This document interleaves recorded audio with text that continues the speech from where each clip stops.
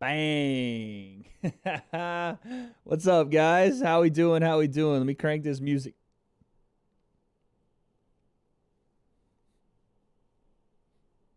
Hey.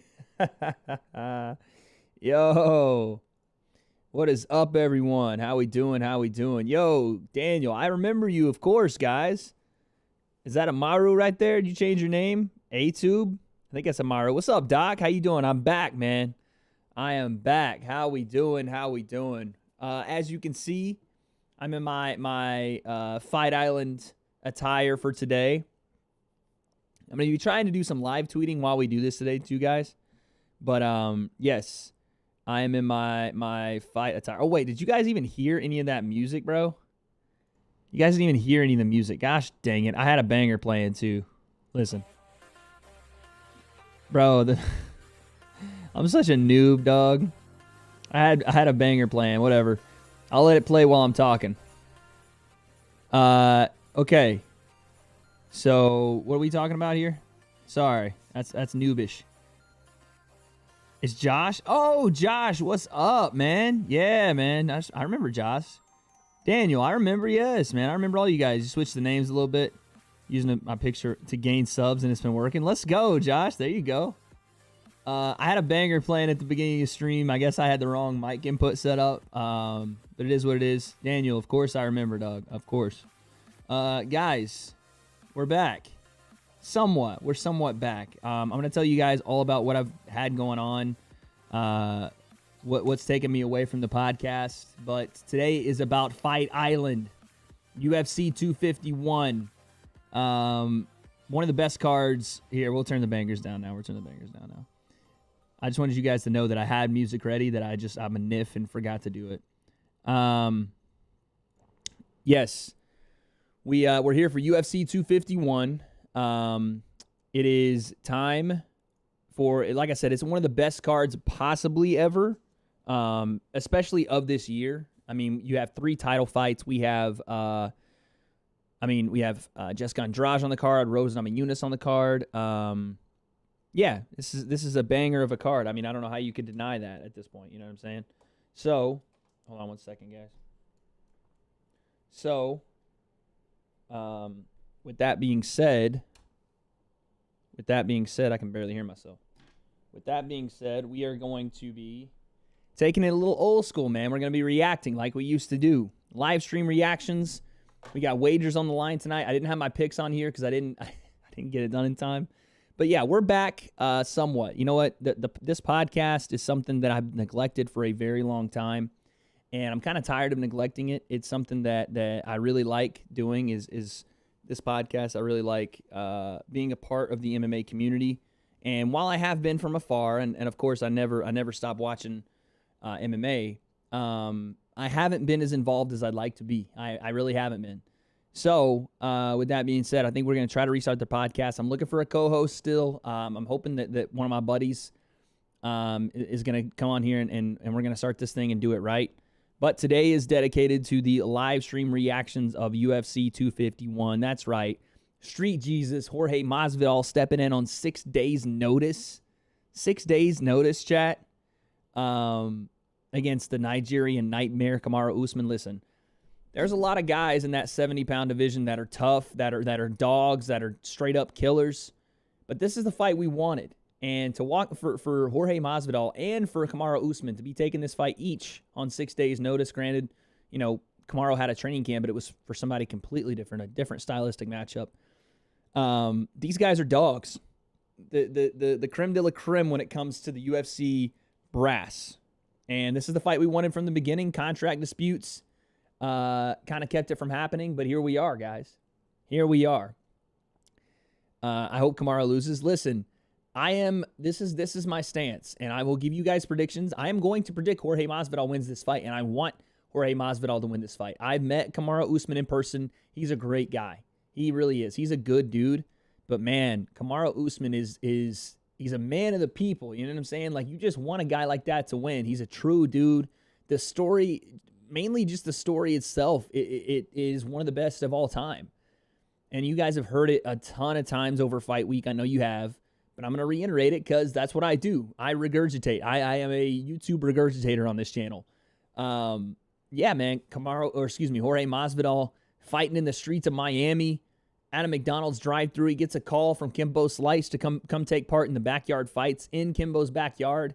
He's there 9 minutes later, and he's taking on a guy, and the rest is history, man. And this is the thing. Jorge's been in this sport for almost 17 years now, and now he's finally getting his first title opportunity. Not he's back to a title opportunity. This is his first title opportunity. I want to see Covington versus Usman too. You very well could. Should what I think is going to happen. So this is what I was going to get to.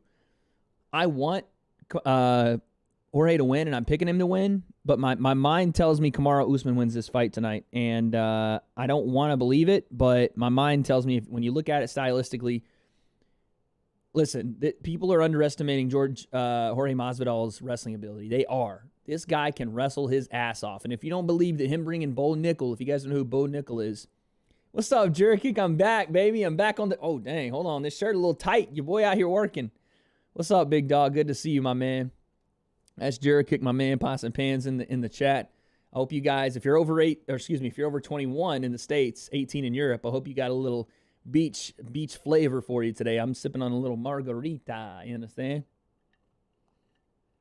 So, yeah, listen. You have... George is a very good wrestler. He brought in Bo Nickel, a Penn State All-American, NCAA champion wrestler. He's been working with him for I don't know how long, but he's been down there working with Jorge. And he's been ready. And Jorge's not going to sit and wrestle back and forth and chain wrestle with Kamaru, but he is going to have a great takedown offense. He's going to scramble. He's going to make Kamaru work if he gets on top of him. And it either, that's going to work out in Jorge's favor to either gas Kamaru, get back up to the feet, tag him up with that distance and timing. His footwork is phenomenal. Or Kamaru is going to do what he does and stay on top of him and beat him down for 5 rounds. This fight to me is very plain and simple. I don't think Kamaru Usman wins a stand-up fight with Jorge Masvidal. Although Jorge does get hit. He gets hit. You watch Darren Till flatline him for a second. You've seen Stephen Wonderboy Thompson hit him. Those are very high-level strikers. And not to say that Kamaru Usman isn't, but when you talk about the levels, Jorge Masvidal might be the best boxer in MMA. He might be the best boxer in MMA. I'm only 15. That's all right, Jericho. No worries, brother. No worries. If you're under 21, guys, sip on that water, man. Sip on the water. You understand? Get you a nice hydration on while you're watching this fight. Grab your favorite soft drink. Grab the orange juice. Grab whatever you like, because that's the only reason I'm drinking what I'm drinking. Grab whatever you like and have a sip of that. Kick back and let's relax, man. Gabby said Masvidal's going to win the fight by KO second round. Okay, that's our first prediction of the night. Masvidal by second round KO. Gabby, I'm going to hold you to it. Tony says milk for me. Okay. Listen, I'm not opposed to the milk. You know what I'm saying? I grew up on that whole milk and 2%. I'm drinking the almond milk nowadays, but you know what I'm saying? I got the margaritas for today. Gabby, I like the prediction though. Second round knockout. I don't know. I think it's going to be later in the fight. I think we go into the third, maybe mid-third, late fourth, and Jorge wins this fight because I don't know if he wins a decision tonight, man. I don't know if Jorge wins a decision. I think he's going to have to stop Usman. Silas, what's up, man? How you doing? Coach Boone. Oh! What's up? Okay. My man Double Dimes making an appearance in my chat, brother. What's up, dog? Good to see you, Double. There's going to be a knockout for sure. Okay, Silas, what's the prediction tonight, man? We have... Okay, should we go through the card? Chat, should we go through the card? Josh says, remember that when he fought Kimbo's guy in those 2 epic backyard fights? Yeah. Like I said, Jorge Masvidal's story, guys, is one of the best you'll ever hear. One of the best. Oh, yeah, Jericho, you're a Rose fan. That's right. Kelsey's a big Rose fan, so Kelsey's probably going to come up and watch the Rose fight with us if we got room. I got, no room in this set, so I don't know if Kelsey's going to be able to sit with me, but she loves watching Rose fight, so she might come up when Rose starts fighting. Okay. Yeah, Josh, who doesn't remember those fights? The legend of Jorge Masvidal was born in the backyards of Miami. You understand? Born in the backyards down there. But, okay. There's going to be a knockout for sure. Here, let's do this, chat. Let's do this. Let's look at the card, and let's predict fight by fight, and I want to see everybody's answers, okay? And guys, there are wagers on the line tonight, so if you guys have never been to my stream before, your boy doesn't drink a lot. You know what I'm saying? Yeah, I'm having a margarita tonight just because, you know, I'm a little laid back. This is the first Fight Island. I don't know what to expect, but I'm a little laid back. But since this is a UFC card, and I do these instead of, you know, I don't really drink in my free time. I drink for wagers. So tonight we're doing some shots of the good old water, aka tequila, reposado. So this is the wagers game plan. When there's a submission or a knockout starting right now, there's a fight about to start right now. Then I'll take a shot of tequila. That's the wagers. Knockout, shot. Submission, shot. That's how we're doing it tonight, man. And it could get wild, folks. Silo said, I thought they were actually going to fight on the beach. So the UFC kind of played it up to me, and they even have like a prop octagon on the beach in their promo stuff. They played it up like, oh, Fight Island, we're going to fight on the beach. But there's no way they could do that. There's no way they could get a sanctioning body to approve two men fighting in 120-degree weather on the beach with no stadium, no lighting, no any way to keep any sort of control over that atmosphere. They were not going to allow that. It would have been dope if they were just on the beach fighting, like with some like fence caging, you know what I'm saying? Like actual backyard fence caging. That'd be sick. But they wouldn't allow, like no sanctioning body was going to allow that kind of deal. So no way. All right, let's look at the card here though. Okay. Fight Island, man. We're finally here. By the way, guys, UFC 4 was announced today. The video game, UFC 4 was announced today. How fitting is it that Jorge Masvidal is on the cover? He steps in on 5 days' notice to take this fight. You couldn't ask for better promo for Jorge Masvidal. My goodness, man. All right, this is what the card looks like. Let's see. So we'll just predict the main card, guys. We're just going to predict the main card. So the main card looks like this. First fight on the main card, Amanda Ribas and Paige VanZant. You guys know who Paige VanZant is, of course. Everybody in the MMA knows who Paige VanZant is. Maybe not for her fighting ability, more so for her looks. But she's a plus 550 tonight. Amanda Ribas is an absolute killer. Some people are calling her the next Amanda Nunes. And Paige got her hands full tonight. The UFC did her no favors. Paige is actually on the end of her contract. She's at the very end of her contract, so she's going to be shopping and looking to and she's fighting out her contract. It's dangerous for a fighter to do. If you guys don't know what I'm talking about, these fighters get like 6-fight deals on their contracts, right? And if you're a fighter, usually you want to re-sign with the UFC so you have some stability going into your last fight, your last contracted fight. Well, Paige said, I'm going to fight out my contract. Then it's risky, but if you do and you do well in your last fight, the UFC, you can go to the UFC with some leverage and say, hey, I'm on a 5-fight win streak. I'm on whatever. Won my last fight. I want a pay raise. So Paige is taking a risk here, and the UFC did her no favors. Amanda Ribas is nasty. Black belt jiu-jitsu, very high-level Muay Thai on the feet. I expect Amanda to piece Paige VanZant up tonight. I'm thinking I'm going Amanda Ribas by stoppage. Maybe late second, early third round stoppage. Josh says, wish the UFC games use the joystick for the punch controls. Yeah, I don't know. I haven't played a UFC game since like the first one. But what I was going to do was plug my Twitch with that. So, guys, if you don't follow, most of these people that are here know me from the W.A.D.E concept. I also have a Twitch channel, twitch.tv/WPlim. And I think I'm going to be doing some UFC 4 gameplay. I'm going to make a fighter, go through the career of it, really check it out. So go check me out over there. That should be coming soon. You like the fit? You know what I'm saying? This is my Fight Island fit, dog. Fight Island is upon us. I had to get the right fit. You understand? You understand? Appreciate it, though. Appreciate it. But, yeah, so that's my pick for the first fight of the main card. Who do you guys have, man? Chat, let me know. Amanda Ribas versus Paige VanZant. Who do you got? Let me know in chat, and then we'll move on. And we do have a fight going on right now. I'm probably not going to commentate too much on the fights right now unless something massive happens. But I'll tell you guys who's on. Okay, we got Jurkic with Amanda. It's a good pick, man. Amanda Ribas is really dangerous at flyweight. She could be a real contender for Valentina at some point. Real contender for Valentina at some point. Zumagulov and Paiva in the... So it's Zumagulov versus Paiva right now. Like I said, I'll let you guys know if anything crazy happens, but I'm going to try to chat with you guys about the main card right now. Obviously, wagers are on the line. Submission or knockout, your boy takes a shot of the tequila water. Okay. So that's our first fight. Then, guys, that's the first fight on the main card. And then the competition level goes through the roof immediately. The next fight after that is Juric's favorite fighter. You have Rose Namajunas fighting Jessica Andrade. It's a rematch.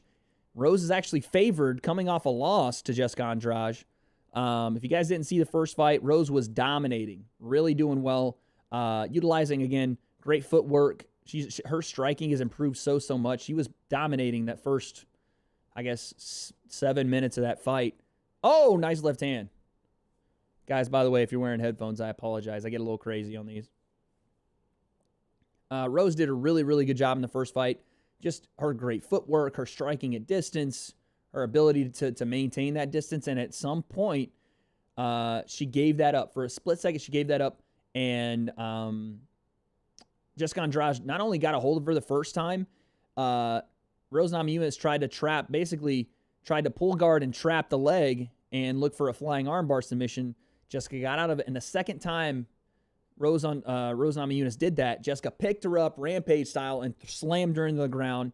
Knockout immediately as Rose was dropped on her head. That was a win for Jessica Andrade. She took the title off of Rose Namajunas. Now this is the rematch almost a year and a half later.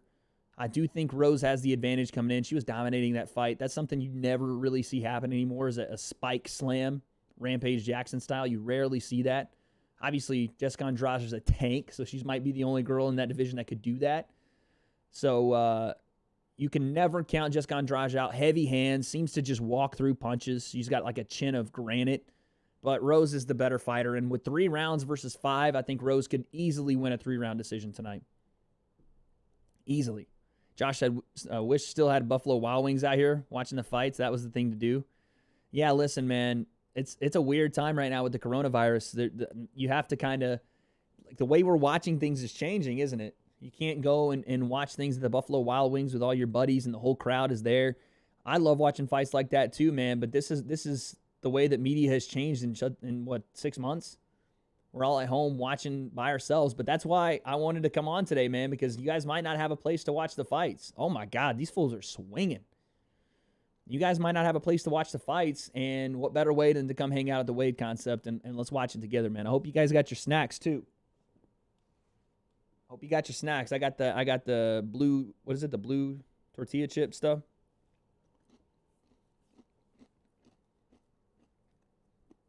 These boys are swinging.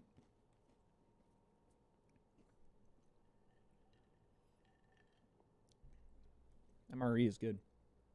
Oh, big body kick. Okay, next fight. And again, guys, right after that, we start title fights. So there's 2 fights on the main card.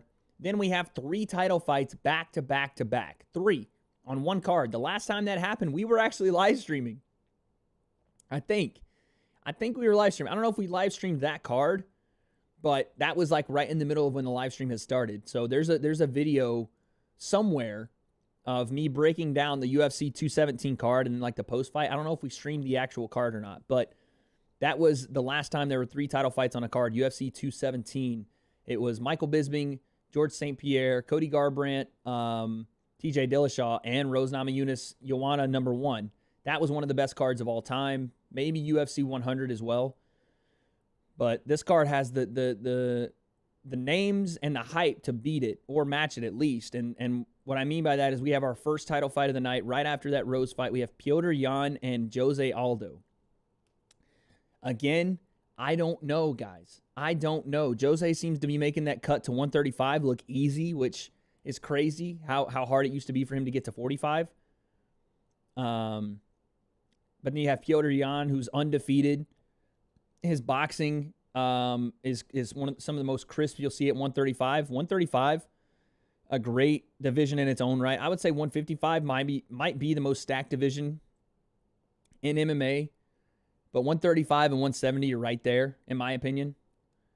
Jose Aldo, a lot of people giving Jose some flack about getting, even though not a lot of people thought he lost that fight, still, the statistic reads that's a loss. And for him to get a title fight off that loss, it's a little sketchy. It's a little sketchy. Regardless of who you thought won that fight, if it's marked down as an official loss, it's kind of weird to give someone a title fight after that. But neither here nor there. Jose Aldo's a legend. I'm not mad at it, and I'm thinking this is going to be a crazy fight. I'm going with Petr Yan, even though both these guys used to train together. And Rafael Cordero, or not Rafael Cordero,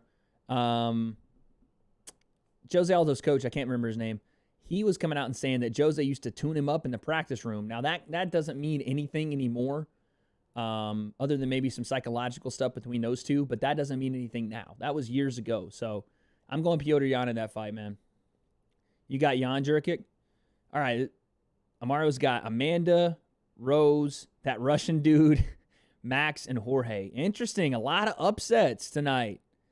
A lot of upsets from man Jurkic. You got, well, not a lot, but two upsets in the co-main and main. But you're not, I mean, listen, the title fight is very, very close, man. Speaking of the featherweight title. Oh, nice shot. Jurkic's got Jan. Yeah, Petr Yan's great, man. Very crisp boxing. Takes some time to feel out his opponents. I don't know if Jose Aldo's going to give him that time. Jose comes out like a fireball usually. And Petr is more patient, especially in the first round. So we'll see. This will be a 5-round fight, so he'll have all day if he can obviously withstand that fury that Aldo brings, because, man, his leg kicks, which he rarely uses for some reason, are always nasty. And then obviously his Muay Thai is phenomenal as well. So I don't know how much grappling we'll see out of that fight, and if we do, I don't really know who will stand the advantage. We know Jose's takedown defense is crazy. Petr Yan being, coming from Russia, I'm sure he's trained with some pretty decent wrestlers, and I'm sure his wrestling is right on par. But I don't know that there'll be a lot of grappling in that match. Then we move on. So I'm going Petr Yan. Then we move on. We have Alexander Volkanovski versus Max Holloway. Listen, man, this is so damn tough. And I feel like, I don't know, maybe it's just me. Some people were saying that they thought Max won the first fight. I went back and watched that fight, and I don't, it's close, especially rounds 4 and 5, the way Max finished. It's close, but I mean, it's not like a robbery. It's not like Alexander shouldn't have won that fight. I thought he won the fight clearly, but it's it's closer than just a blowout win. I think it was a 3-2 win for Alexander Volkanovski. I thought he won the first couple of rounds, and then I thought he won round 4. Or excuse me, I thought he won the first 3 rounds, and then I thought Max won 4 and 5. I think he's going to hold on to this belt tonight, man. I think that city kickboxing gym in New Zealand, man, they're starting to really figure out different ways to adapt and handle the striking game of a lot of high-level athletes and a lot of high-level practitioners like Max Holloway, Kelvin Gastelum.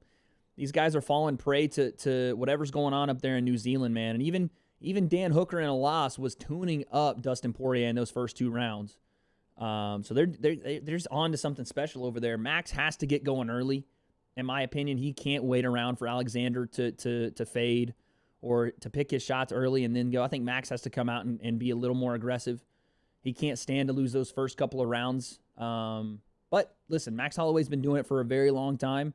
I'm sure he's going to come out with the best game plan he has possible, even though he says he's only been training on Zoom, no training partners because of the coronavirus. I don't know how much I believe that, but I'm still going I'm still going Alexander Volkanovski. I'm going to go with probably another decision.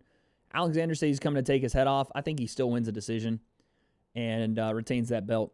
I think Max might go up to 55, honestly. And then we have the main event, chat.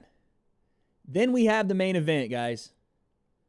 Gabby says, I'll say Max the win by KO in the 4th. Man, Gabby, I like the prediction, man, but it is... Max can accumulate shots, and he can build up on people, but Alexander Volkanovski, he is not an easy customer when it comes to getting him out of there. And neither is, some of the guys that Max has gotten out of there. Jose Aldo, Brian Ortega, those guys are not just easy outs at all. But Alexander Volkanovski is made of metal, it feels like. When Chad Mendez talked about how hard he hit Alexander Volkanovski a couple times, and he dropped Alexander in that fight, and Alexander rose up like he had just, took a knee and prayed a prayer and got right back to fighting and ended up knocking out Chad Mendez, which, again, Jose Aldo wasn't doing in his prime. So that's a tough fight, but I like the picks. I like the picks. You got Max, 2 for Max. Okay. I'm in the, or 3 for Max, really. Am I streaming the card too? I can't actually show the card on my YouTube channel, guys, for those that don't know. And this is my boy Double Dimes from the Twitch chat. I can't actually show the card, or I'll get demonetized. I'll, 1, get my channel taken down or suspended, and 2, have the archive footage deleted. So my channel would basically be useless. I wouldn't be able to use it. So I can't actually stream the card, unfortunately. Matthew says, boring prediction, but I got Kamaru to win by unanimous in the main. Listen, Matthew, you say boring. I say realistic. Now let's talk about the main event, because I am going George Masvidal, more so because this right here wants George Masvidal to win so bad. Like, my heart wants George to win so bad for the story, for how long he's been in this game, for a true, like, a true sense, a real person that has put in the time, the examples that all your parents and teachers gave you about hard work pays off. And George Masvidal's that guy, man. He has been around. He has put in his dues. He has put in the time, and finally he's here 17 years into his career. He's in, and he finally is now, just now, getting to that title shot. This would be the ultimate story. The ultimate. So I want George to win, but then on the other side, if you look at it, and you look at it analytically, and you say, how does Kamaru lose this fight? You're like, how does Kamaru lose this fight? And he has to be knocked out, in my opinion. I don't think he's going to be, as the champion, if he starts getting outstruck on the feet, I don't think he's going to stay there and just trade, and hope there's going to be a knockout. It's not like he's fighting Colby Covington, listen, Colby can put together some strikes. He's a decent striker, but George is a different level of striker. Might be the best boxer in MMA. I've said this before. Are you going to watch the Rose fight with me? Yeah. Some people are picking Rose. Some people are saying that's their favorite fighter. But yeah, I don't know, man. I think that George has to knock him out. It's a very slim chance, but if it happens, it's going to be one of the greatest stories ever told in MMA is George Masvidal, man. The resurrection, as he calls it, coming from 17 years in the game, finally getting his opportunity, making the best of it, and then getting a title shot, 6 days notice, coming in and knocking out the champ. You can't write it better than that, chat. You can't. But yeah, listen, my head is telling me Kamaru, but I'm picking with my heart. I'm going George Masvidal. 4th round TKO or KO.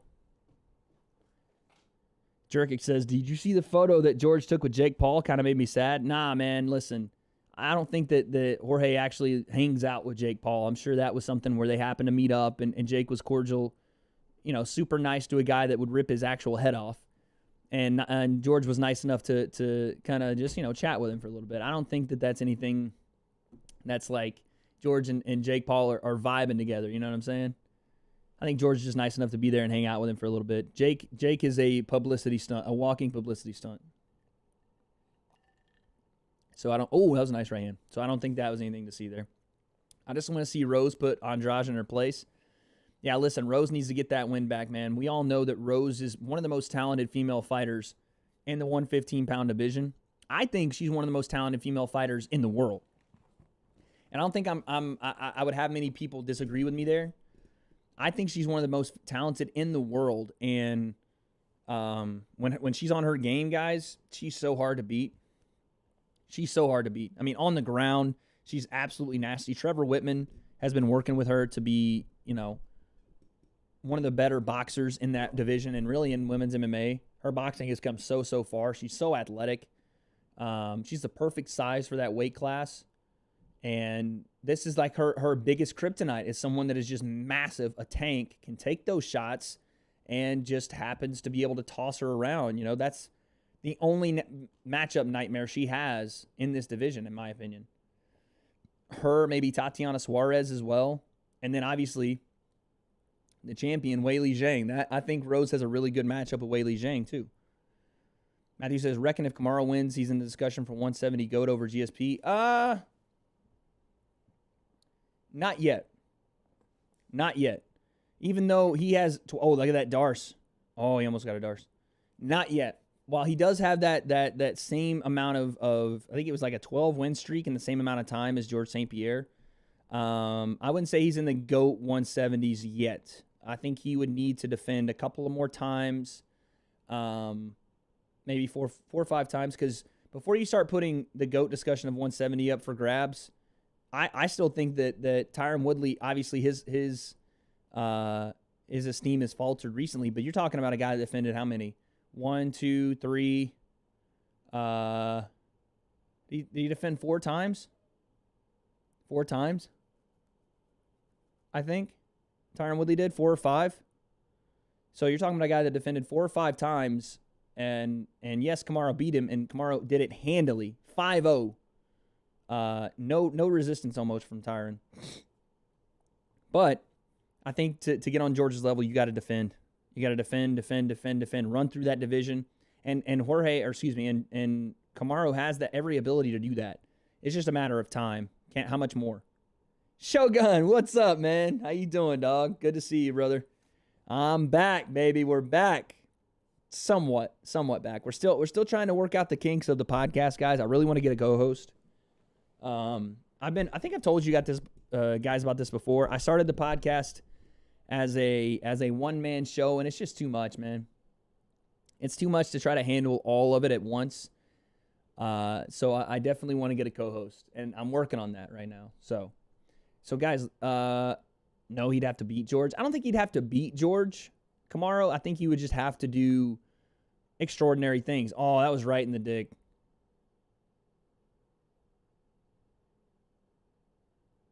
Let's see if he actually kicked him in the cup here. It's a good back and forth fight right now. Zumugulov's down. What he thinks is a kick to the lower section. Oh.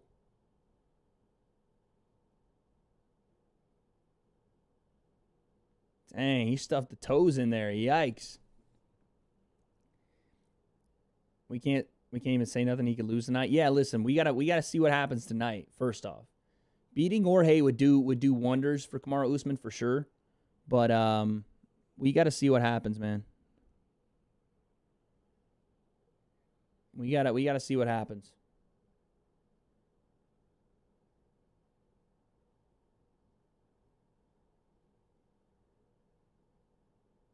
Why is this guy's mad like he didn't kick him in the dick, and he for sure did.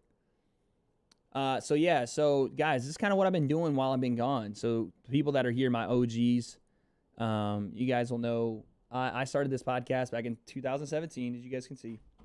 I've been on and off with it. What's wrong? I'm leaving. Huh? I'm leaving. Where are you going? I got invited to a birthday party. Whose? Riel's. Oh. You happy girl now? Yep, because now I have friends. I'm your friend. With benefits. Huh? With benefits. No. None of that. I'm going to take the hat off for a little bit, guys. Sorry, I was talking to Kelsey. Masvidal will get mauled tonight. Marcus, listen, that's not a bad prediction at all, man. My heart doesn't want to tell me that that's what's going to happen, but it very well could. It very well could. Listen, Kamaru Usman's top game is relentless. His ability to take opponents down, get back on top of them, take them down again, get back on top, work, ground and pound, let you up just to put you back down. He wears people out, man. He breaks people, and he said he wants to do that to Masvidal tonight. I just don't know if should Jorge Masvidal participate in the wrestling? Should he? That was pissed. Should he participate in the wrestling and start to scramble? I don't think he's going to just completely stop every one of Kamaru Usman's takedowns, but should he start to scramble and really get the better of Kamaru in the scrambles, get back to the feet and start tagging him on the feet? Could that frustrate Kamaru? Could that draw him into a stand-up contest, and could we see Jorge do what he does best and turn the lights out? That's what I'm hoping. Obviously, I'm not hoping to see that Kamaru himself gets knocked out. I'm just hoping to see Jorge win, and I think that's the only way he wins. Watch when Jorge proves you haters wrong. It's going to be funny.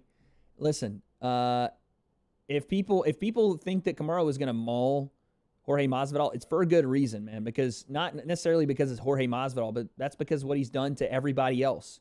He mauled Tyron Woodley. He mauled Damian Maia. He mauled Rafael Dos Anjos. He KO'd He KO'd Colby Covington. You know what I mean? Like, he's done that to everyone. It's Kamaru's time to get baptized, but then you got the other side of the coin. Jorge Masvidal has been on a tear of his own. Takes down Darren Till in London.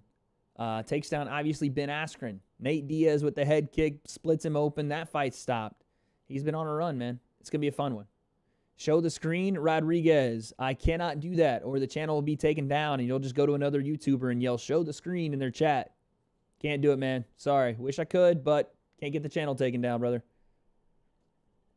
Sorry about that. Maybe you can go buy the fight, $64.99.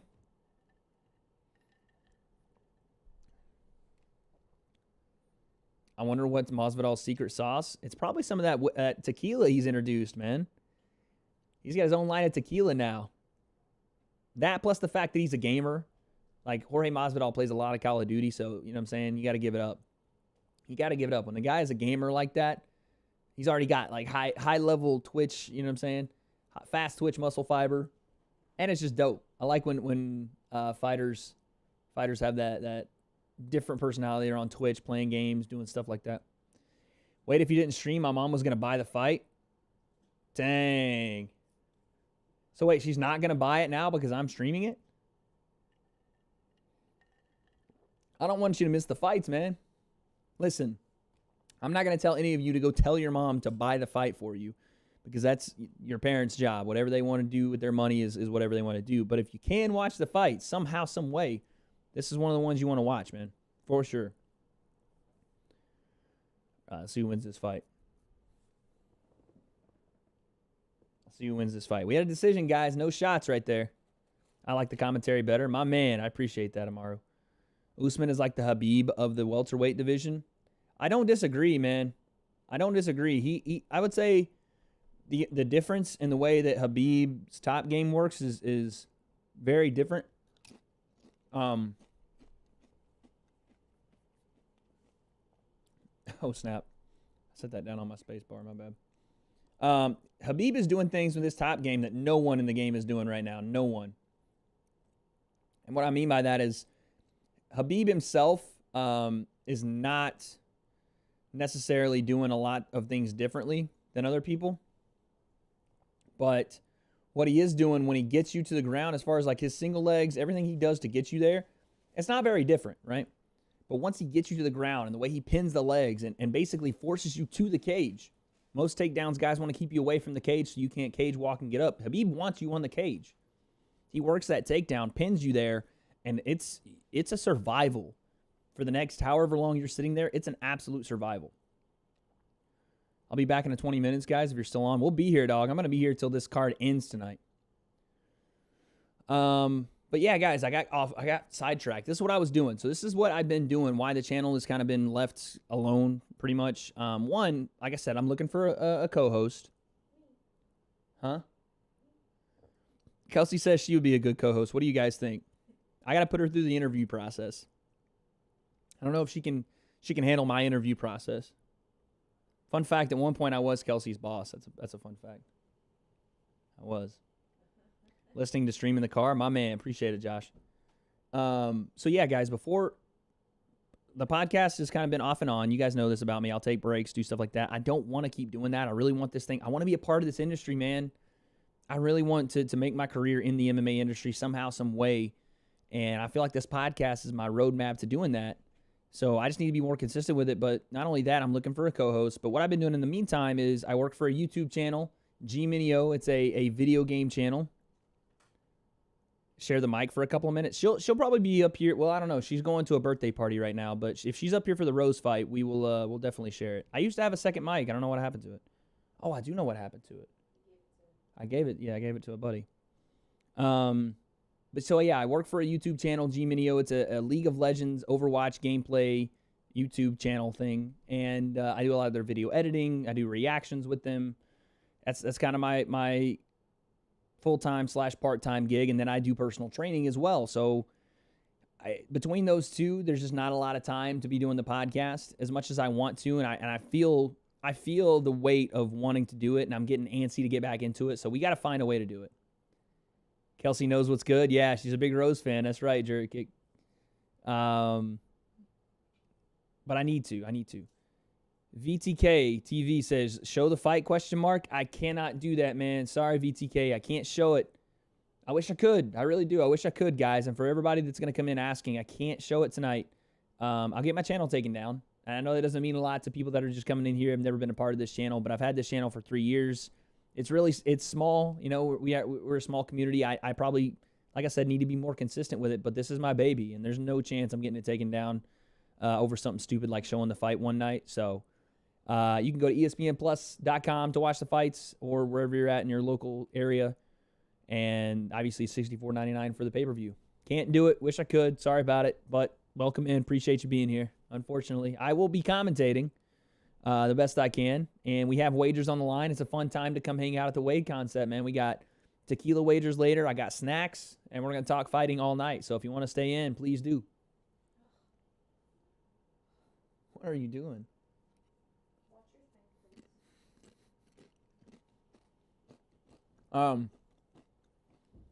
But yeah, guys, like I said, that's what I've been up to. I got to find some time because, like, during my day, I'm 9 to 2 or 3 at my one job. Then I'm 4:30 to 8:30 at my other job. So I'm trying to find some time to get back into this thing. But like I said, I really, really want to. Yo, VTK with the sub. Thank you for the sub, big dog. Appreciate that.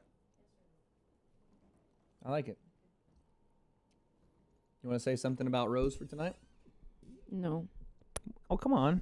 Tell the people what Rose is going to do. She's going to win. She's going to win how? I have to go. How's she going to win? I don't You want to be a co-host. How's she going to win? Let's hear it. I don't know. Don't look at yourself. I'm not going to The camera's over there. The camera. Yeah.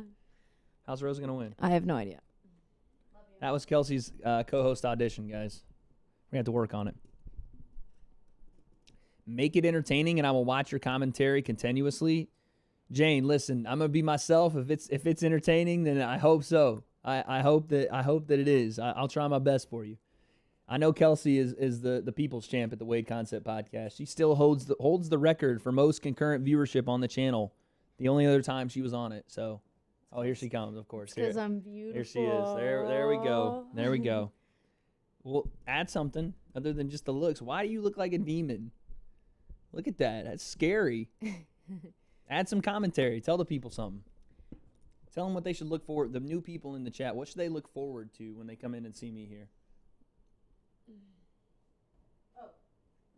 I'm sorry. You should look. What do you mean look forward Like, what do I bring to the table? I mean, look at them. Beauty. That's one. Yeah. Anything Am I else? right? Anything else? Knowledge. Other than the way I look. I was going to say knowledge go of ahead. sports. And he's beautiful. Did you just kiss the chat? Oh my God. I always text Wade and ask him if he's streaming. Yeah, me and Amaro, man, we'll be on the Instagram DMs talking about streaming and talking about fights. But I love that, man, because I don't get to stream. So talking to you guys off stream is always fun too, because I can talk to you about fights and everything else. I like it.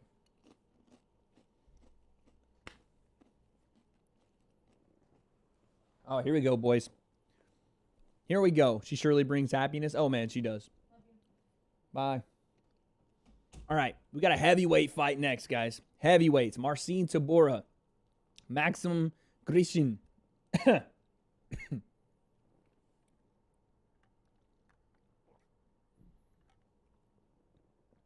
By the way, guys, if you're wondering why I'm in the you know what I'm saying, the opened up shirt showing the chest hair, as you can see, got a lot of chest hair.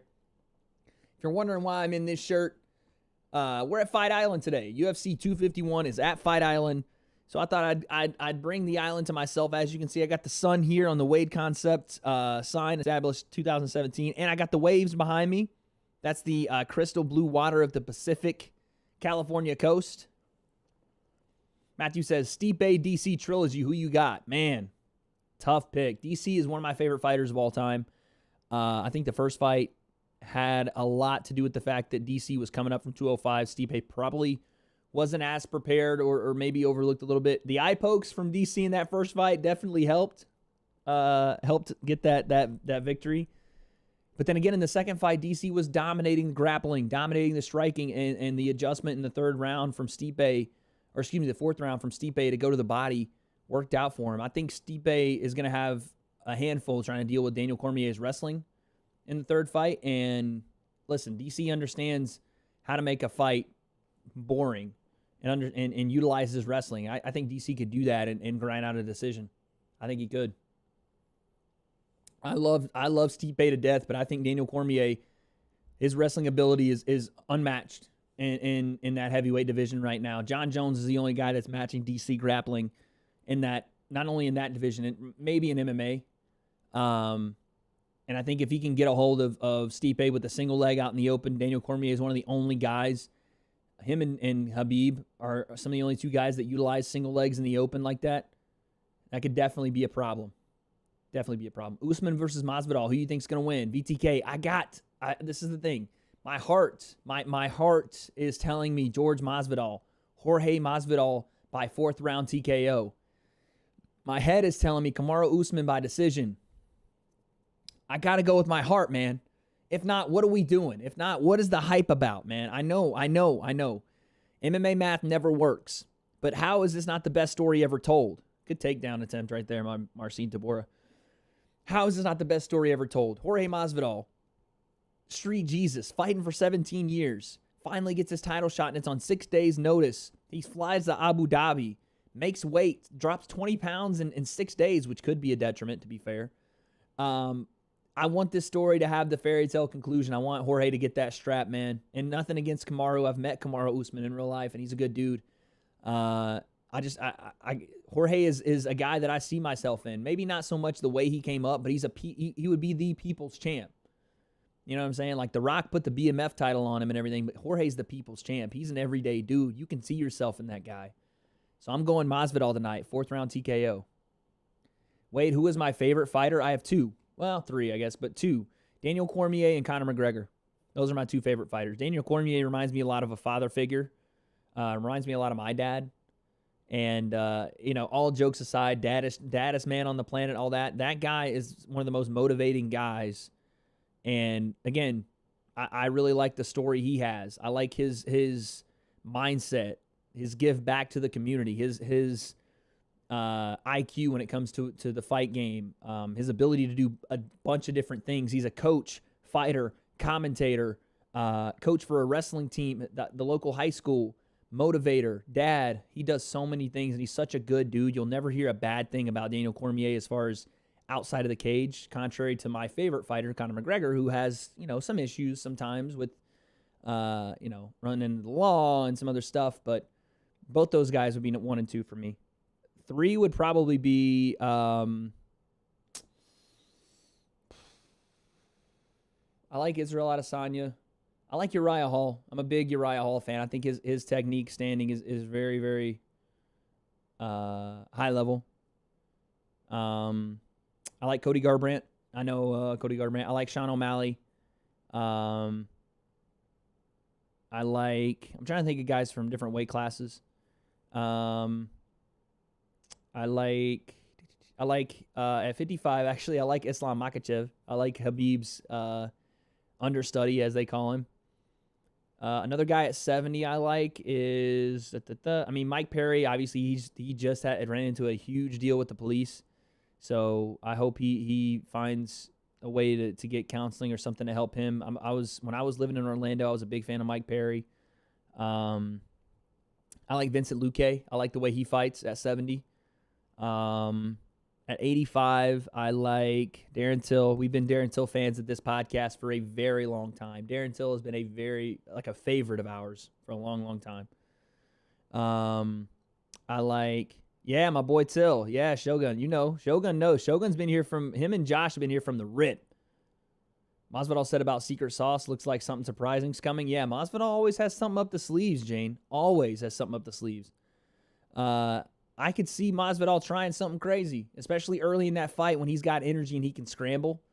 Because, listen, he's always got a technique that no one's seen. When he knocked out Darren Till in London, he hit him with basically a switch stance, drop step, left hook. Something you see a lot out of TJ Dillashaw, but you've never seen from Jorge Masvidal, not in a fight. Something he had always practiced in the gym, but never really used in a fight, and he hit Darren Till with it, and Till didn't see it coming at all.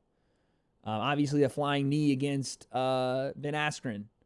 The fake flying knee against Nate Diaz. He's always got something in the tank. You know, when he knocked out Cowboy Cerrone, he basically did it twice. So I think that Jorge's going to have something, and it could get wild, especially early. Wait, we got 14 people in here? Do we really? What the heck? Let's go. What's going on, chat? How we doing, man? It's like a new record here for the channel. Appreciate everybody coming in, man. Really, it means a lot. Thanks, guys. I miss Rumble. Yeah, man, what happened? Rumble, I mean, yeah, we're in a global pandemic, but what happened to Rumble? He was supposed to be coming back in like March and February, and then we just never heard anything. Maybe he just lost interest again, or he can't find an opponent, or I don't know. He's being represented by Ali and Dominance MMA. I don't know. You think you would have heard something? Conor versus Khabib. Wow, you like Izzy? Yeah, I love Izzy, man. I'm a big fan of Israel Adesanya. I think his talent is so different. He is very, very talented. And I like to see skill. And I'm starting to, as I watch the sport more and more, and as I start to participate in the sport, kickboxing mostly, you start to see when strikers are higher level than a lot of people. And then you're like, oh, there's the difference. Like Sean O'Malley possesses that it factor, that striking level. You know what I'm saying? There's levels to this. He's on that next level to be like, oh, okay, what that guy's doing is different. Israel Adesanya is that same way. Oh, yeah, there was 30 in here for the Jake Paul stuff, but still, 14's dope, man. Josh said, yeah, I want to see McGregor fight Khabib again. McGregor definitely seemed off in the first fight. I mean, listen, I would love to see Conor Khabib too as well. I'd like to see Conor and Justin Gaethje go at it too, man. I would really like to see that. Listen, Jorge Masvidal wins tonight, guys. You best believe Conor McGregor's throwing his name in the hat at 170. His last couple of, well, not couple, but he has 3 fights at 170. He only has 2 fights at 155. And if George wins that fight, if you go back a couple, last year, 2 years ago, that was the whole quote from Dana White saying Jorge was too big for Conor, all that. Listen, there is definitely interest on the Conor McGregor side of taking that fight against Jorge Masvidal. I guarantee you that. So, yeah, I think that Conor versus Khabib for the second time. I mean, Conor is sometimes his own best analyst, where he's, you know, there's a little bit of hyperbole in what Conor says when he was talking about how he landed the last shot of the night, therefore he won the fight. Stuff like that I don't read too much into, but when you go down and watch Conor break down the fight, the first fight versus Khabib, I don't know what, it was on his Instagram for a little bit, he was pretty fair, you know what I mean? And his biggest critiques of himself were that he wasn't aggressive enough offensively, that they had practiced so much and were so worried about Khabib's wrestling that they got away from who Conor is. They got away from the offensive of monster that Conor is and the pressure fighter he is. Now, granted, you do have to have a mind to how Khabib wrestles. And when Khabib took that first shot in on Conor met him with a knee. And if you go back and watch, guys, watch that first exchange in slow motion where Khabib like dives for the double leg on Conor.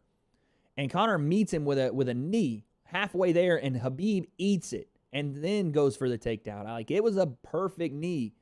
And a lesser man might have been fallen by it, but it was a perfect knee. Perfect knee. And it was I don't know what's happening in this fight. Marcin Tybura, they keep having timeouts. But yeah, it was a perfect knee, and Khabib just ate it and kept going with the takedown. The storyline suits Conor versus George. That'd probably be the biggest pay-per-view, UFC pay-per-view outside of Khabib and Conor 2.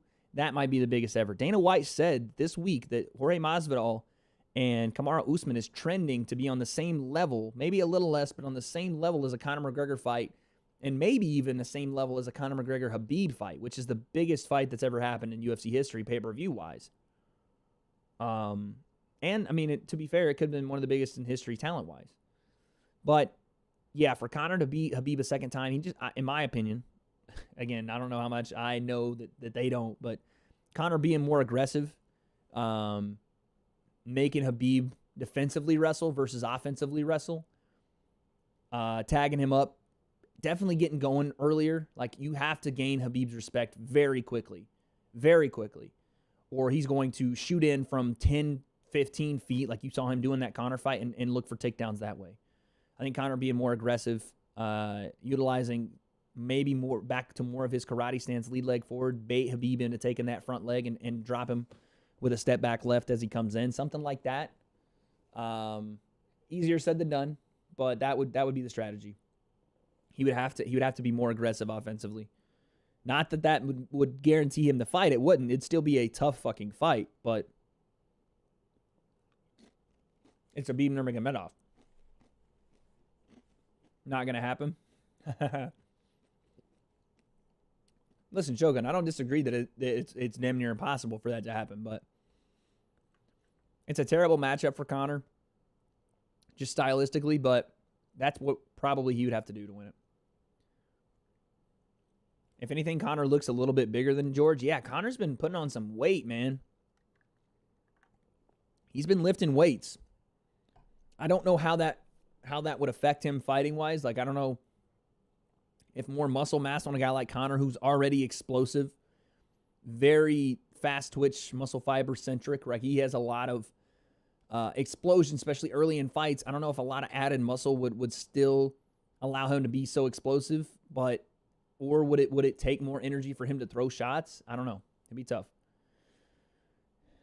Double Dime says, you think UFC would ever make a super heavyweight division like 300 plus? They asked Dana about this once. I can't remember what press conference it was in, but they've asked him a couple times because if you guys remember when Brock Lesnar was coming into the promotion, he had been billed as around 300 pounds when he was in WWE, and even when he was wrestling in college at Minnesota, he was around 260, 255 pounds. He was in that super heavyweight.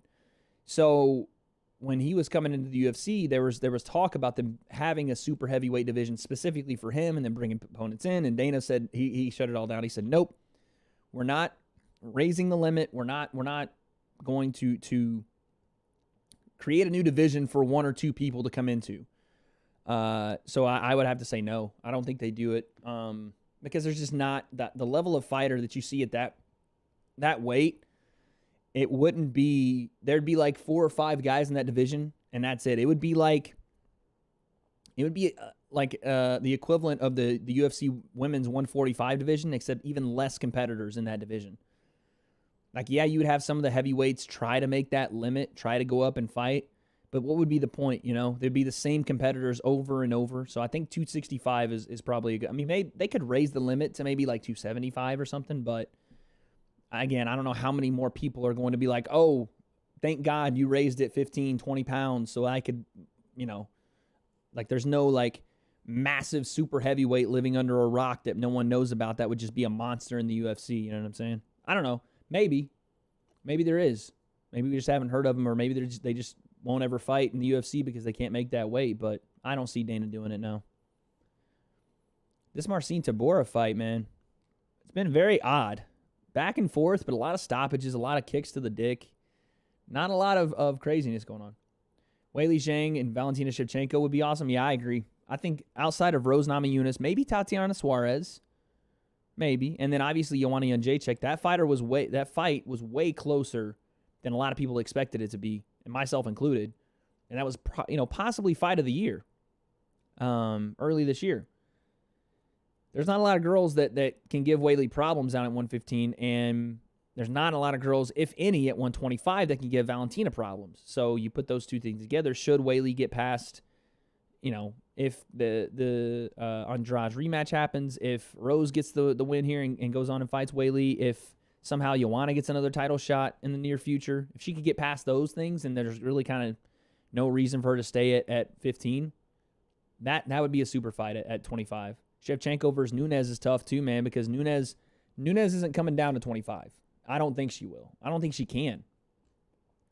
But Valentina lost a split decision to Amanda Nunes at 35, and a lot of people, and again myself included, thought she won that fight. A couple of years ago, she did great work on the feet, better grappler than Amanda in that fight too, in my opinion. I think that would be another fight that they would want to maybe try again, but right now, either party isn't very interested in it, so maybe. Those are two super fights, though. Shevchenko and Nunes, Shevchenko and Weili Zhang. I'm excited. If those ever happen, I'd be really excited. But I think at 15, again, we'll see what happens tonight, but the fight to make would be Rose and and Weili Zhang. In my opinion, that'd be the fight to make. Marcin Tybura, big takedown. 250 left here in the third. Let's see if he can do something with it. Let's see if he can do something with it. Wasn't Nunes talking about retirement? Listen, here's the thing with Amanda Nunes. She's done everything, guys. She's done everything. The only fights that are interesting for Amanda Nunes right now are girls that she's already beaten.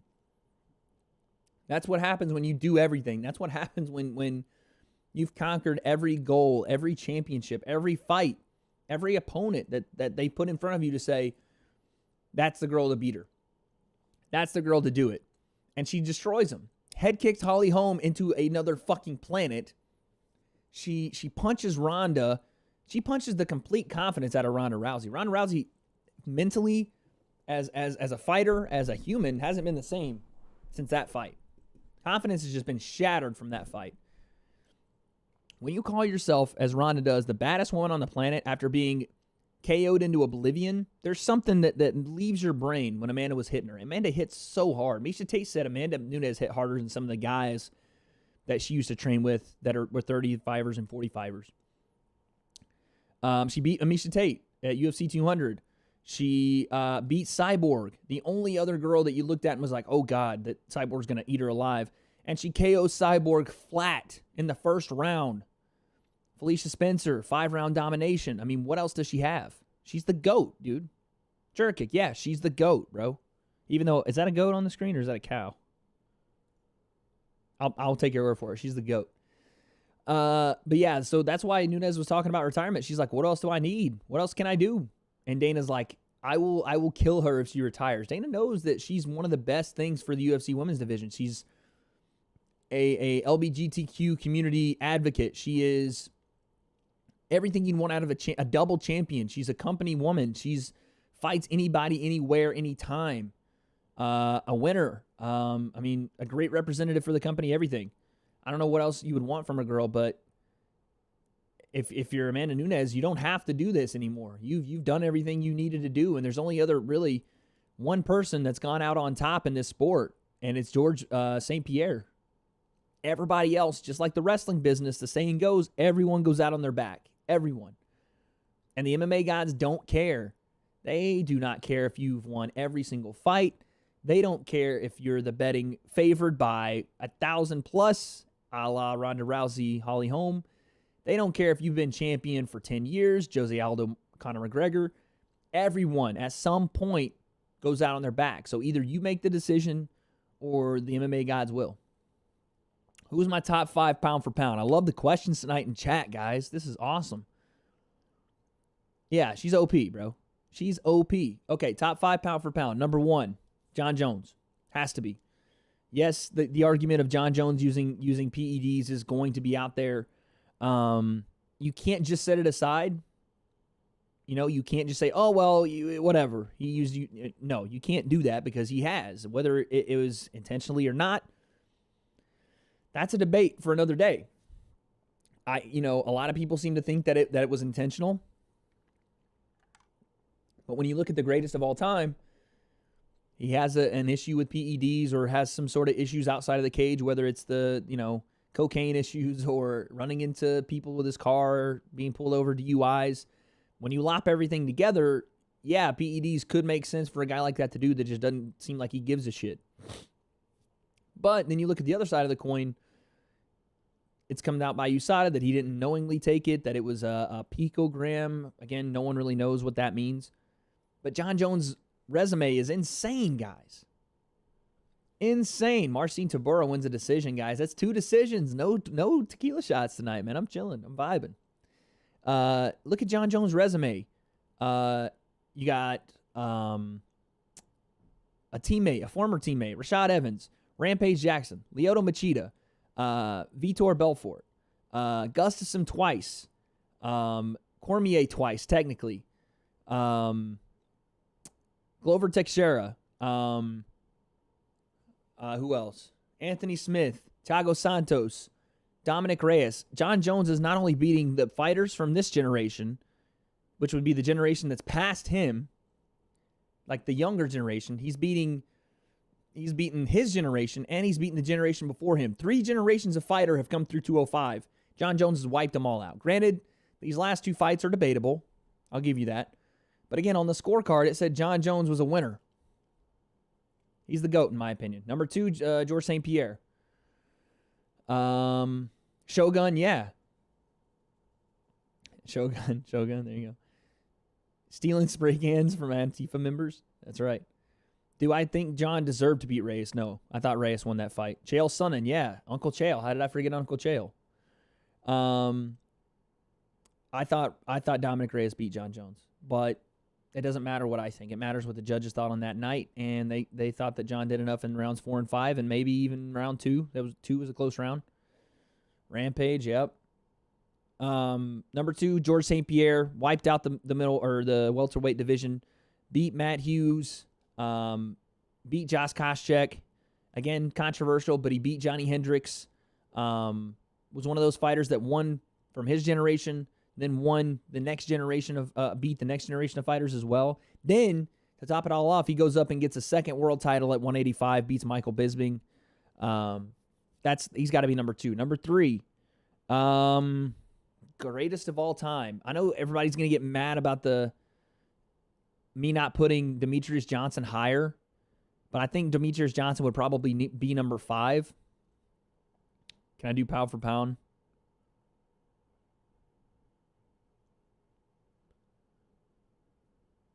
Mighty Mouse.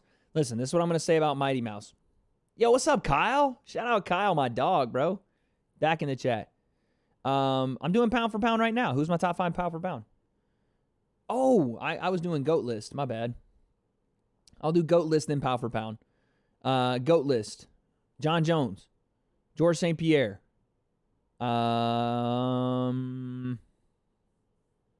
tough, man. Stipe's got to go in there somewhere. Especially if he beats Daniel Cormier again. I mean, Habib is getting there, right? Habib is the more he defends, the more he'll get there. He's undefeated. Let's go Anderson Silva. Let's go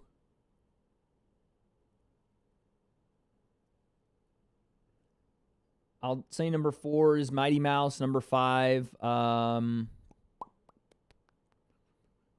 would have said Jose Aldo about 3 years ago. Now I'll say right now that number 5 spot is like vacant between Stipe, Habib, and yeah. I think that would be it.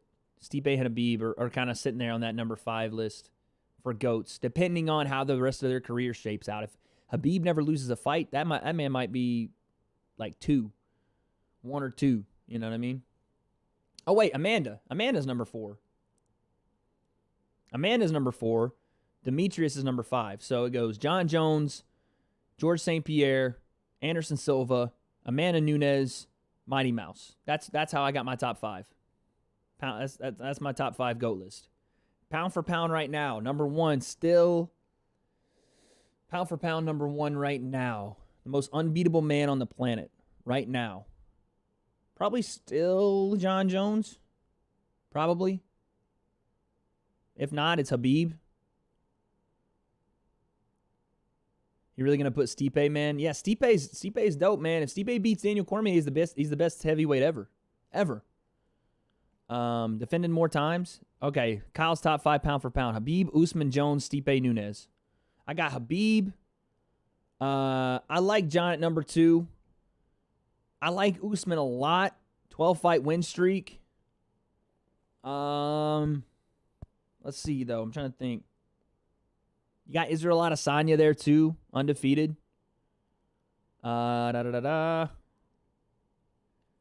Defended his title twice now. Beat Yoel Romero, albeit a boring fight.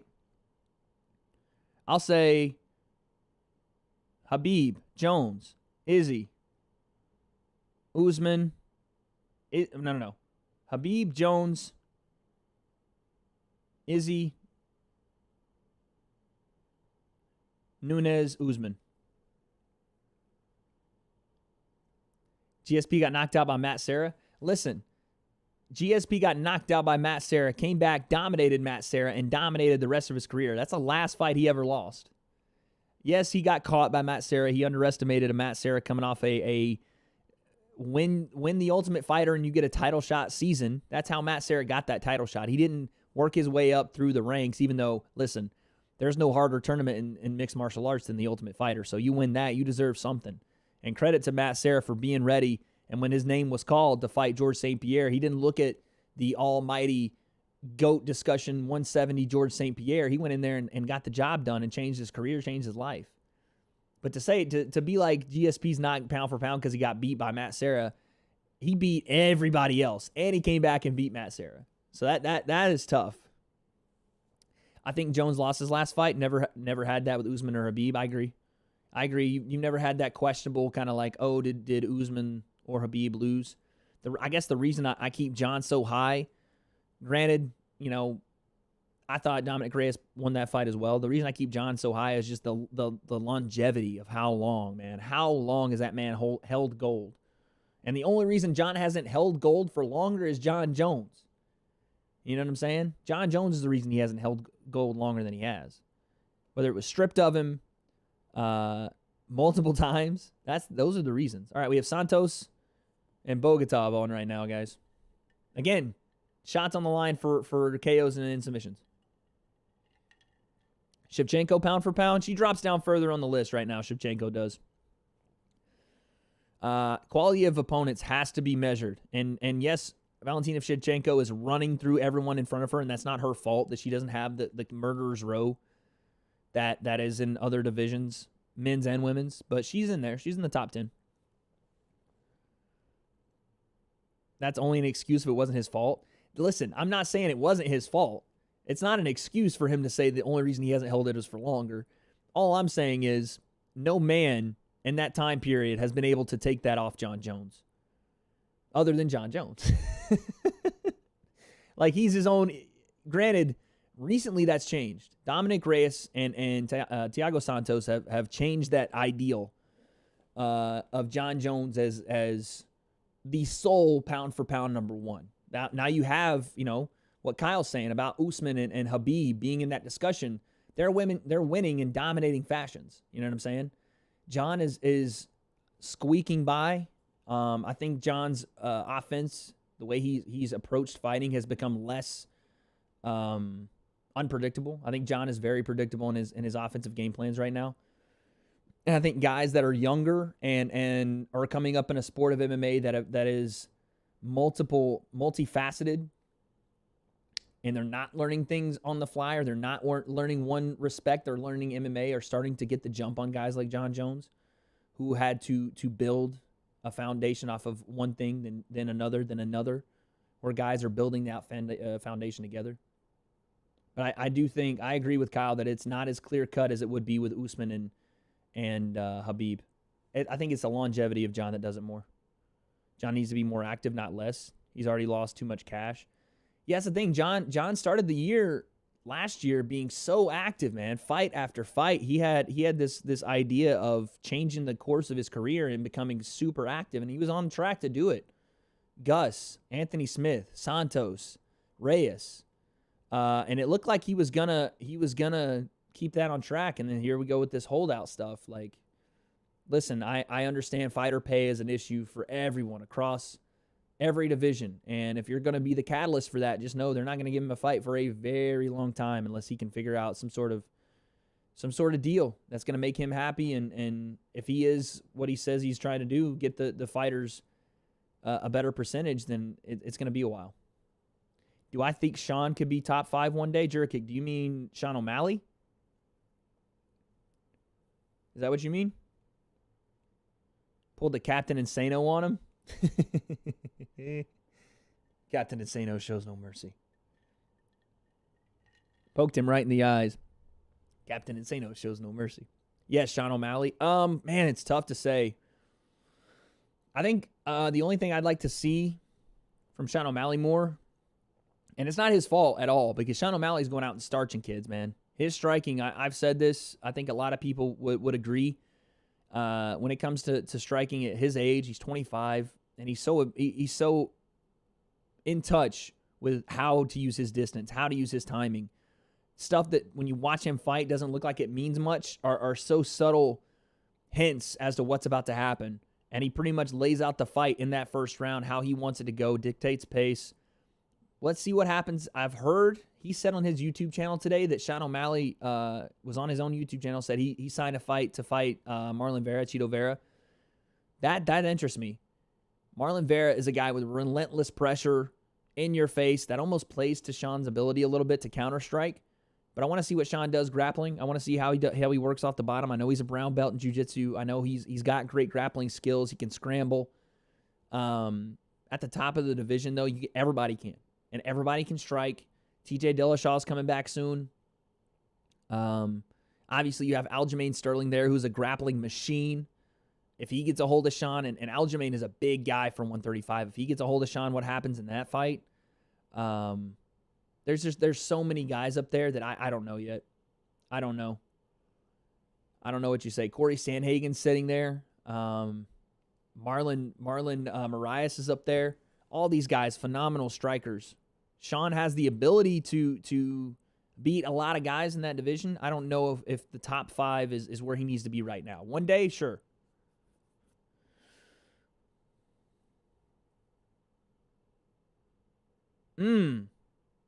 Jesus. And Sean O'Malley might already be top 5. No stars in the light heavyweight division doesn't help. Yeah, I agree. When John is the one making stars by having close fights with him, it's not a great thing. You know what I mean? Like, until you get the call to fight John Jones, no one knows who you are. It's not a great thing. So it only makes John look worse for barely beating guys that not a lot of people know about, whether they're high level or not. Like Thiago Santos is a very high level a very high level Muay Thai practitioner. Nasty striker. When he comes downhill striking, there's not a lot of guys that can handle that. And while John didn't look great in that fight and Thiago was fighting on basically no knees, that loss for Thiago doesn't mean a ton. People don't really write him off for it. But John, for barely winning, gets just shit on, right? Because it's not like he beat Rampage Jackson, or it's not like he beat Daniel Cormier. He beat Thiago Santos, who a lot of people don't know about. So I agree. Amanda Jones, Weili Zhang, Connor, Rose, Cody, Max, Jorge Rumble. I would say Max, had Max not come off of 2 losses. Granted, one was at 55, but then he drops down and loses to Volkanovski too. And then Rumble's in, what is that? What is that list you got, Juracake? Is that pound for pound? If Jones goes to heavyweight, do you think he has a straight title shot? Because he should earn it by at least beating Ngannou. I don't see why John would go to heavyweight unless it was for a title shot, especially because of what recently happened. Like, John wants more money, right? Everybody does. But John's way to get more money is to fight for a title. That's the biggest, like, written into a contract way for John to fight for a title or to make more money is to fight for a title. So at this point, if they're not going to give him more money to fight Francis Ngannou, which isn't for a title, I think it's probably in John's best interest not to do that. Not to say that John would lose, but there's a great chance, man, that Francis Ngannou clips somebody. When he does, it's like the lights just go out in Georgia, man. He has this touch, and you can see why. He's 265, chiseled up like a stone. And when he throws those hands, they might not be the most technical all the time, but when they land, it's like a bomb went off. And John gets hit. You know what I'm saying? John gets hit. He's great defensively, but there are times when he gets cracked. Daniel Cormier's cracked him. Dominic Reyes cracked him. John has a chin on him, but it's different when Francis touches you. Again, not saying that John will lose that fight. John could easily put Francis on his back like Stipe did. Double leg him and keep him there. John's a strong guy, and he's gone with heavyweights in his gym and done well. So I just don't think it's in John's best interest if he's going to heavyweight to not fight for a title. That would I mean, if he wants more money, if that's what John wants right now is just more money, and obviously the double champ status, to solidify that GOAT status, you got to fight for a title, in my opinion. Find it weird that Max finished Ortega but couldn't finish Edgar. Then KZ finishes Edgar in the first. And where's Ortega? I don't know what's going on at 45, man. Outside of Volkanovski, That was the hottest division in 2018, 2019. They were hot, man. Everybody.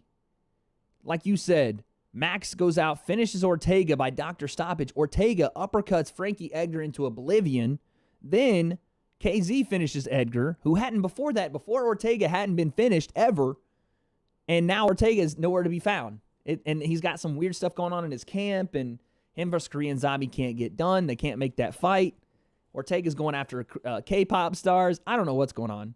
But it's a great point, Matthew. But where does Kevin Lee fit into all this?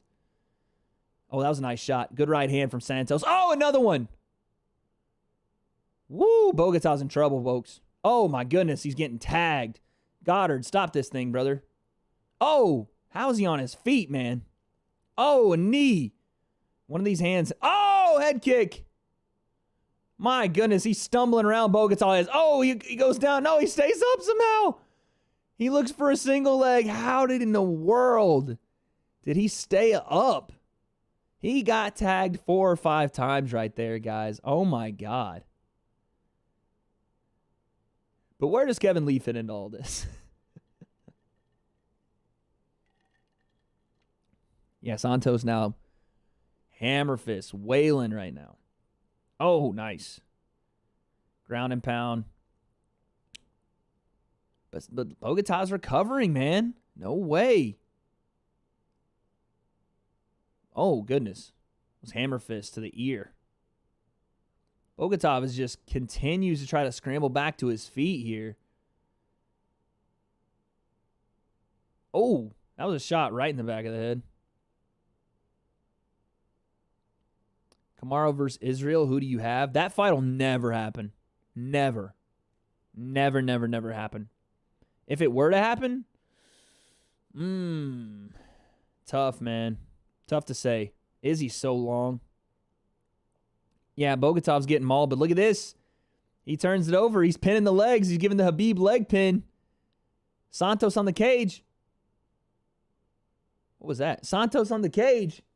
Bogatov got a 1:09 here. Could he do something with it? He's got the legs pinned. Still going at it, bro. This fight just became real interesting. I have no idea how Bogatov survived right there. No idea. He was getting melted. Amaru, that fight will never happen. Those guys are too good of friends. But if it were to go down, I could see Izzy winning the decision. Just stay on the outside poking. Time to go watch ATL United. Enjoy the fights, brother. Thank you, Double Nines. Appreciate you coming in, big dog. I'll see you this week, brother. Santos gassed. Yeah, how could you not be after just that accumulation of shots, man? But look at Bogatov, man. That chin is something serious. Look at that. Pins the arm. Couple shots. Now he's raining body shots down from the top. And we got another round. Holy cow, dude. Oh, my God. Ooh, Santos tried to look for something there. Santos is dead. Yeah, he's gassed right here. This is gonna be an interesting third round. Oh! This is gonna be an interesting third round. Izzy knocks him out. Yeah, I could see Izzy tooling him up on the feet.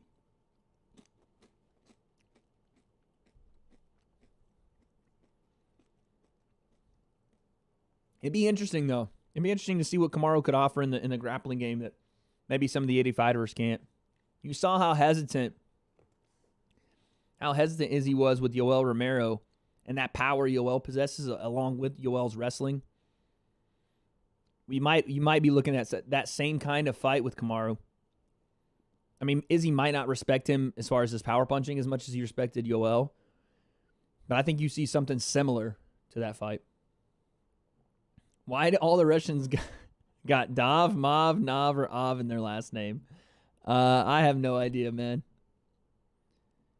My God, did you see how much blood he spit? I didn't see that. Who was it? Bogatov? I didn't see it. Damn it. All right, here's some highlights. Check this out.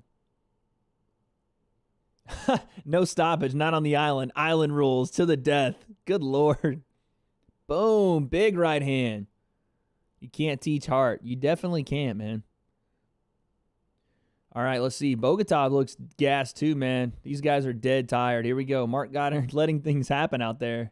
Some would have stopped that fight, but this guy has a chance to win an extra paycheck. That's true. Mark Goddard, man, he could have stepped in there and he didn't.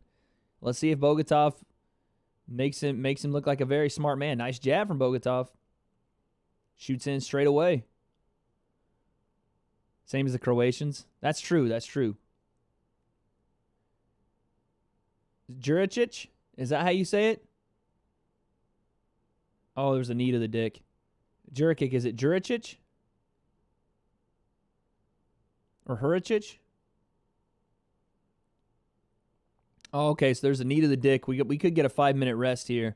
Santos is on the floor. That was a knee straight to the cup. But this could be rest for both guys here. We could see two really fresh fighters if Santos takes the full 5 here. Kind of close. I thought the itch because I thought Stipe Miocic, Juricic, I don't know. Jurikic? Is it Jurikic? Oh, bro, don't show us the privates on ESPN Plus, brother. That's not why I ordered ESPN Plus. I don't need that, Santos. Cover that up, dog. I don't need the Plus package for that. You understand?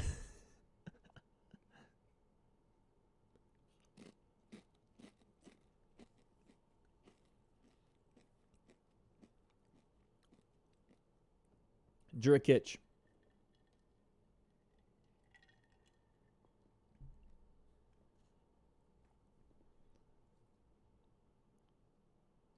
Michael Bisping just said the only reason he lost a George St. Pierre fight was because his cup broke in his shorts. Dude, they don't make him like Bisping anymore. They really don't. They don't make him like Bisping. That guy is so good on commentary. So quick-witted, too, man. Listen, I remember that Bisping fight. He was having some trouble with his cup, I remember. He, broke loose on his jockstrap or something in his shorts. What is the doctor going to do here?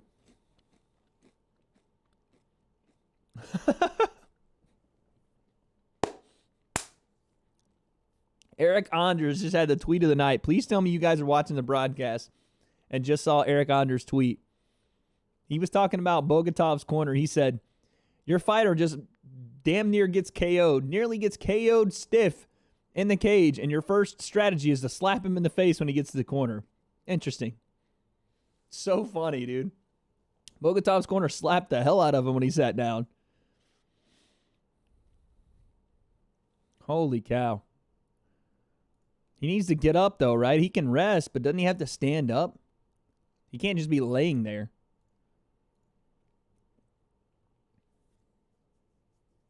What is Bisping talking about? Hold on, guys. Oh, you pronounced the J like D? Jurikic? Jurikic.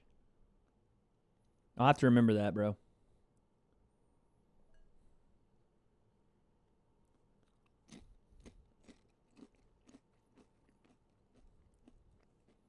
That's Jose Aldo's coach in the corner right there.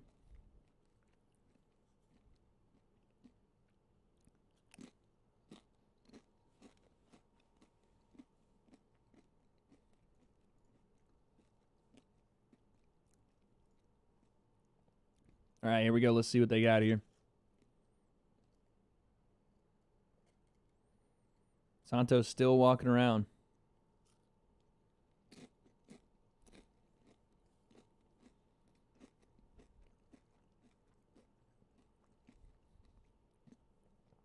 This is a good point to make right now because there's a lot to be said for a fighter that wants to take the full 5 minutes here.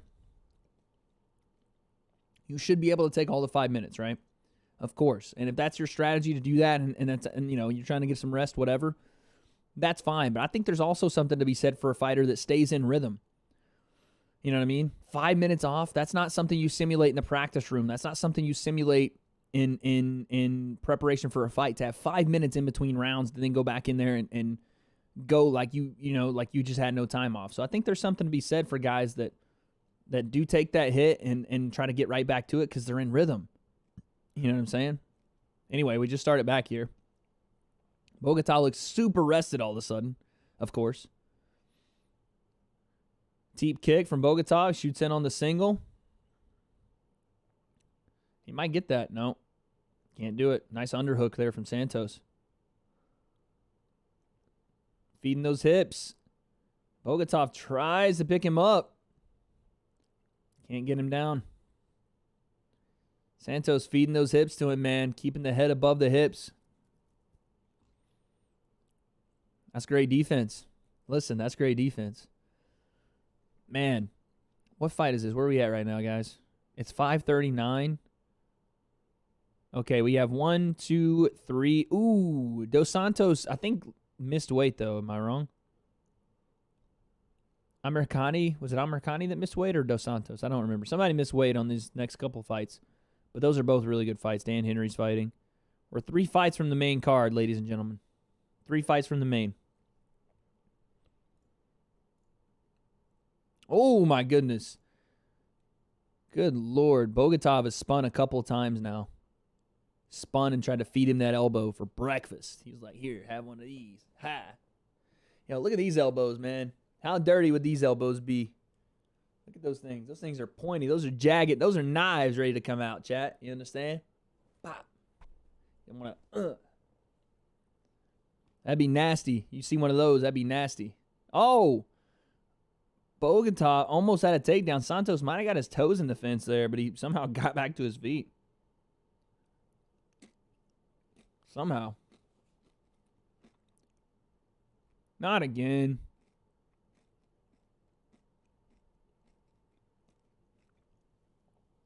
Another one, dude. Another knee to the dick. Bogatov, need him to the dick again. That's got to be a point.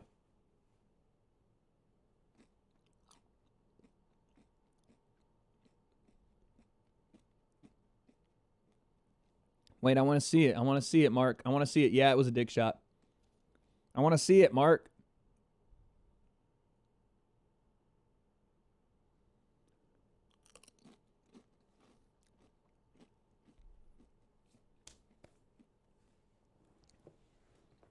Did they? I think Bisbee said he wanted to see points get taken here.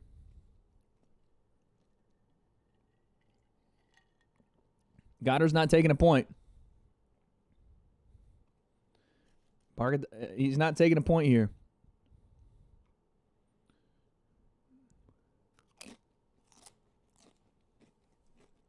Just for the stoppage, he could have taken a point. You know what I'm saying? That's the second time offense in the same round. And the ability for both fighters to just stop fighting, especially Bogatov, who you know what I'm saying, may have been the more tired at that point. Oh, he almost kicked him again. Oh! Back elbow from Bogatov. That one landed. Sorry for headphone users. Nice trip right there. Bogatov's trying to feed toward that back ankle and pull Santos off the cage, put him flat on his back. But Santos, man, this defense is really impressive, his takedown defense. For a tall guy like that, with those long legs, he can grapevine, wrap him around, keep that balance with it, and post with his hand. That's really, really tough to do, and he's doing a good job. I get excited sometimes, man. I do. Durakic. Do a Durakic. I got it, Durakic. Brother, I'm going to get it. I promise you I will. All right, Bogatov now again trying to pin that ankle, pull the knee, put Santos on his back. Santos, I mean, really just doing a good job of not giving too much space to do it. He's slapping Bogatov on the forehead.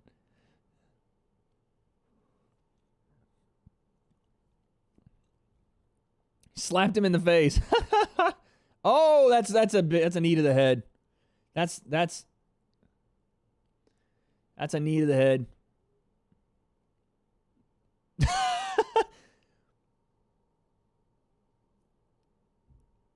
Oh, God. Leo's laying down. That was a knee to the head from Bogatov. Blatantly illegal shot. What is this guy doing, bro? And Mark Goddard tells him, he's like, what are you doing? Oh, my God. It's a shot right to the eye, man. Right to the orbital. Bang! What are you doing? He has to know the rules. That's frustration, dude. That's frustration, bro. As much as you want to say you're sorry now, dude, you can't do that and then go, oh, whoops, sorry. You lined up a straight knee and leveled him with it.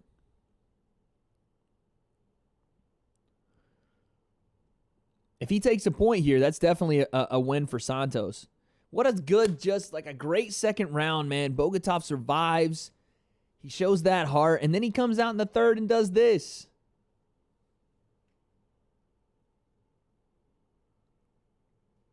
Yeah.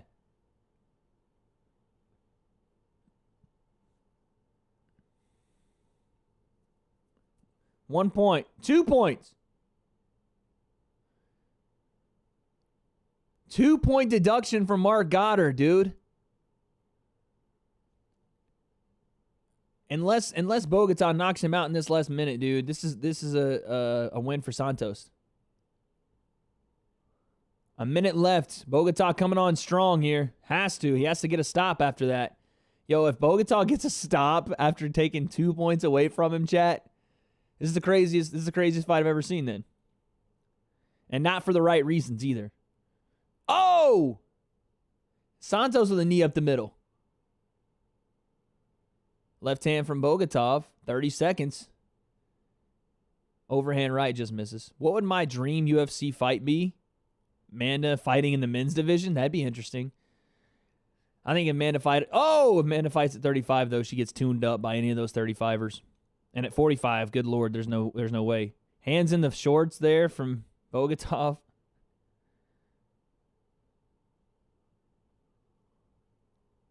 Oh, big knee from Santos. That was a good uppercut from Bogatov. That's it.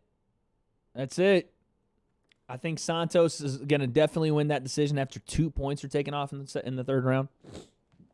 Okay. Gabby says, what would be your dream UFC fight? I think I've already gotten it, man. At the time it was made, I knew it was one of the better fights that you could ever make in the UFC. It was Khabib and Conor.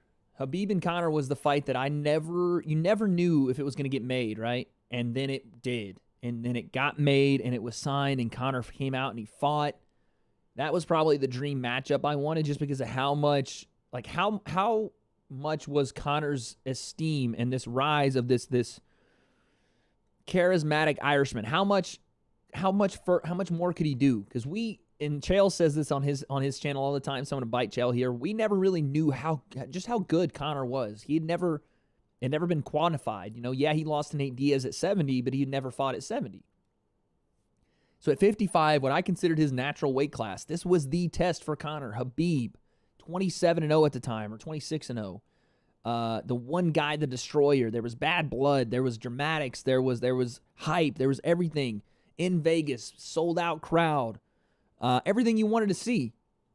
I would say my dream fight is, man, I don't know, dude. There's so many good fights out there. Dream fight. Maybe Justin and Conor. I really would like to see what would happen with Justin Gaethje and Conor McGregor. Maybe at 70, I would say dream fight for me right now would be maybe Jorge and Colby. Jorge and Colby's a pretty fun fight for me. I think that would be one that would just explode pay-per-views. That one would. I mean, Jorge and anybody now. Jorge's that kind of star. John and Francis Ngannou's definitely a dream fight. I definitely would like to see that one. Dang, who else, man? I would like to see some boxing and UFC crossover. Like, I would love to see Francis versus Tyson Fury in a boxing match. I don't know why. I think it would be so interesting. I'm sure that Tyson would tune him up. Boxing. I'm sure he would tune him up. But God forbid, it's the one-punch power. It's the only guy. Francis Ngannou is the only guy where one-punch knockout ability, other than Deontay Wilder, who Tyson has done away with, He's the one guy you look at and you talk about that one-punch knockout power and the puncher's chance, and Francis Ngannou truly could, in my opinion, take that to boxing and do very well. But yeah, Conor and Khabib, the second one. This is my thing.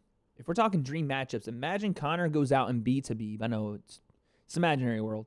He beats Khabib the second time. Can you imagine the third fight? Can you imagine that? The entire country of Russia behind Khabib for that third fight. The entire world watching. Obviously Ireland behind Conor, but a lot more than just Ireland.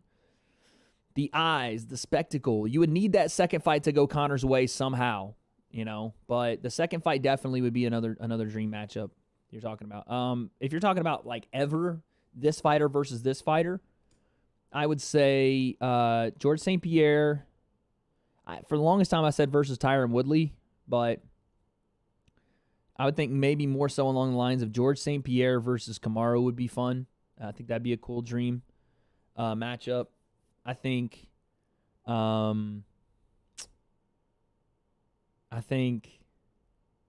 Kane versus DC would have been fun in their primes, and that's already happened. But I think to see that in front of an arena, that would have been cool. Because at the time, DC moved down to light heavyweight because Kane was a heavyweight and he wasn't going to fight his teammate. In the primes, I would have liked to have seen maybe Conor versus, the lighter weight classes. Maybe a Conor, I don't know. Maybe a Conor Uriah Faber fight, even though I think Conor would have walked right through Uriah Faber. I think the press conferences would have been hilarious. He says, are you ever interested in bare knuckle fighting? It would be something to see Shannon Briggs bare knuckle fighting. Did Shannon fight bare knuckle? Or is he in talks to do that? Because I've seen some bare knuckle shows. I saw the Artem Lobov and I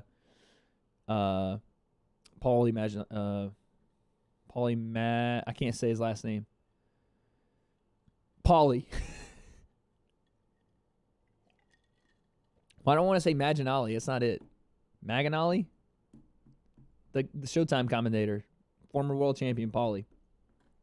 I saw that one. And I think Hector Lombard fighting bare knuckle. I think that fight will be pretty much the same as the second Wilder fight. I don't know, man. You got to remember, Tyson Fury punching a 217-pound Deontay Wilder and knocking him out early is not the same as hitting Francis Ngannou. Francis Ngannou's all of 265. All of it. The chin on that guy is granite. He took some shots from Stipe and kept coming at him. And in what was it, 8 ounces they're wearing in the heavyweight division, 12s? I think Francis still packs that same power with 12s on that Deontay Wilder does, if not more. I'm not saying that Tyson Fury wouldn't tune him up for 12 straight. He could definitely walk right through Francis in a boxing, Marcus of Queensberry rules boxing match. But in that 11th hour, a la the first Tyson Fury Deontay Wilder fight, should he get that knockdown, I don't think Tyson gets up from an overhand right from Francis Ngannou. People forget about Demetrius. The reason that Demetrius is so forgettable is because he's so dominant, and that makes it's the same argument that John gets a lot, even though John doing it at light heavyweight in the early part of John's career kind of saved him. Dominance is looked at in a lot of different ways, and again, Chael talks about this on his channel. The dominance of a fighter sometimes is a detriment to that same fighter because Demetrius ruled over that 125 division for a very, very long time, and he was the best in the world at that division. There really were no challengers that would make you want to watch him fight, if that makes sense. Like, there was no reason to watch him unless you were just strictly an MMA hardcore and you wanted to see the greatest in the world, Demetrius Johnson. But if he was on the card with another greatest in the world that was a heavier weight, that there was more on the line for, that you actually thought maybe this guy across the cage can get it, it just makes the fight more compelling. Briggs said he signed. Oh, God, man. I don't want to watch Shannon Briggs fight anybody right now. I don't know what it is with these fighters that are coming out of retirement and wanting to get back in there. It's one of those things, man, where you get retired and you try to change your life. And Mike Tyson's going through this where they still feel like they got that last couple of rounds in them and they want to go give it that shot because they've been away from the sport for so long and they haven't been training and sparring and doing all the things that hurt and made them ache and made them want to get out of the sport to begin with. Start to feel a little better. Body starts to recover. All of a sudden, you know what I'm saying? That itch comes back that because they're fighters. At the end of the day, these guys are fighters. And that itch is always going to be there. If it's quelled because, you know, it's they've lost a couple straight or they just retired and they want to do other things. When those other things are done and they're not satisfied, they'll come back. And that's what's happening with guys like that. Briggs, Tyson. That's what's happening. By the way, who would have thought in 2020 we'd be talking about a Mike Tyson comeback? Not me. Add that to the list of already crazy things going on in 2020. That's just another one right there.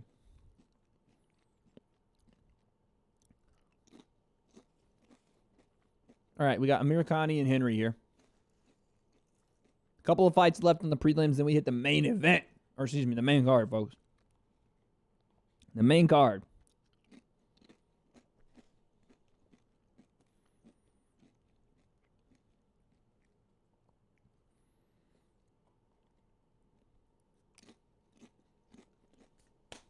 Some mukbang content live on stream here at the W.A.D.E Concept Podcast. I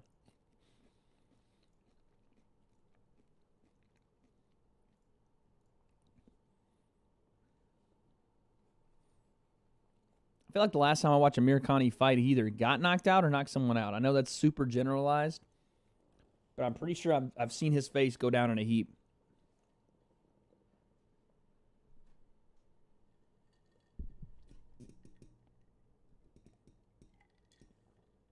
The margs are flowing today on W.A.D.E Fight Island, folks.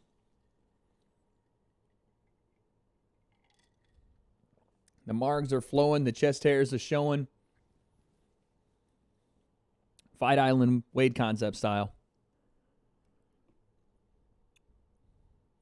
I like Dan Henry's hand playing. Light on the feet. Both guys are. Double jab to the body from Henry. I like that. Level switch, too. Level switching. GSP Habib, there you go. Now we're talking, Amaru. That's a dream fight. That is a dream fight. Nice counter left hand right there, Dan. Oh! Jumping knee lands from Amir Connie. That's a dream fight. GSP versus Habib. Conor versus Max, the second one. Yeah, we'll see if Max would have a different outcome. I tend to believe Conor will get him again after watching the sting that Dustin put on Max and how it disrupted Max early in that fight. And we all know Conor is a very fast fighter. Oh, that Anaconda's deep. Anaconda's deep. He's got an arm, too.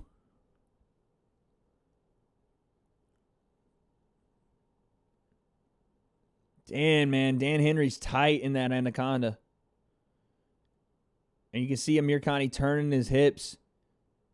Oh, he's done. He's done. Dan Henry's out. Wow. Wow, wow, wow. Wow, man. Amir Connie. Anaconda choke stoppage. Folks, that is our first stoppage on the live stream. Put him to sleep. Put him to sleep. Classy in victory, though, was Amir Connie. Tried to raise the feet up. That nasty entry, man. The flying knee entry.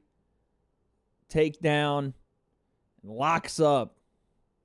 That's beautiful. Respect for helping. Yeah, that was classy. That was classy. Who's Dana going to fight? Oh, Dana was going to fight Tito Ortiz. They were going to box. That was actually going to happen. Dana said that he was training with pro boxers and he was sparring and doing all that. Listen, I don't want to catch the hands from Dana White. And watching Tito stand up in an MMA fight, Tito would have tuned up Dana White for sure. But listen, Dana comes from boxing. He was a boxing trainer before he was at the UFC. Dana's got hands. And we've all watched Tito in the stand-up. I don't care that he knocked out a 48, 49-year-old Chuck Liddell who looked like he was moving in slow motion. Dana White would have tuned his ass up, in my opinion. In my opinion. Back then, though. That's back then. Folks, I got tequila in a jar, so it is what it is. I mean, that's water, guys, for you younger kids here. That is water. We need Dana to fight. We do not need Dana to fight. Dana is far too old. I'm pretty sure he suffers from vertigo, which is like or vertigo, not Virgo. That's like a zodiac sign. Vertigo, which is like a weird, like, off balance, like motion. I don't know what the entire term is for like what happens when you have vertigo, but Dana suffers from that, and I definitely don't need to see that. That's water. Yeah, exactly. That's water. You didn't hear anything else, Durikic. You didn't hear anything else, bro. Oh, Dan's up. That's good, man. He just got caught. It is what it is. Fair play, though. Fair play. Amir Connie, man. Big win for him. Fair play.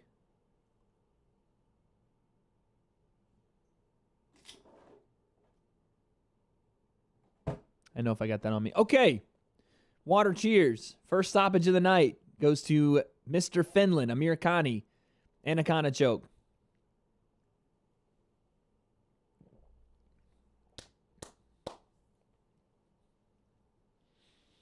Woo! That water's good, man. This is water too. Nothing like chasing water with water, ladies and gentlemen. Okay.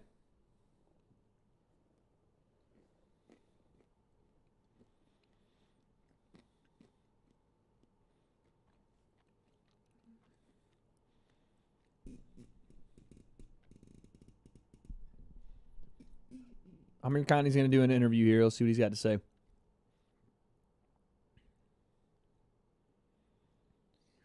Cody, what am I talking about? Oh, Cody versus Demetrius? It's tough, man. We'll talk about that in a second. Josh says, who do you think would have won that fight back in the day, Dana or Tito? They were going to box. I know there's nothing really to go on as far as Dana is concerned, but my gut tells me stand-up Dana could have won. So they were going to box. It wasn't going to be an MMA fight. If they were going to fight mixed martial arts, Tito would have wiped the floor with Dana. He would have took him, double-legged him, took him down, and beat the shit out of him. And Dana's admitted that, guys. Dana White knows that when it comes down to it, he was never trained in this sport. As much as he's a fan of it, and as much as he understands it, I mean, who understands it more than the president of the UFC? You know what I'm saying? As far as the business side and everything else goes. But technique-wise, Dana was never an MMA practitioner on a high level. He never was, and he never will be.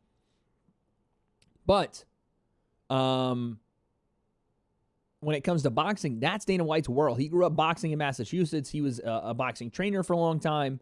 That's how he got into this sport.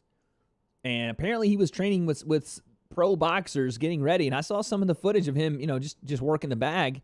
And his rhythm and timing seems way better than anything I've ever seen. Granted, it's just hitting a bag that I've ever seen from Tito. But I would be inclined to give that one to Uncle Dana. I would be inclined to say Dana would have tuned up Tito Ortiz in a boxing match. I do think that would have happened. I really do. Cody versus Demetrius. Okay, drinking two types of water. That's what I'm saying. You understand? You got to get the first water, and then you got to get that second one. You feel me? That's how it goes, man. Okay.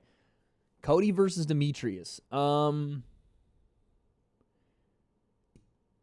Tough. Cody, everything that Cody does well, Demetrius does well.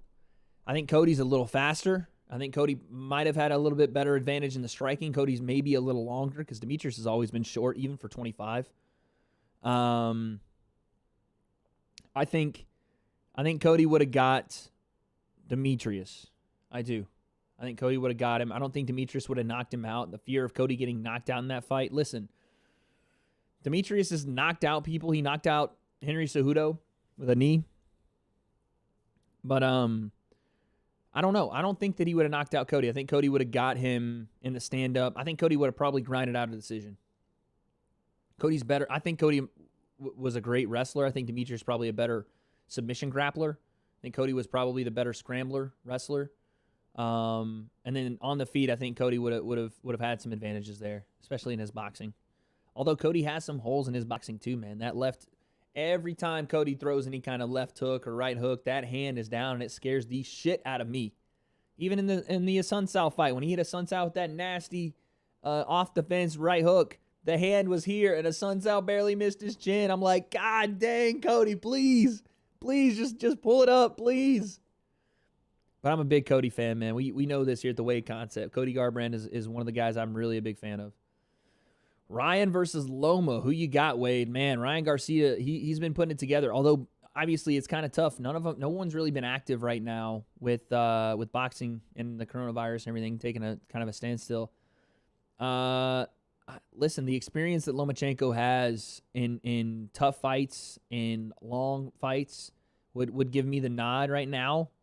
I want to see what Ryan does, man. I know Loma hasn't had, like, that in their prime versus in that prime massive matchup, even though what he did to Rigondeaux was crazy. I just think that there's way more that we need to see from Ryan Garcia, and it's going to be like that for young fighters. Devin Haney's the same way. Obviously, Tank is in that same kind of talk there. It's like Gervonta Davis, Devin Haney, Ryan Garcia, and then there's Loma. You know, I think right now Loma would probably get the job done. Conor versus Nate 3. I think Conor wins. Nate wins the third fight of that. I think Conor tunes him up. I think Conor's now readjusted and understands how to make 170 the right way. The first fight he made against Nate at 170 was just kind of Conor being at 70. And it wasn't like a weight cut. It wasn't like a preparation to get into that shape. It was a short notice fight. The second fight, Conor dropped him 3 times. Started to gas and then finally put the fourth round in his pocket to win that 3-2. I think Conor comes in. Nate's getting a little older. That chin's not going to hold up as well. You saw Masvidal wobbled him with a head kick. I think Conor probably puts Nate away in the third fight, to be honest with you. And I love Nate, man. I love Nate's his spirit, his just true fighter attitude, and that's why I respect, Nate Diaz in general. It's not that I'm a massive Nate Diaz fan. I do have a friend that I worked with that's a massive Nate Diaz fan. But I think he's a great dude. I think he's what more MMA fighters need to be. Just a genuinely loyal, great guy. The same reasons I like Conor McGregor and Jorge Masvidal and Daniel Cormier. Those guys, they're loyal. You know what I mean? They're loyal to their team. They're loyal to the people they came up with. And that's the same reason I like Nate. So nothing against Nate at all. I think he's a legend. Obviously the Stockton brothers, man, the 209's finest are going to be around for a long time as legends in this sport. They're just different, But I think Conor gets the jump on him in their third fight. Should it go down? I don't know if it ever will, man. There was a time a couple of years ago, if you asked me that question, there's no doubt in my mind that they would have a third fight. Now, I don't know. But Nate's in a good position tonight should Masvidal win.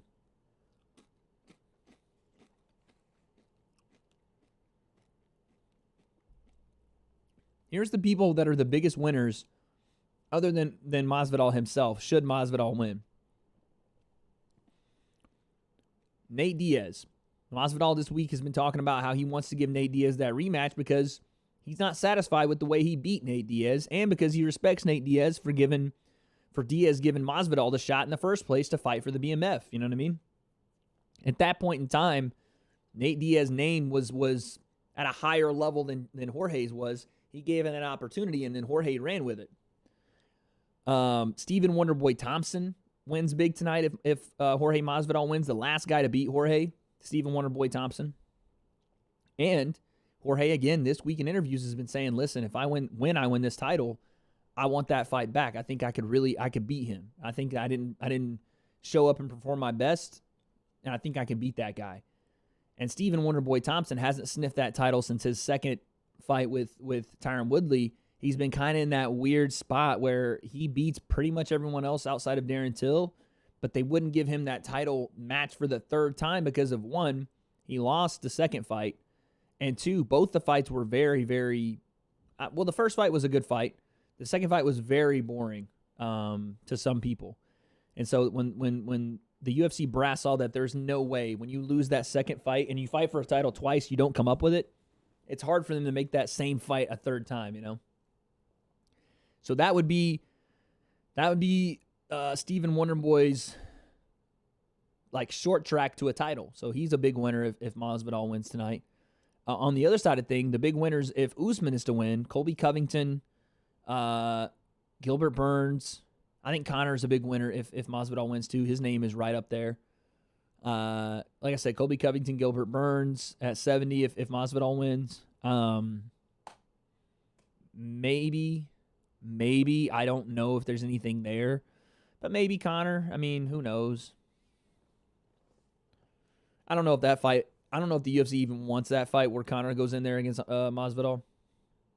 Or, excuse me, Usman. I don't know if that's something they're looking at and saying, yeah, that's money. They'll find out tonight, though. They'll find out tonight when those numbers come back. Because what the trends say are usually foolproof. But really, we're going to see. We're going to see what it means tonight. And listen. If I was a betting man, I would say Conor McGregor is going to have something to say, regardless of what happens in this fight. You know what I mean?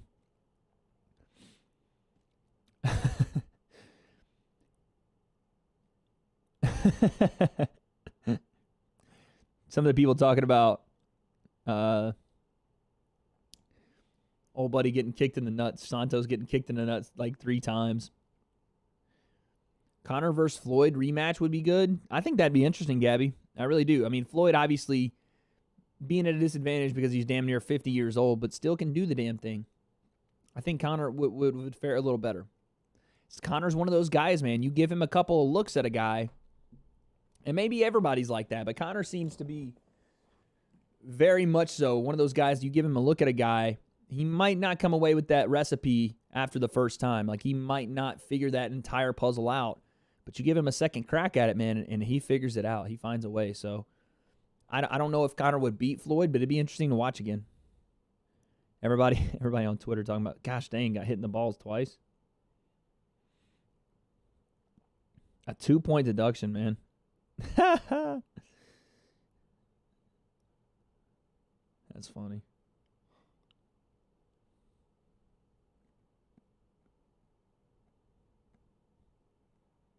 Just get punched in the nuts, dude. Jesus.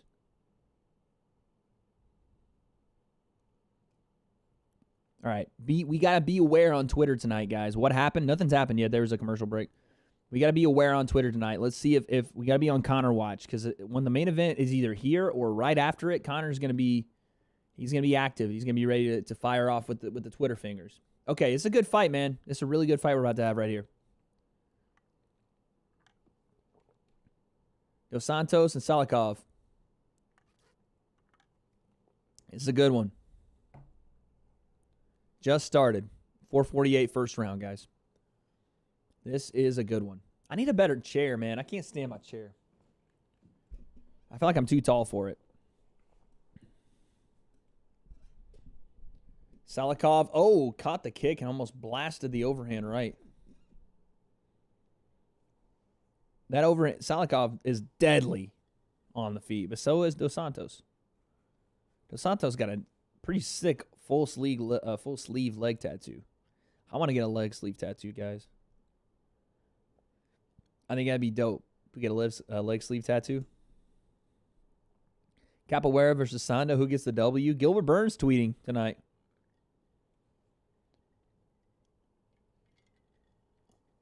Capoeira master. Dos Santos. Master of Sport. Salimkov. Okay. Master of Sport's a pretty big deal in Russia, guys. Both guys patient, though. Because, I mean, I think both guys realize there's fire at each end of the shots here. I think they realize that one mistake could probably close the show for either guy tonight. Mayweather beats him 10 out of 10 times. I don't know that, man. I really don't. I think Mayweather, 35-year-old Mayweather might beat Conor 10 out of 10 times. But we're talking about a 50-year-old man at this point, man. And say what you will about that first fight, but if you're acting like Conor didn't win rounds, you're lying to yourself. I hate to say it, but you're lying to yourself if you don't think Conor won at least rounds 1 through 3. I thought he won the 9th round in that fight too. I'm telling you, Marcus, I read your comment. Mayweather beats Conor 10 out of 10 times. I don't know if that's true, bro. I don't know if that's true. I really don't. If Conor was that, nice 1, 2, 3. If Conor was that successful in his first professional boxing fight, his first ever, against the best pound-for-pound boxer in boxing history, I don't know if he beats him 10 out of 10 times. And the theories about Floyd allowing him to win rounds are beyond strange to me. One, that's illegal. Like, you allowing people to stay in fights is illegal. It's called fixed fighting, and it's illegal. I agree with the second statement that Conor destroys him in an octagon. That's because Conor is a master of more skills. But I don't know that Conor wouldn't get the jump on him at least once out of 10 times. But I do agree that Mayweather would beat him a majority of the time. I'll agree with you there, that Mayweather would beat him in a vast majority of boxing matches, sparring, whatever. It probably won't ever happen. But I would agree with you that Mayweather would beat Conor a majority of times. But when you factor in the age of Floyd Mayweather, the time taken off, a Conor that has now experienced a professional boxing bout and has learned from that experience and won rounds in that professional boxing bout, not just early but late. I think there's a lot of factors there that may contribute to Conor winning one of those 10 fights. Oh, nice step in left hook from Salimkov. Head kick behind it. Dos Santos trying to feel him out still. He threw that nasty spinning hook kick. Who's taking the bigger risk, Usman or Masvidal? Usman by far, VTK. Conor won 3 rounds, but boxing is 12. I think Conor won 4 rounds. I think he won 1 through 3 and 9. I think that I agree that boxing's 12 rounds, and Conor may have lost a 12-round decision.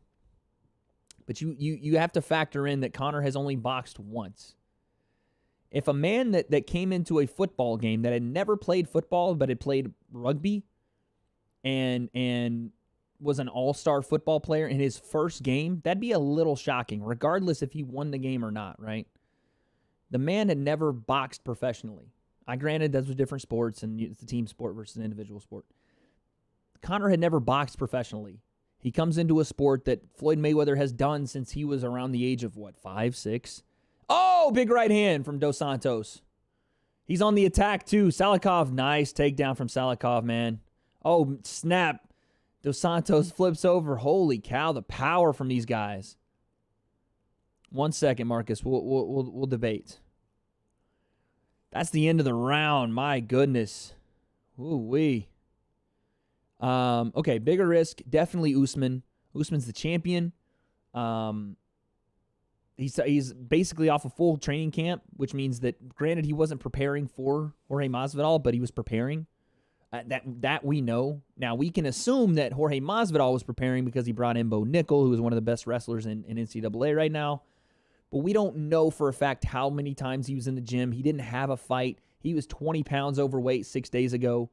Usman definitely has more to lose here. Definitely. Okay, so Marcus, you said Conor won 3 rounds out of 12. In his first professional boxing fight, I thought he won. I mean, granted, it wasn't out of 12. That fight was stopped in the 10th round. So Conor won, in my opinion, 4 out of those 10 rounds. In his first professional boxing fight, he took 4 rounds from Floyd Mayweather. We've known fights that Floyd Mayweather has been in with high-level, Canelo Alvarez-level boxers where they didn't take 4 rounds from Floyd Mayweather. You know what I'm saying? Like, it's not that I'm saying Conor is a better boxer than Floyd or a better boxer than Canelo Alvarez. He's different. He's different. If you ask any guys, Lomachenko says the same thing. Ask boxers how it is to spar an MMA guy. A guy that predominantly strikes MMA. Ask him how it is to spar a guy like that. It takes them time to understand the differences in the shots being thrown. Where they're thrown from, how they're thrown. The combinations are thrown in different paces.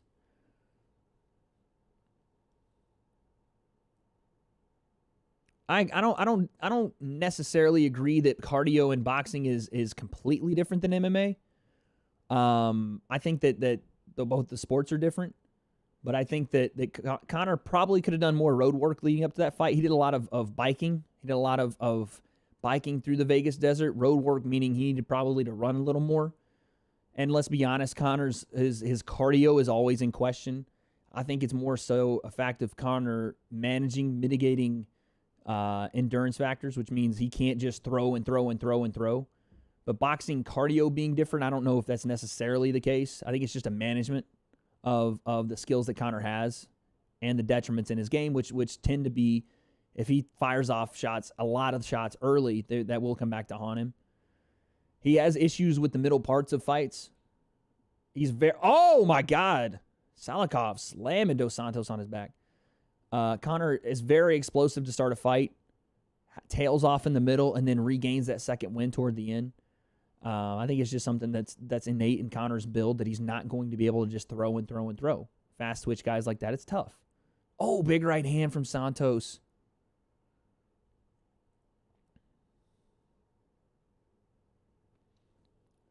I would assume that amateur MMA, amateur boxing would be a little easier for Conor, but walking in and fighting Floyd Mayweather and winning rounds, it's pretty shocking to see.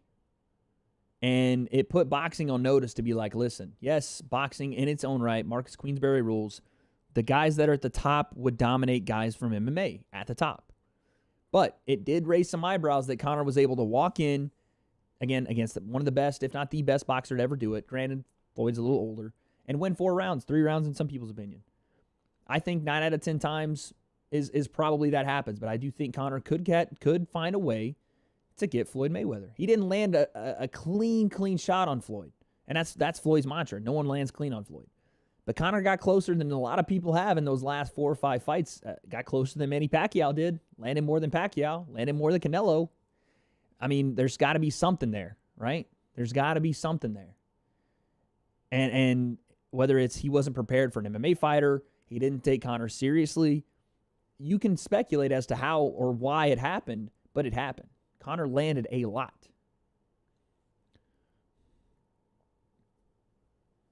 And Floyd 100% can lose to the boxers at that weight class now. Like, I don't believe in any facet that Floyd comes back and beats a Canelo now. Granted, Canelo's way heavier now, but I don't think that Floyd comes back and beats some of those guys now. He caught Canelo a little bit early. But I do think 10 out of 10 is a reach. I think Conor gets him once. I'm not going to lie. I used to spar professional MMA fighters as an amateur, and it was pretty easy. They ran into a lot of shots, some of those guys. I wouldn't disagree that some MMA fighters would run into shots, but we're not talking about, with Conor McGregor, just a professional MMA fighter. We're talking about a guy that understands striking on a different level than a lot of high-level professional MMA fighters. I mean, you're talking about strikers of the highest degree. Jose Aldo, Cowboy Cerrone. These guys are really, really high-level Muay Thai fighters. Conor McGregor, Max Holloway, Dustin Poirier. And Conor has fed them all to the canvas except Max. You know what I'm saying? Like, he is the highest level of striking in that sport. And at the highest level, you even talk about Lomachenko sparring TJ Dillashaw. Well, he started to get the better of TJ over a time period. The first couple of simulated rounds, Loma had some issues dealing with TJ's movement a little bit. Dealing with finding the ways that TJ was going to attack him. And it's different, it's different. MMA fighters have to make that adjustment as well. You know what I'm saying? Which is the straight, crisp punching of boxers and their ability to follow it up and not admire their works type stuff. But yeah, no, I agree. Floyd has his way with Conor a majority of times. I just don't know if it's all the time. But I could see that MMA fighters would, against a high-level boxer, walk into shots. 100%. Because the traps that boxers can lay are so dependent upon their ability to not have to worry about a lot of other things, if that makes sense.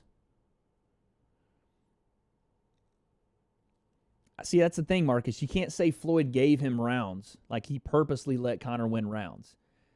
If Floyd was giving him those rounds out of not wanting to get knocked out by Conor, that's Conor implementing a game plan that then wins him rounds. It's not Floyd giving him rounds. It's Conor's ability to give Floyd something to think about, give Floyd something to have cause for, make sure he has a reason to pause and say, okay, let's make sure we see what this guy's bringing. That doesn't mean that Floyd gave it up. That means Conor brought something to the table that Floyd wasn't ready for. You know what I'm saying? Like, you can say giving it up, but that's Floyd surviving those rounds. You know what I mean? That's the way he survives those, by saying, okay, that's a loss. But he does lose those rounds. There's no giving. Because if Floyd didn't respect Conor McGregor as a boxer, he'd go out and knock him out in the first round. You know? But Conor's ability is what gave Floyd cause for pause to say, okay, let me not be as aggressive as maybe I would be against somebody that didn't know what they were doing. Conor came in and gave him a reason to respect him very quickly. Conor came out. If you watch the first round of that fight, Conor comes across the boxing ring, diagonally sprints right at Floyd, and starts tagging him with body shots. Granted, a lot of them absorbed by the Philly shell that Floyd brings to the table, but again, I don't think Conor landed a clean. I mean, he landed one clean. He landed a clean uppercut, but I wouldn't get it called a lucky punch if Conor knocked out Floyd. Conor doesn't throw punches that are lucky knockouts. You know what I'm saying? At least not in my opinion. It could happen, I'm sure, in some, it's fighting. Something could definitely happen. But the shots that if Floyd were to knock Floyd Mayweather out in a boxing match, it wouldn't be a lucky shot, in my opinion. It would be a shot that was calculated by a guy in Conor McGregor who has a very high level understanding of striking and possesses some things that Floyd may have not seen before. That's not lucky. That's a skill, you know? But I don't think that Floyd gave rounds. Again, he might have had a strategy to not maybe be as aggressive, and thus Conor's strategy to be aggressive won him rounds, but giving away rounds, purposely losing a fight is illegal. And people talk about all the time, he let him stay in this fight, he did this. It's illegal. And Floyd would have broken his contract had he done that.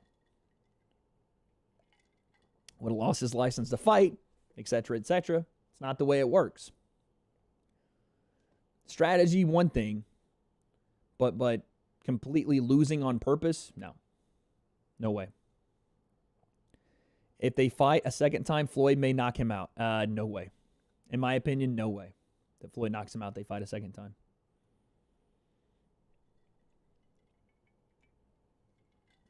I do not believe it. It may happen, but I don't think so.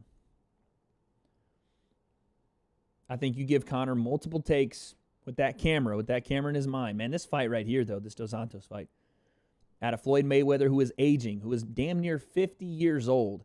I don't care what you say, the body deteriorates at a certain age, and Floyd is at that certain age.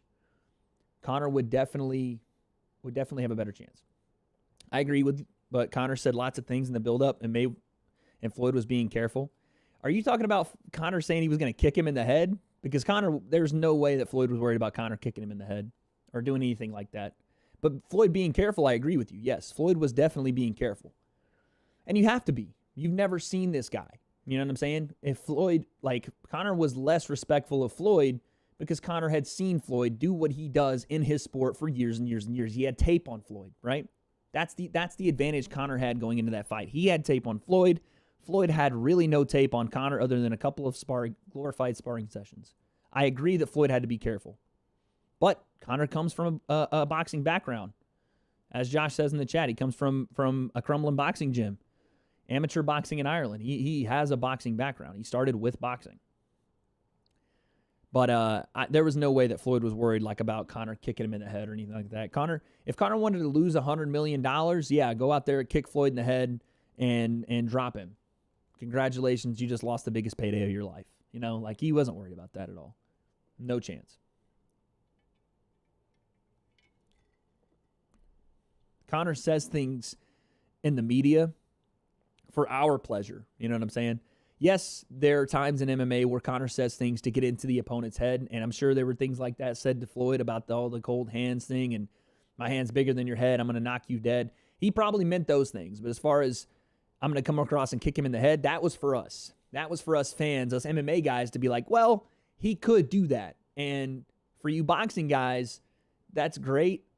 Listen, I love the sport of boxing, but just know if this was not a sanctioned boxing match, if this was a fight, if this was a real fight, not a handicapped fight, your boy would be out on the canvas in 30. And that was Conor's kind of message, but there was no way he was going to actually go and do that. I agree. The chances would be higher for Conor. That's all I'll say. Not that he would, not that he wouldn't. The chances would be higher. I agree. Capoeira again from Dos Santos. Man, this was a good fight. Both guys came out swinging, doing their thing. Big shots. Salimkov calling him on. A great stand-up fight, man. A great stand-up fight, but another decision. Conor gassed. He wasn't getting knocked out cold. I don't think he knocks out Conor cold in that. Referee stopped Conor still standing. Conor never hit the canvas.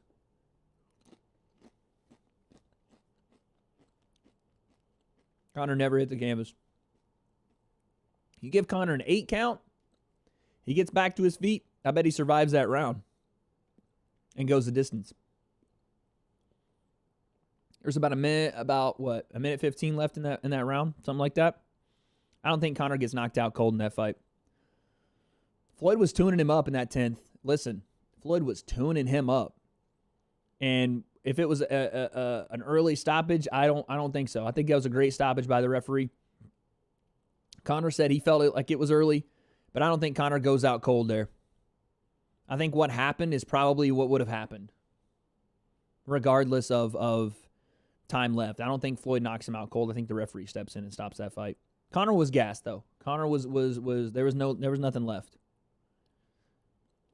I think he gets a little 30 seconds there, and we've seen that Conor can go from being completely gassed to surviving. I think he gets 30 seconds, and possibly those next 2 rounds he survives, but he doesn't win them.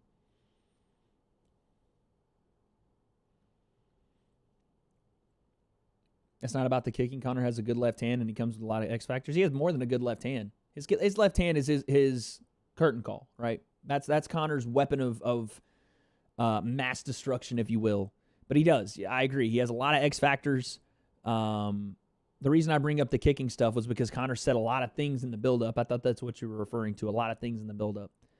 But I think Floyd wasn't scared of the things Conor said as much as what Conor brought to the table. And when I say scared, I mean something to think about for Floyd. Not that he's scared of Conor McGregor. Split decision.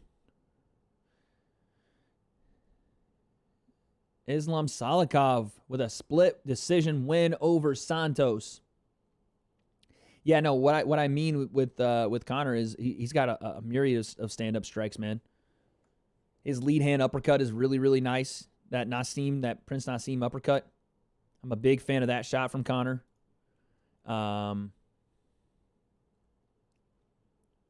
Distance? What do you mean distance? What does that mean, distance?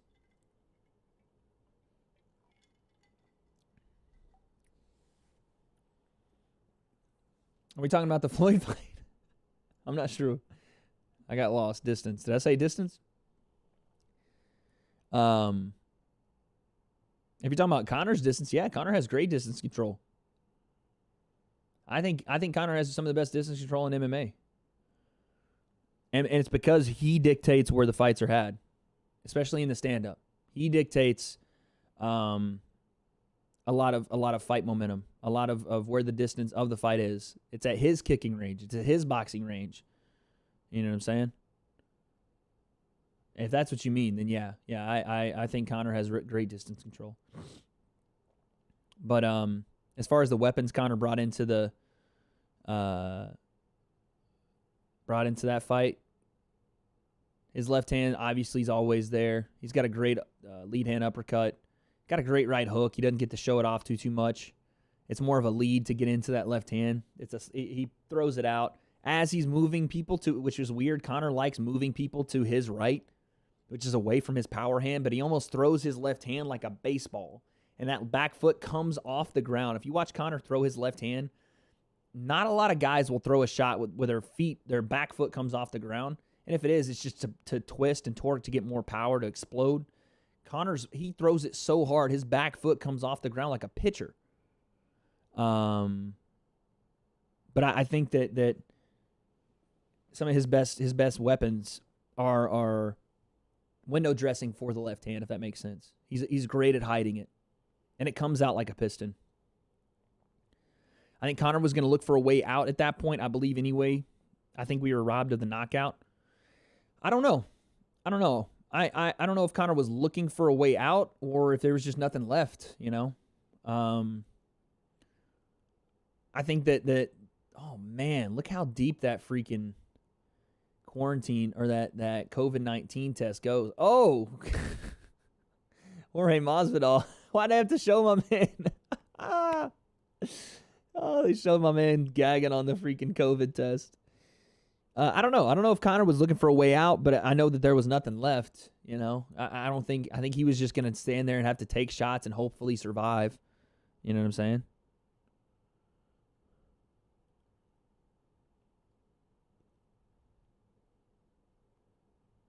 You know what I'm saying? The eye pokes and groin strikes tonight, man. Okay, so the UFC confirmed it's Chito Vera. Chito Vera versus, oh shit.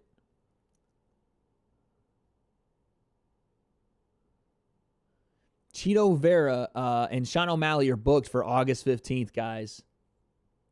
Sean O'Malley's going to fight 3 times in the first part of this year.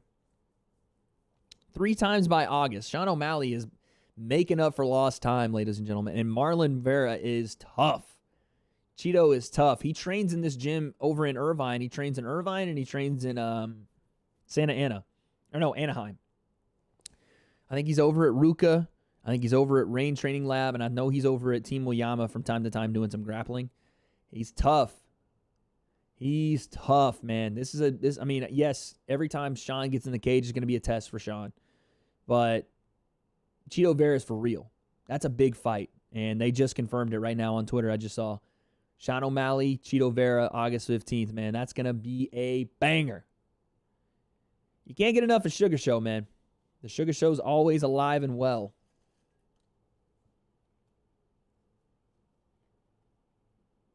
Volkan Oezdemir up next, guys.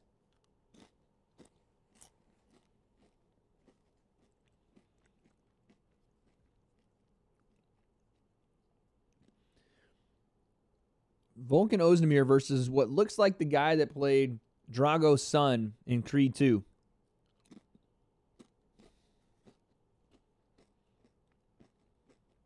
This dude's huge.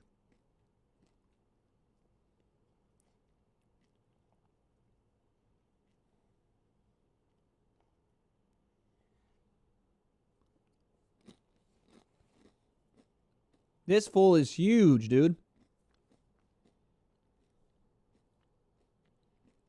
Who's this guy?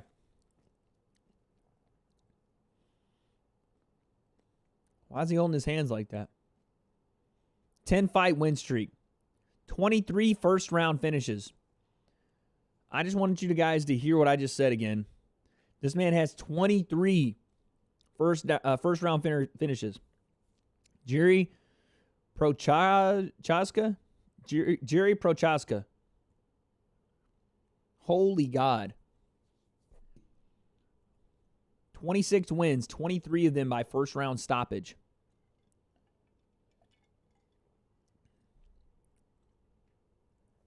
Good content. Keep it, man. Please bring different podcasts than other MMA podcast bubbles. Good luck. Thank you, man. Appreciate that. Going with the dog in this one. Yo, Salmon, thank you for popping in and saying that, man. I really do appreciate it. I like making this content a little different than every other MMA podcast. I do want to co-host. I think that would be something that really would bring a lot of the personality that I get to have with you guys out. But I do appreciate the kind words. Thank you so much, man. Appreciate you stopping by. My boy Jacob's in the chat. My mod, my OG, my brother said I'm going with the dog in this one. Who was the dog? Let me check. Why did I not put skin on this? Oh, yeah, bro.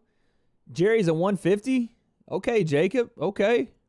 Yuri. I keep saying Jerry. Yuri, I think is how you say it. A plus 150 dog. Why not go for it? Why not? That's money right there. Listen, Volkan's tough, though, man. Good grappler, great striking, strong guy.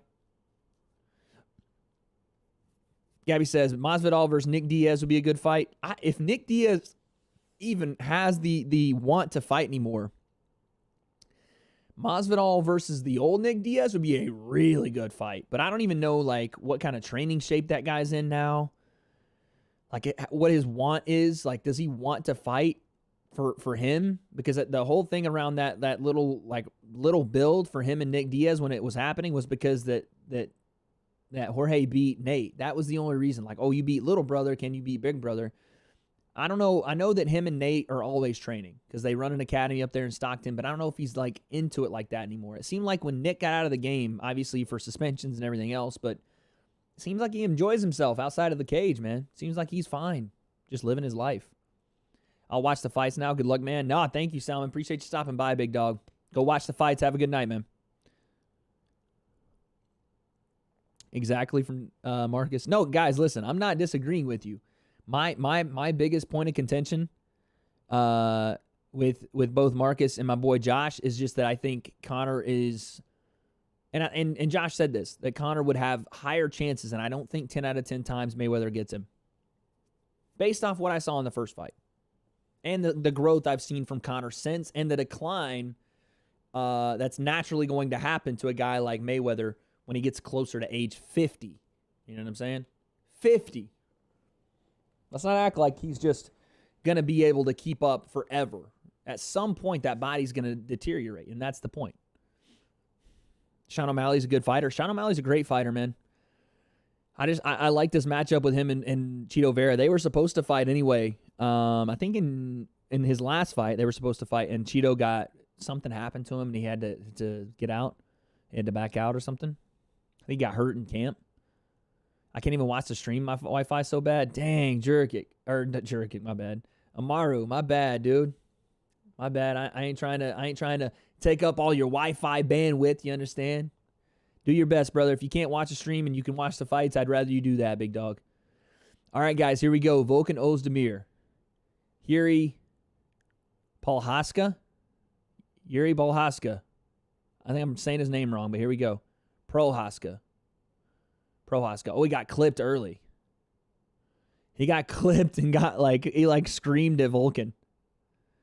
Oh my God. Volkan's about to tune this fool up, it looks like. Double jab from Volkan. What is this fool? Prochazka, what is he doing? Oh, nice kick. Nice push kick from Prochazka. I don't know what he's doing, bro. He's like recentering his chakra every time Volkan comes at him. Nice outside leg kick from Volkan. Nice jab from Volkan. Prochazka again recenters his chakra. That fool is huge, though. You know it? He's huge. He's a big dude. 1-2 from Volkan. This guy's trying to play some mind games with Volkan. Oh, big uppercut. Oh, big jab from Prochazka. Prochazka, what is he doing? This is so awesome. Oh, straight left from Volkan. And he's headbutting the jabs of Volkan Oezdemir. Chat. Prochazka's like headbutting Volkan's jabs. What the hell? Are you guys seeing this, dude? So funny, man. He was like headbutting, meeting the jab with his forehead. This man has lost it. He's nuts, Jake. What the hell? All right, let's go. Settling in now. 2 minutes into the fight. Let's see if he can keep popping that jab out. He's got a crazy reach. Now he's not looking at Volkan. Oh, he gets tagged. Oh, right hand. Volkan clips him with a right hand. Oh, my goodness. Oh, another right from Volkan. Oh, my goodness. What's this fool doing? Volkan is not playing with this bull. Oh, nice jab, though. Nice jab from Yuri. Oh, another nice jab. Oh, these guys are going to trade the entire fight, son.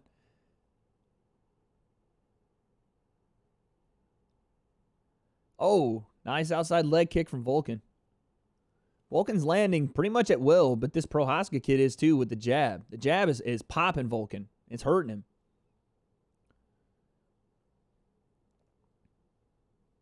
Another jab lands. He got a crazy reach. Oh, that was a beautiful switch uppercut. That was a nice feint to the uppercut. I love that. That was awesome.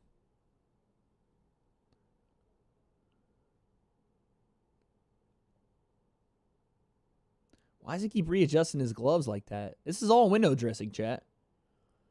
He keeps like putting his hands together. It's all window dressing for Volkan to react off of, and then he throws a straight right. All the head movement, all the misdirection with the eyes. He like looks completely away from Volkan, and then uses, oh, nice hook from Volkan. And then he like uses that look away, that quick like head fake to catch Volkan slipping and throws a straight right down the pipe. It's a lot of what you see from Yoel, a lot of gamesmanship, a lot of like, I'm not paying attention, everything's cool, just relax, and then he fires off, right? That's what Prochazka's doing right now.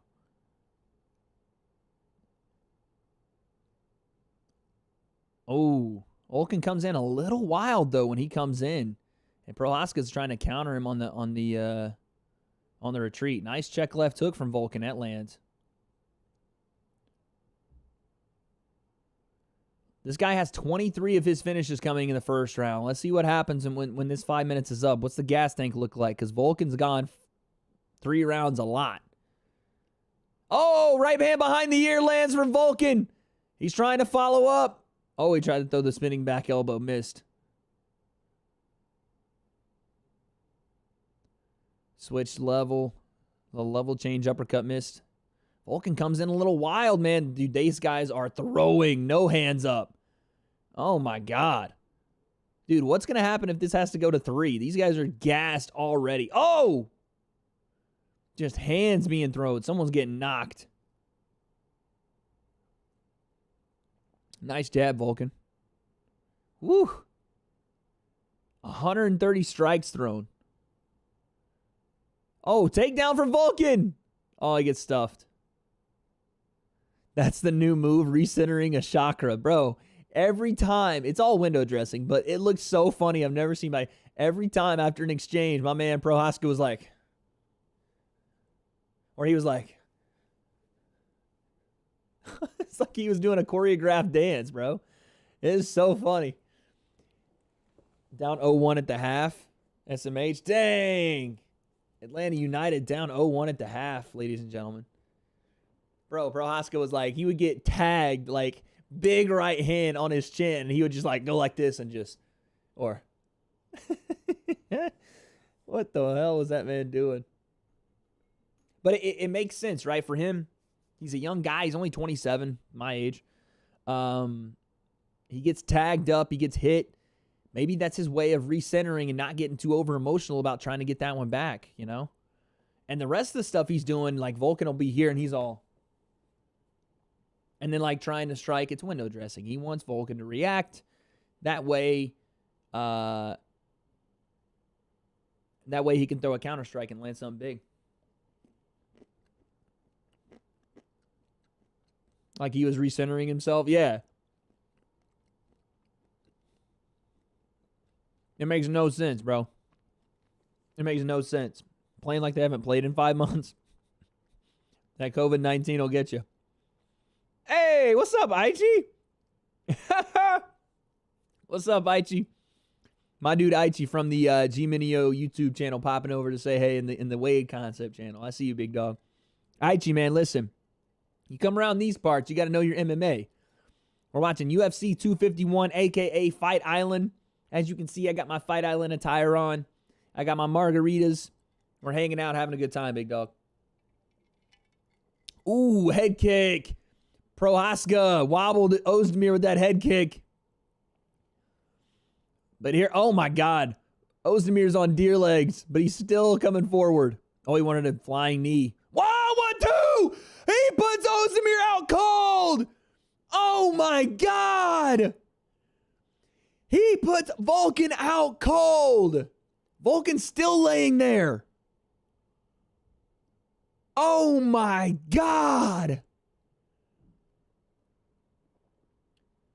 Holy, give me that money, Jake says.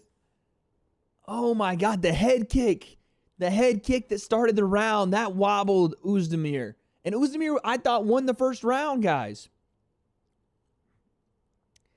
Man, they need to get you as an announcer for the UFC. Dude, I'd love nothing more to announce fights than for the UFC, bro. That's the dream job, Josh. Look at the head kick. Lands with the shin. Volkan's already wobbled, you can tell. The feet are sort of there, but he's wobbled. He wanted to throw the flying knee there. Reset.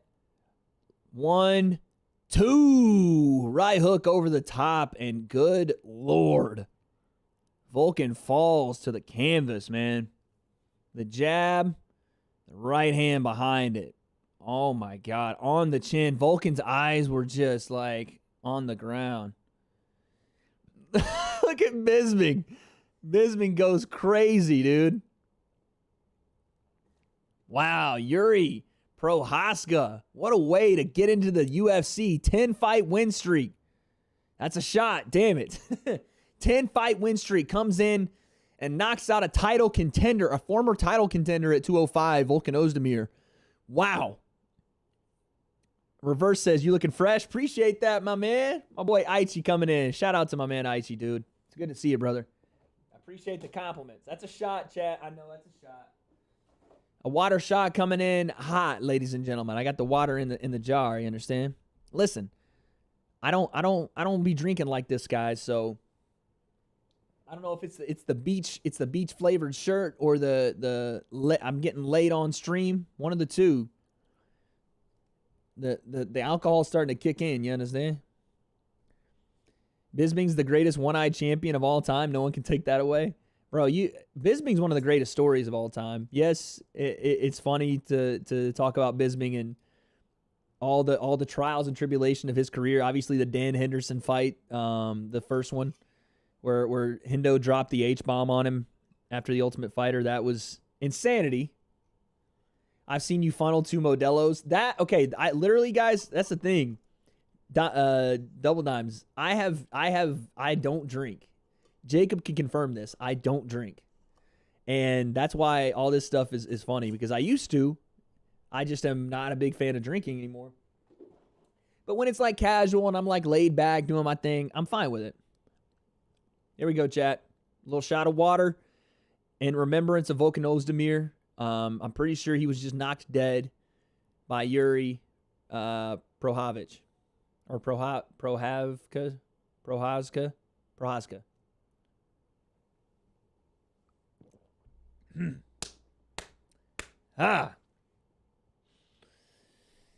That's some good water, chat.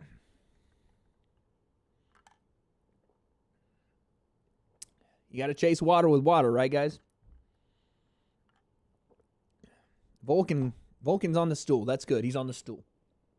That's good. That means he's awake. They're telling him his whereabouts. He's figured it out. Have I seen the video of Bisping taking his glass eye out? Yeah, on his podcast. Yeah, I've seen that.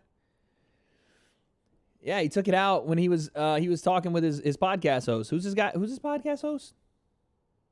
Who's his co-host? I mean, it's another comedian. I can't remember the guy's name. But yeah, he takes it out and shows the camera, then puts it back in. I don't think he has a glass. I mean, he has a glass eye, but it's some sort of like, it's like a higher tech one. I'm pretty sure. That's that fire water. Looking Bill Dozer with that concussion. Yeah, he got rocked, man. Holy cow. Jake said, I want VanZant to win so bad, but she's about to get her ass kicked, huh? Okay. Here's the thing. Guys, we're going to transition over to the main card. Paige VanZant versus Amanda Ribas. I got to say this before we do that. Yuri, what is it? I can't keep saying it. Yuri Prochazka. This kid is for real. You don't just beat a light heavyweight contender and a light heavyweight former title contender. Granted, all the recentering chakra, all that weird stuff. It is what it is. But he came out second round, head kick, and then 1-2 on the chin. This guy is for real. We're going to see how. Let's keep an eye on him at light heavyweight, man. 27 years young. Let's see, man. Let's keep an eye out on this kid. He's going to do an interview. Let's see what he's got to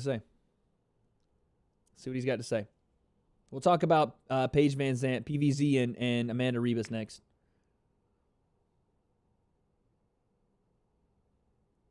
He still got his mouthpiece in. So much punches.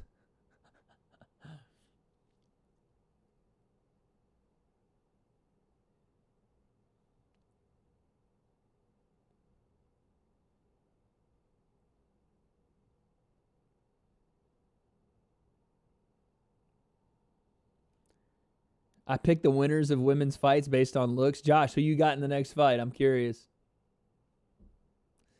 I mean, I think we know, but... Boom!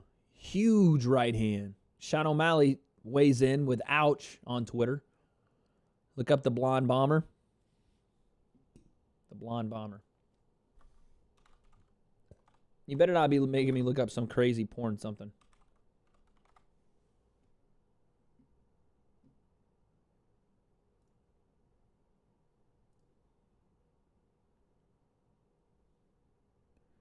Bro, why?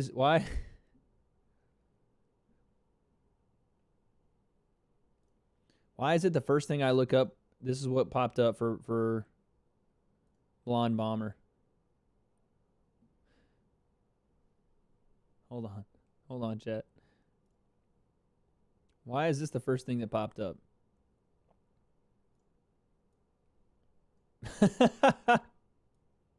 Why is that the first thing that popped up, chat? What the heck? What the heck? No, I see her. Yeah, man. Listen, you know what I'm saying? You know what I'm saying? I can't hate. Blind Bomber. Okay. Yeah, man, this got me interested in UFC. I'm searching this stuff right now. Let's go, Aichi. My God, baby. Let's go. All right.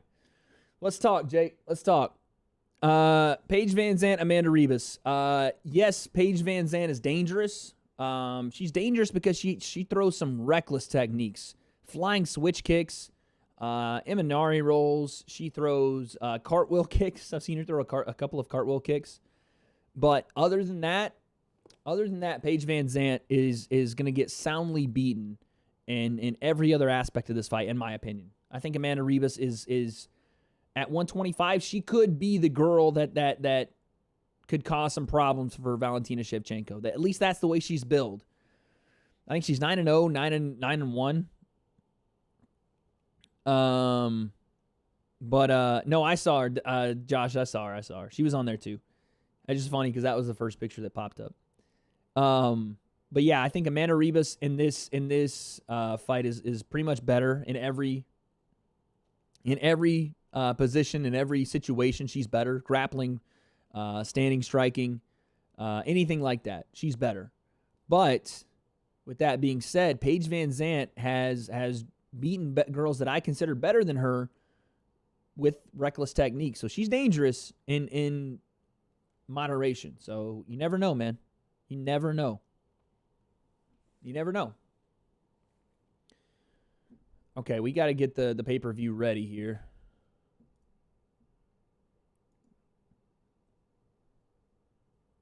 But I would say, yeah, Amanda Ribas is probably favored by a lot for a reason here tonight.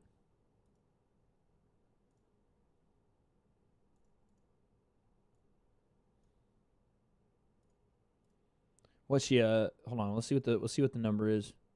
A -800. My goodness.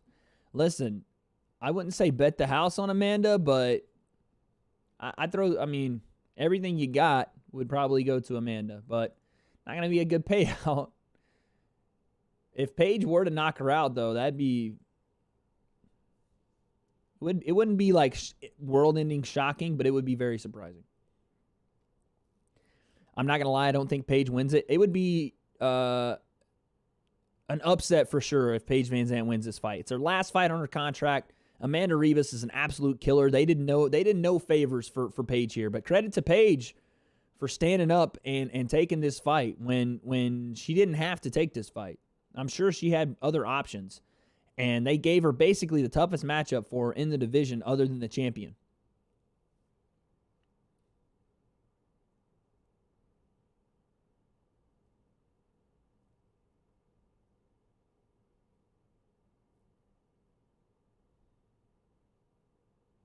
Oh, snap. They got Alexander Volkanovski walking in.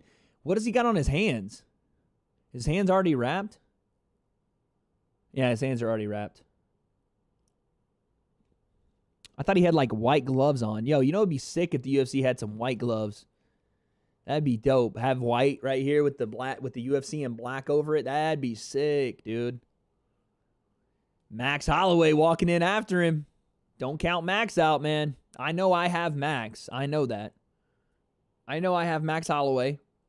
But I think that I know I have Alexander Volkanovski, but don't count Max out, man. Former champion, one of the best at 45 ever. Oh, there's Piotr Jan. They got Piotr Jan walking into the building. Jose Aldo. Jose Aldo looks deathly sick at 35, bro. But apparently he's Andre Petinaris. That's Jose Aldo's coach. Damn it. I couldn't think of his name earlier. There's Camaro walking in. Let me see Jorge walking in. Where was Jorge? They didn't even show Jorge walking in. Is he not there yet? Where is he? Bro, they ain't gonna show. All right, we gotta switch over to the pay-per-view or the pay-per-view. Main card, let's get it. Main card, let's get it, bro. Let's get it.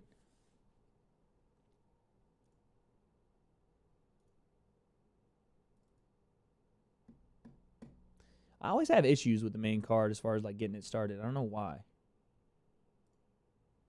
Buy now. I've already bought it. And then you got to log in. It's like ESPN Plus is like, you bought it, but let me just make sure you bought it. We know you got it. It said you purchased it, but let us just see if we can find a way to finagle that extra 65 out of you. You know what I'm saying?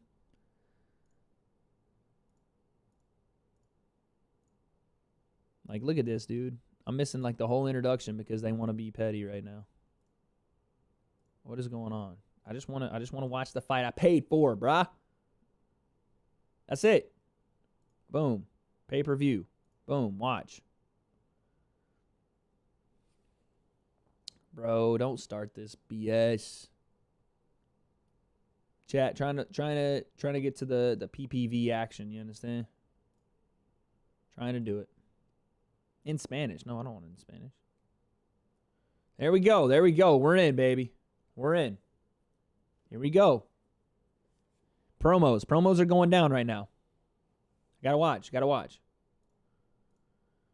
So what channel or where are you watching this? Reverse. Aichi, this is on pay-per-view. Your boy shelled out 65 bones to watch this one on pay-per-view. So you gotta pay to watch this one, man. But it was on ESPN. The prelims were on ESPN. This is pay-per-view. Yes, they still do pay-per-view. But I think you got to get ESPN Plus and you got to get the pay-per-view. I don't know, man. It's a weird setup. I have ESPN Plus.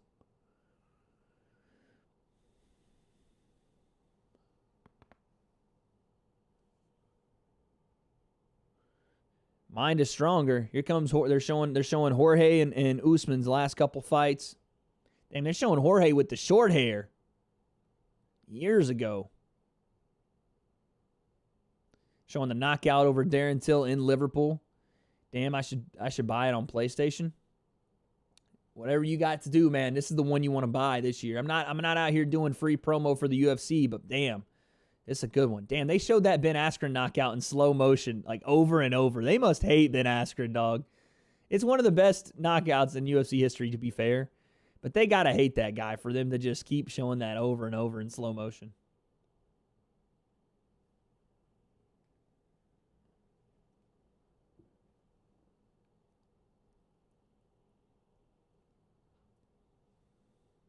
Oh, that's right. Kamaru's been training up in Colorado with Trevor Whitman for this camp because they thought... So, Kamaru Usman was originally scheduled to fight Gilbert Burns. He was originally scheduled to fight Gilbert Burns, who was a teammate of his in Florida at Henry Hoof's gym. I can't remember what it's called. But Henry Hoof couldn't corner either of the guys because they were teammates and they didn't want to train in the same building, so... Kamaru Usman's been up in Colorado training with Trevor Whitman, the same coach as the guy that coaches Justin Gaethje, the guy that coaches Rose Namajunas. That's who's been coaching Tyron Woodley this camp. So he's got 2 fighters on the card tonight. Wonder if Askren's watching. Oh, yeah. Ben Askren's definitely watching. He was on Twitter being like, God dang, I got to go through a week of this on Twitter. It's the worst day of my life, and I got to rewatch this again over and over. Ben Askren's one of the best on Twitter, man. He's a funny guy to follow. He's super funny. All the promos, all the Fight Island promos, they're showing it off, showing off the stadium. There it is again, the big knee. All right, here we go, man. Pay-per-view. UFC 251. It's time, baby. Dude, Abu Dhabi is, listen, they do it. I don't know what they got going on over there, but they do it right. Abu Dhabi is nice. Nice.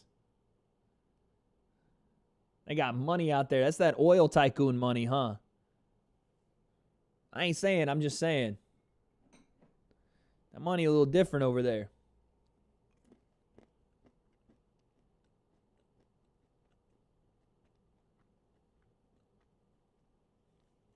Let's check Twitter. We're on Connor Twitter finger watch. Connor Twitter finger watch. Let's see.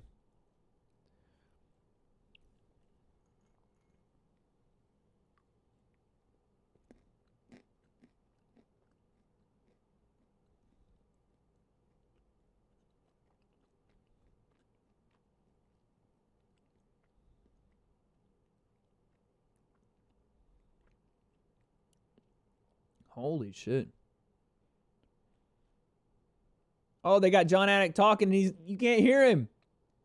Chat, they have John Anik talking and you can't hear him. He's saying a bunch of shit, but the audio's gone. John's going, but they don't have it, man. No. The audio is out. I just looked at your subscribers. You just gained over 10. Shut up. Am I over 300? Wade, screen share on Discord. I can't screen share. Bro, the voice is out right now on the broadcast. They got to fix this. John Anik and Michael Bisping don't know that the voice is out. No way. There's no narration. There's nothing going on. Look at Anik. Anik's in full panic mode. He doesn't understand. There's no audio. He's looking over. Bisping's talking, but no one can hear him. Oh, they cut the feed. Oh, no, chat. Not like this. Okay, we're back. We're back. Okay. Now John Anik.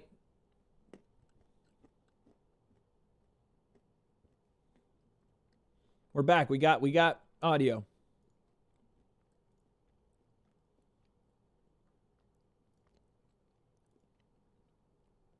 We're at 310. Chat. We broke the 300 subscriber mark. Let's go. Let's go. Oh my goodness. For the first time in W.A.D.E Concept Podcast history, we have broken the 300 subscriber mark. Oh. For you OGs that have been with me since we started this thing, man, I just want to thank all of you. I want to cheers everyone to hard work and dedication, folks. If you work hard enough on YouTube, folks, you can break the 310 subscriber or the 300 subscriber mark. Some of us, it takes 5 minutes. Some of us, it takes 3 years and some change. Listen, when I get my 300 subscriber plaque from YouTube and it's clad in plastic and trash, it's not going to say how long it took, folks. Just know we're here. We made it. 300 subscribers. We're basically one step away from 1 million. Go ahead. Have a party, chat. Have a freaking party. I'm taking a shot. I'm taking a shot. We have to, man. 300 subscribers. We got to. We got to. I'm watching on my TV now. My man, let's go. Let's go, Maru. Folks, you get a milestone like this. Listen, that's shot worthy. 300 subs on the YouTubeage. Logan Paul, holler at me, dog. I mean, listen, the numbers are right there. They speak for themselves. 300 shots. My man, listen, me and Jake have been friends since we was youngins. He's decided that it's my time to go. He wants 300 shots right here. I don't think I'm going to oblige, but I'll take one.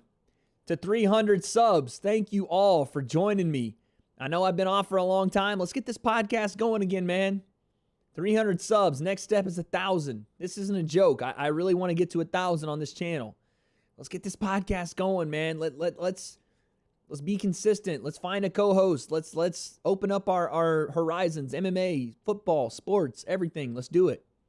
To you guys, my awesome community, thank you.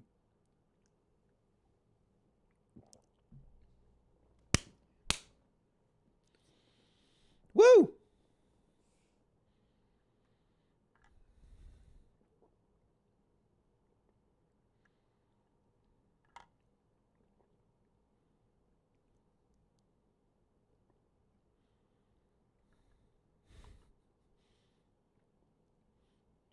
I can't tell which one's worse, whiskey or tequila. But every time I do one on stream, my nostrils just singe. Singe.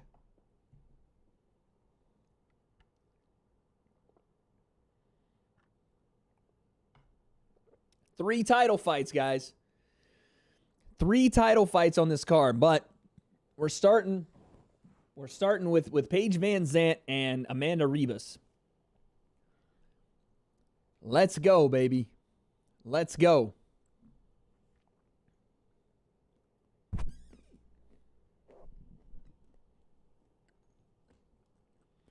Dark chocolate covered almonds. The best. The best.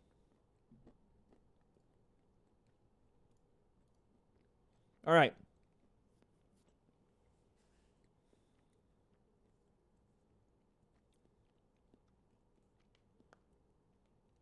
Here's the odds. Amanda Ribas, a -800. Number 14 ranked flyweight in the world, Amanda Ribas. 9-1. 3 knockouts, 3 submissions, and 9 wins.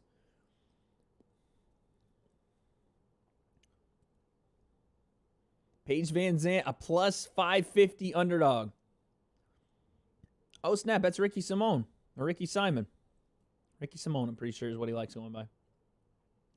And he's wearing his Venom gloves. Shout out to Venom. The UFC just signed a massive deal with Venom. Undisclosed amount. But they just signed a new merchandising deal with Venom for April of 2021. That's when it takes place. No more Reebok, guys. Reebok is done after in April. And listen, while Nike is a very attractive option, I got Amanda. Are they next? Yes, A-Tube. They are next. My man Amaru.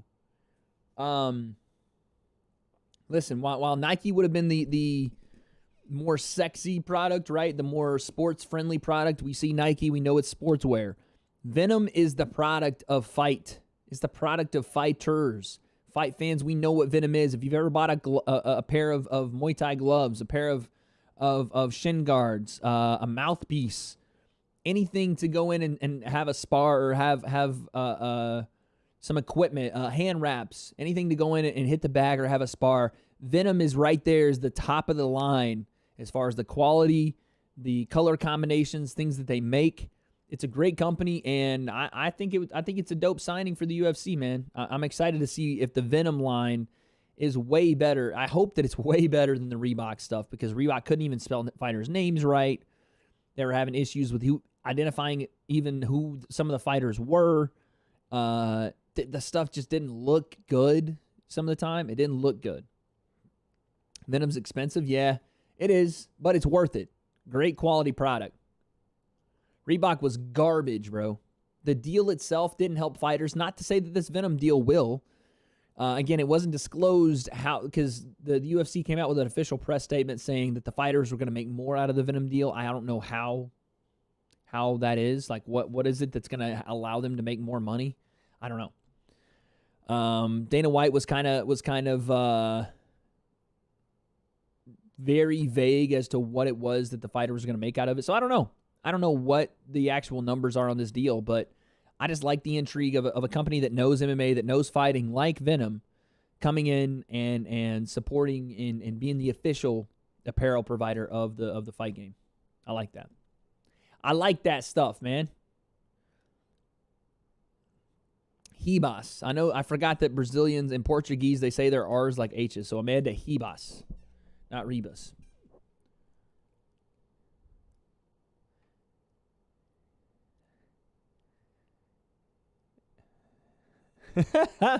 Amanda Ribas in her one-on-one interview. She's very excited to get this fight going. Very excited. I'm going to go now. Aichi, go work on your league skills, bro. You got to get ready for me. You understand? I'm you know what I'm saying? I'm here. You're here. I know you got to get to the Wade level, the Rage Wade level. Nah, man, in all seriousness, I appreciate you, big dog. Thank you for coming by and hanging out in my stream for a little bit, bud. I appreciate it. I'll holler at you on Wednesday, big dog. Thanks, brother.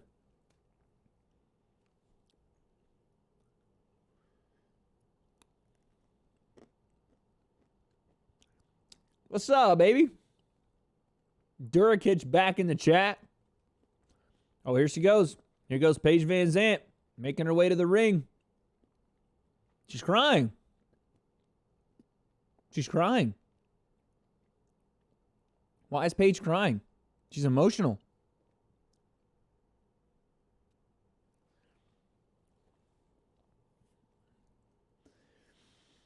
Austin Vanderford, Bellator welterweight, also Paige VanZant's husband. Maybe the worst tattoo in fight history, in tattoo history on this guy's neck. Listen.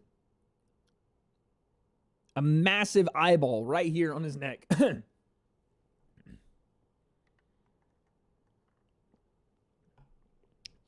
Paige has her black belt in jiu-jitsu. I didn't know that.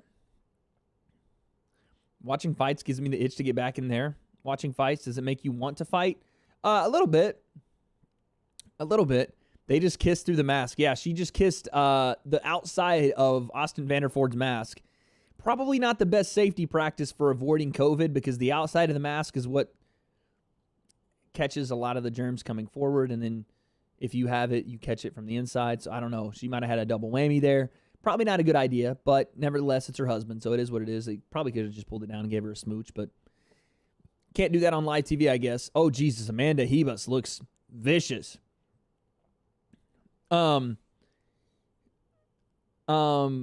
Josh, yeah, man, it does give me a little interest in fighting, but then I think about it and I'm like, you know what? I'm 27 years old. I mean, I guess there's a ton of reasons to not do something, right? There's always a reason to not do something, but I don't know. I wish I would have found this sport younger. I really do. I wish I would have found this sport as a youth because I've fallen in love with this sport like I fell in love with football when I was a kid. So I definitely want to train it. You know what I'm saying? It gives me the itch to go train. It gives me the itch to go run. It gives me the itch to go hit the bag, to spar, to do all those things. But as far as like actually fighting, I don't know, man.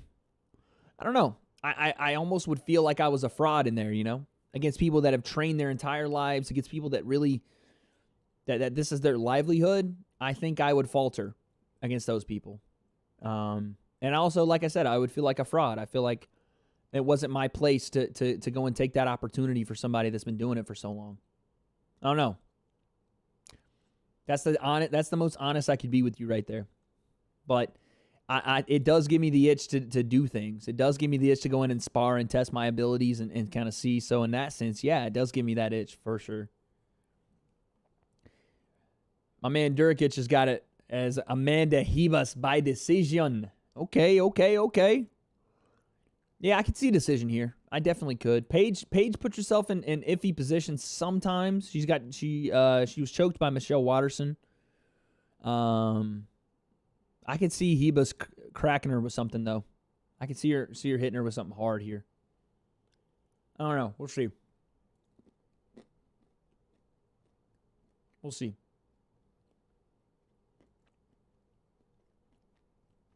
Main guard, baby. Main card. All right, my boy Jacob, our resident gambling expert in the chat. My dog Jake says, I'm in on under 2.5 rounds. Okay.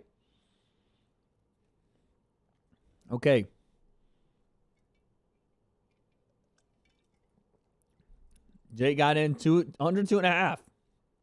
Excuse me. Under 2.5, chat. That's what we're looking for. We need to finish in the first or early second round. First or early second. It could happen. It could happen. But Paige is a good grappler. She, like I said, she has wild techniques. Wow, the line moved again. It was 550 yesterday. The line moved again. She's plus 600. The money went down on Ribas to close out the betting lines. Here we go. I don't know who Paige's head coach is. I know she lives in Oregon, but I don't know who her head coach is. I know I think she trains at the same gym as Uncle Chael. Uncle Chael did. Ribas a minus 900. This card's ridiculously good. James Arthur with the tweet. Oh, yeah, we got to be checking Twitter between fights, guys. I'm not doing a lot of tweeting during the card right now. I probably should be, but I'm not.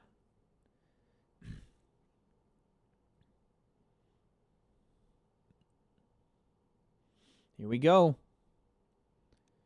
A minus 900, Amanda Ribas.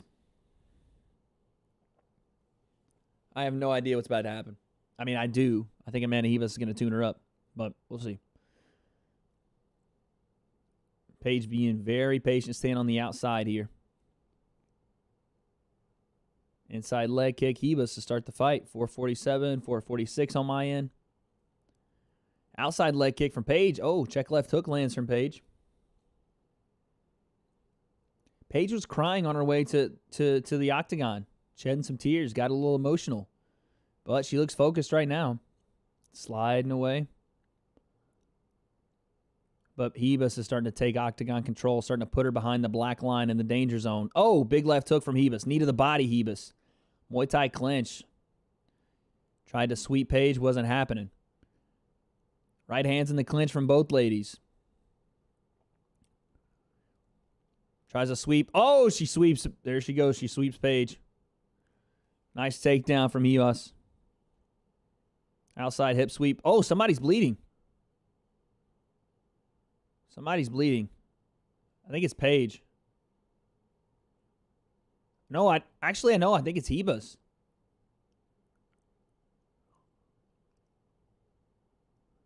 No, I think it's Ribas' cut. It's very spotty on Paige's face, so I think it's Ribas' nose. Yeah, it's Ribas who's got cut. But she's sitting here on the ground, basically just holding Paige on the ground, not doing a lot of damage here. Yeah, it's Amanda. That's bloodied out of the nose.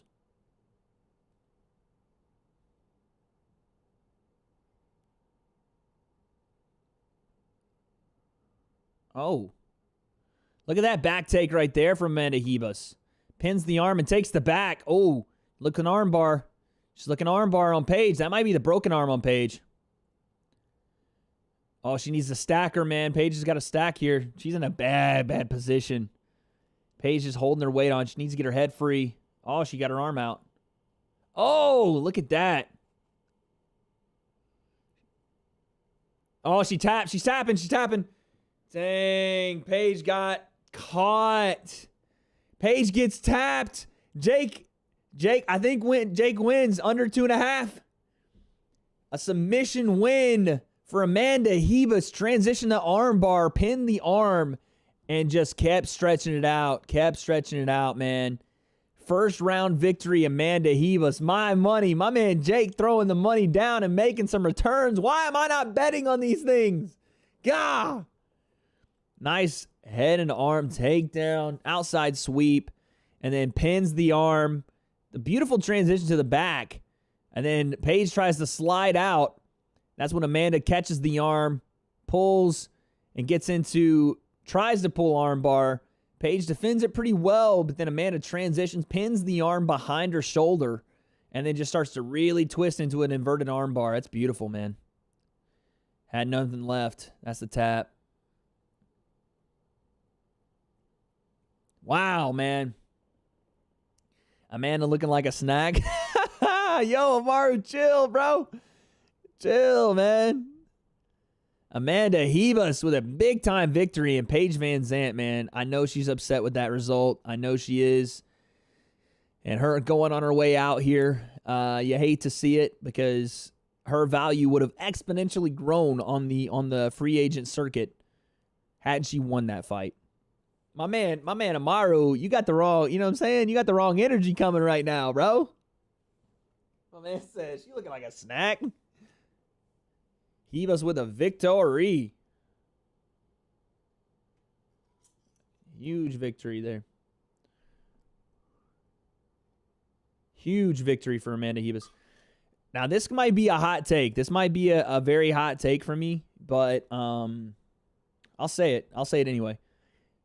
I think Paige VanZant may never fight again. And I'll say that because if you listen to Paige VanZant talk, if you listen to her talk, she talks about her value a lot. You know, Bellator, they might offer her a lot of money. They might. I don't know that.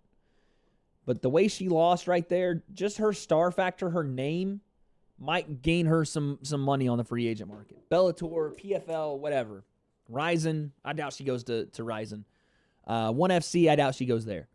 But I think that Paige VanZant knows her value, and she's got, how many Instagram followers has Paige VanZant got? She's got like over 1 million or 2 million or something. She did a shoot for Sports Illustrated. She's been on Dancing with the Stars. She could probably make more money just concentrating on her social media. Oh, Amanda's crying. We got to hear this interview from Amanda Ribas. Damn it, chat. Damn it.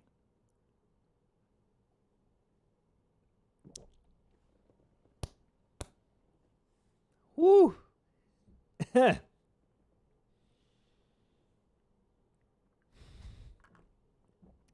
The UFC put a graphic up and it says Amanda Ribas is 101. She's 101, chat. My God. The most dominant fighter ever. Amanda Ribas, 101. Look for that to be clipped and posted on Twitter all night tonight, guys. The UFC messed up their graphic.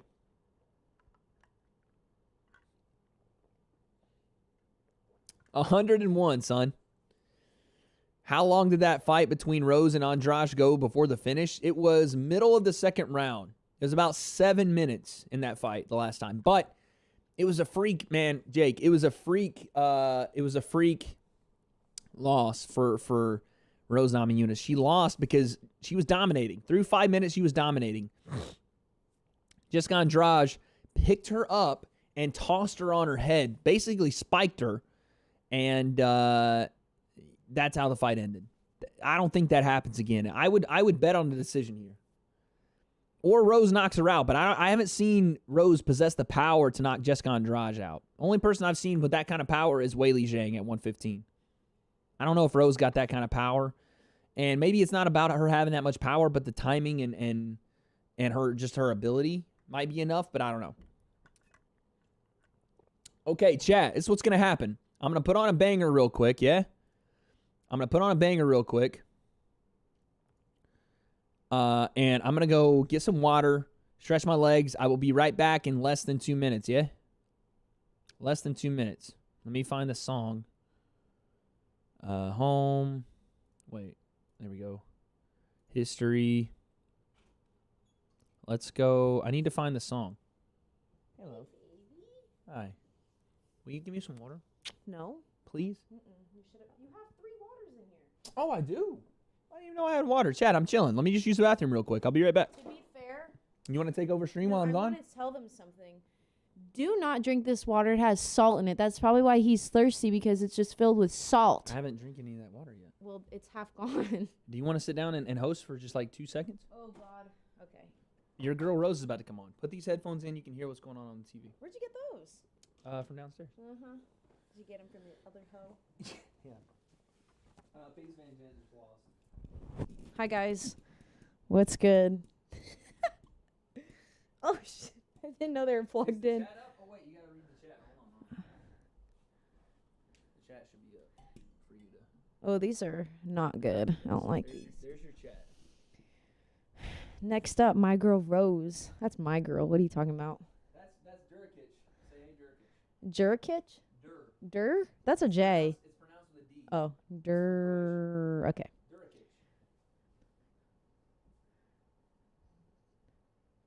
What? It said, when the pandemic started, all the water from the store was gone. But there was a mountain of Dasani. Yeah, Dasani's disgusting. Wade thinks it's good water, but he drinks it like there's no problem. It's disgusting. It literally has a terrible taste. Tell me I'm wrong. Literally says salt. I don't know. It's nasty. Nasty, nasty. What did you say? Nothing. Okay, now I'm feeling awkward. You need to hurry. Best water. Wait, best water, Core Life. Is Core Life a water? Or is he messing with me? Or is that a girl? That's Josh. Oh. No comment was not meant for you. No, that comment was not meant for you. Take your time. How did that last fight between... Oh, that was Jake. Oh, my boy Justin. What's up, Justin? What's up, Justin? Started, Bieber? All the water from the store was gone, but now there's a mountain of Dasani. Yeah, I know. Everybody's got Dasani. Yeah, Wade loves Dasani. It's disgusting. I like water. It doesn't taste like water. It literally tastes like poo-poo. Dasani is just... Do you curse on here? Yeah. Oh. Dasani Shit. is just here. It's water. Oh, Israel Adesanya. Give me this. Ow. The girl's my wife. Okay, bye, guys. Got Izzy Adesanya on the screen, guys. I'm out. Look at Izzy, man. They're talking about UFC 4, guys. Yo, Izzy with the blonde hair looks so different. Where you going? Downstairs. Huh? Downstairs. I'm going to eat some gummies. No, you're not. All right, I'm back, guys. What is put on a banger? Oh, I was going to put on a song, but it didn't work. I thought I needed to go get water, but water's here, so I'm chilling. We're good. We're good now.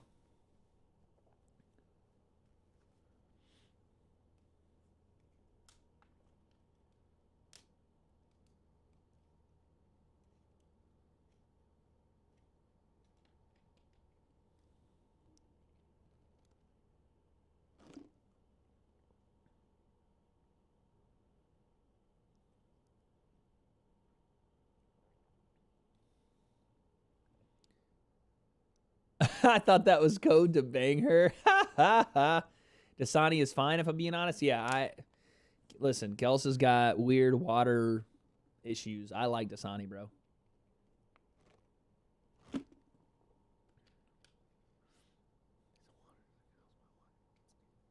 It's you're trying to explain what was happening to Kels.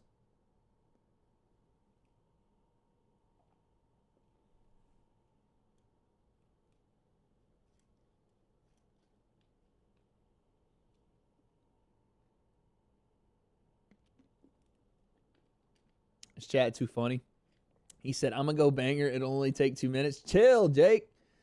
Chill, bro. Listen, I'm known for my stamina. You understand? You understand? I'm like the best of both worlds. If I were to consider like my athletic ability in certain ways, obviously. Hold on. They're talking Paulo Costa. I'll let you know. Hold on.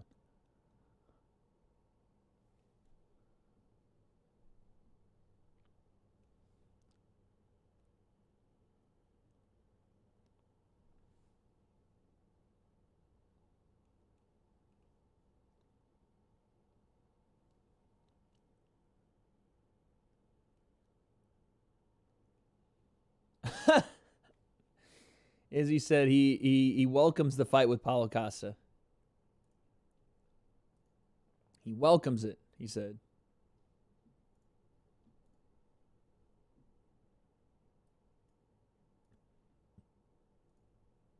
All right, so hold on one second, chat. Let me get back to it here. If you're 2 minutes, it's a compliment to the girl. Facts. But you know what I'm saying? I pace myself.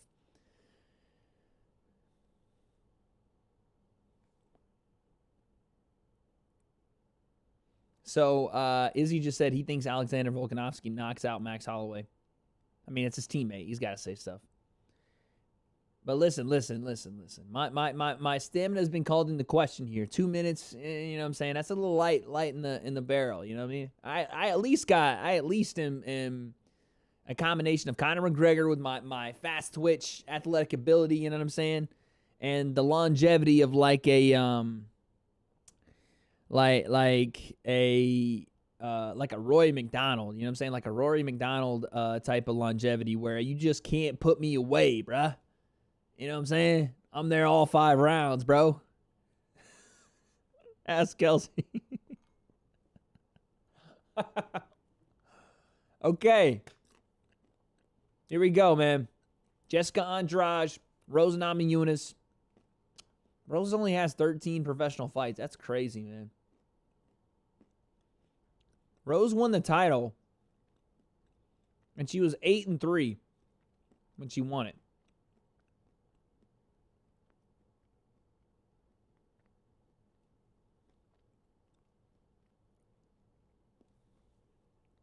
Kimura arm trap, that's what got her.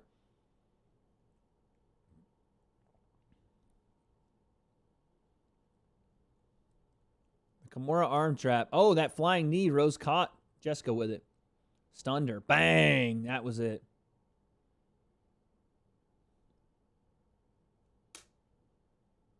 Wow. It's good we believe you. Josh is like, chill, bro. We got it, all right? You gotta, you know.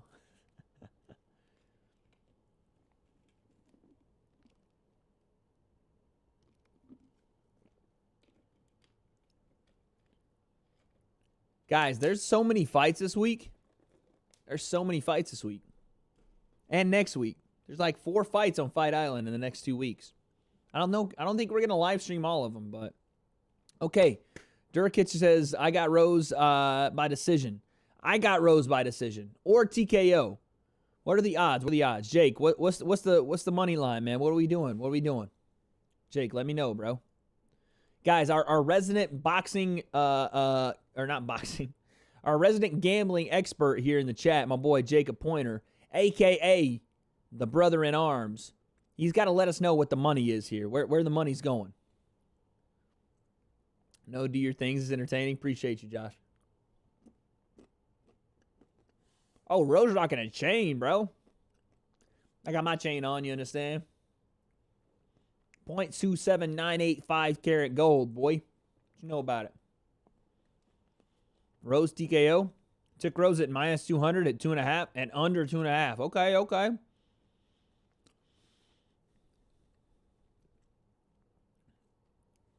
Rose at minus 200 and under 2.5.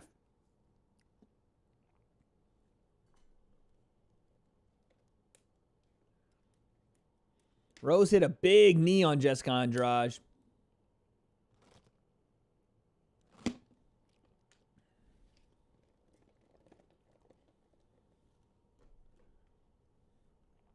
She was connecting on strikes, but I didn't feel them. It was all a part of the plan.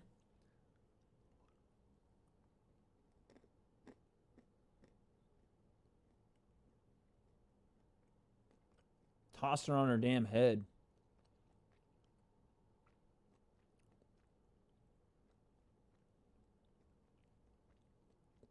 She did that in Brazil, bro. Jessica Andrade in Brazil. Crazy.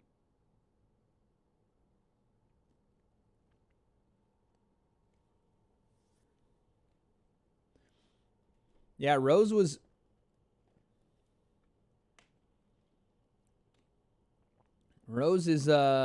contemplating retirement after that fight, guys. So this is interesting. Like the old saying goes in MMA, when a fighter starts talking about retirement, they should probably go ahead and retire, because when you're halfway out the door,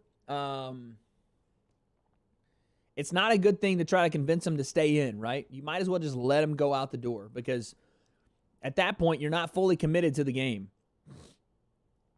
I don't know if that's the case here with Rose. I hope not, because Rose is so talented, and she's such a different human being. You know what I'm saying? She's such a different mindset. You know, she thinks about things differently. She does things differently. She is a very, very complex fighter. But I don't know if that's her mindset as far as I needed to not retire because I needed to win this fight. I don't know if that's enough. I don't know if that's enough to keep her around, and I don't know if that's enough mentally for her to overcome the classic if you're out the door already, you might as well stay out because halfway retired fighters don't make for good full-time fighters type thing, you know? By the way, Megan O'Leary is killing this shit right now on the TV. I would love to one day be the Megan O'Leary, but in male form on the UFC's broadcast. Can you imagine me down my octagon side? Here's my Megan O'Leary impression. You guys ready? Rose Namajunas comes into this fight after losing by getting slammed on her head. She said in her post-fight interview she had to go back to her roots, and that means taking it all the way back to where it started in California. Her husband/coach, Pat Barry, was there, and folks, let's just say a rose has blossomed from the concrete. Ladies and gentlemen, Rose Namajunas. How'd I do, guys? How'd I do? How was that? How was that? You know what I'm saying? I can do this, right? Okay, maybe not. Maybe not. One day, baby. One day. One day. I took acting classes one time. Her husband is Pat Barry, or her fiance, I think, actually, who's also her head coach. Trevor Whitman, her boxing coach. What's she listening to on her walkout?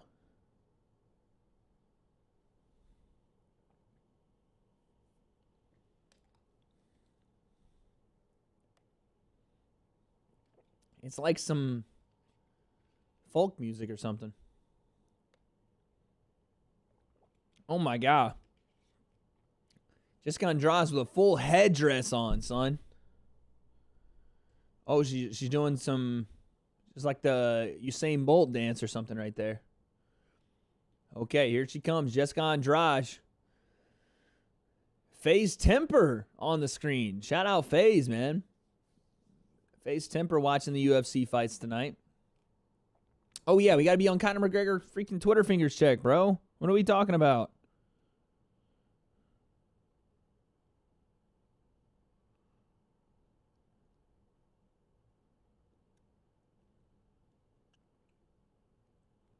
I told you. Chad, I told you. That 101, she's the GOAT, bro. I told you.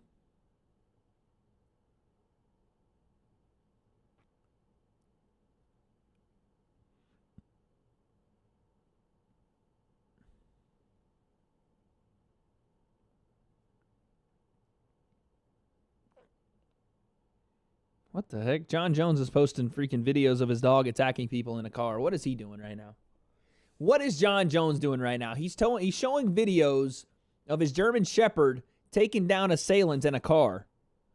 John Jones needs to be, you know what I'm saying? Getting that contract sorted out so we can see more John Jones, man. Okay. Jessica Andrade, former strawweight champ. We know this. 20-7. Hits like a Mack truck. Takes damage like nobody else in that division. She is made out of iron. When you hit her, she doesn't fall. It's just the way it goes. This is interesting, man. Here's the stats. Rose, 5'5", 116, 65-inch reach. That's a 3-inch reach advantage. Jessica Andrade, 28 years old, 5'1.5", 115 pounds, 6 foot, 62-inch reach. A fun little fact, and it tastes like regular water. A fun little fact, guys. Jessica Andrade used to fight at 135 pounds. She was a 135er for like their first 4 fights in the UFC.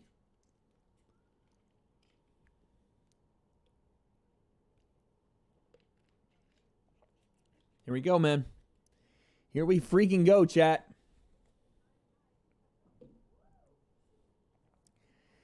Henry Cejudo says the anticipation is too much for me to handle. The rematch. Wonder Boy's talking about it. Taking Rose Namajunas all day in this one. You cannot underestimate the raw power and ability of Jessica Andrade to put Rose in situations where she might be compromised, a la the pick up and dump, you know? And when she swings and lands, that's devastating. Listen, if Rose gets caught on the chin, that could be good night Irene. For her, as a 115er, she's jacked.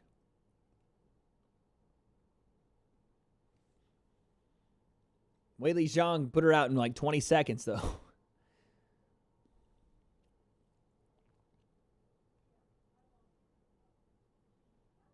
Here we go. Here we go. Let's go, chat. Let's go.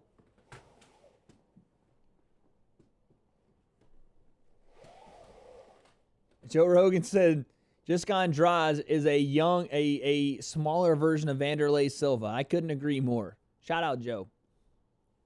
Shout out my man Joe Rogan with the big boy calls. Here we go. Fight starts. They touch up gloves. Rose comes out, takes octagon center. Both ladies meet. 452, 451, 450 first round. Let's see if Rose uses this reach advantage. Jessica Andrade taking like the peekaboo Mike Tyson kind of head weave, head bobbing back and forth.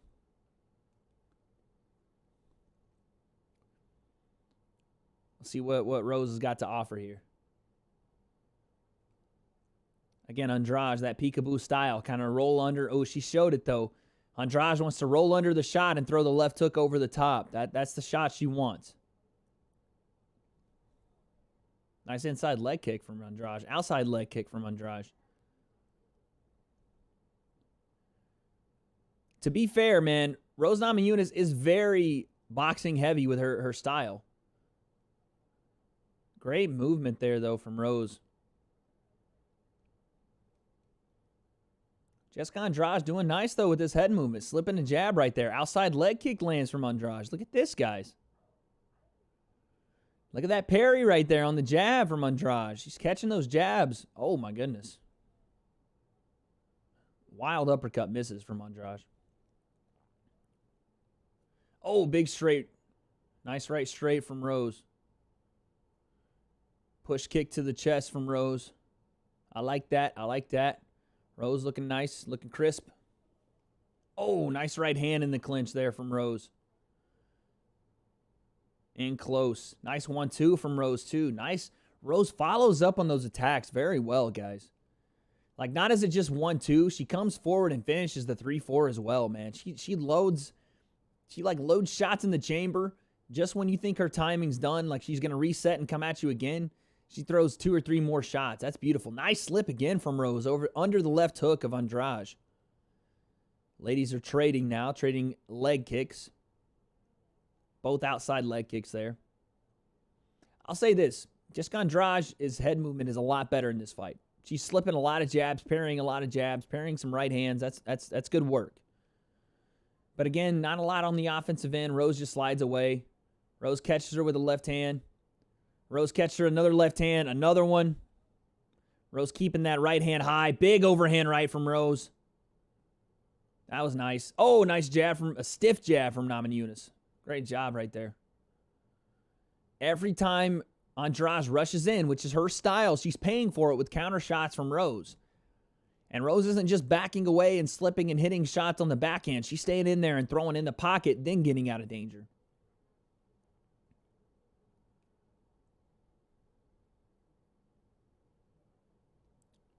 Andrade hits a left hook that lands on Rose. Clipped her. That was a beautiful, beautiful shot. Nice left hook from Jessica.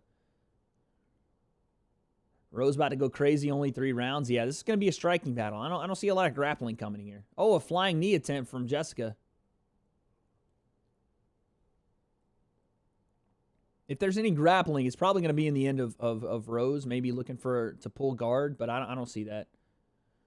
The only time Jessica's going to grapple is to get into the clinch and then throw big, heavy shots. She's not going to try to grapple to wrestle. Nice right hand from Rose. Push kick to the body from Rose. 1-2 from Rose lands. Rose slips out the back. Jessica Andrade looking for power shots. Nice inside leg kick from Jess.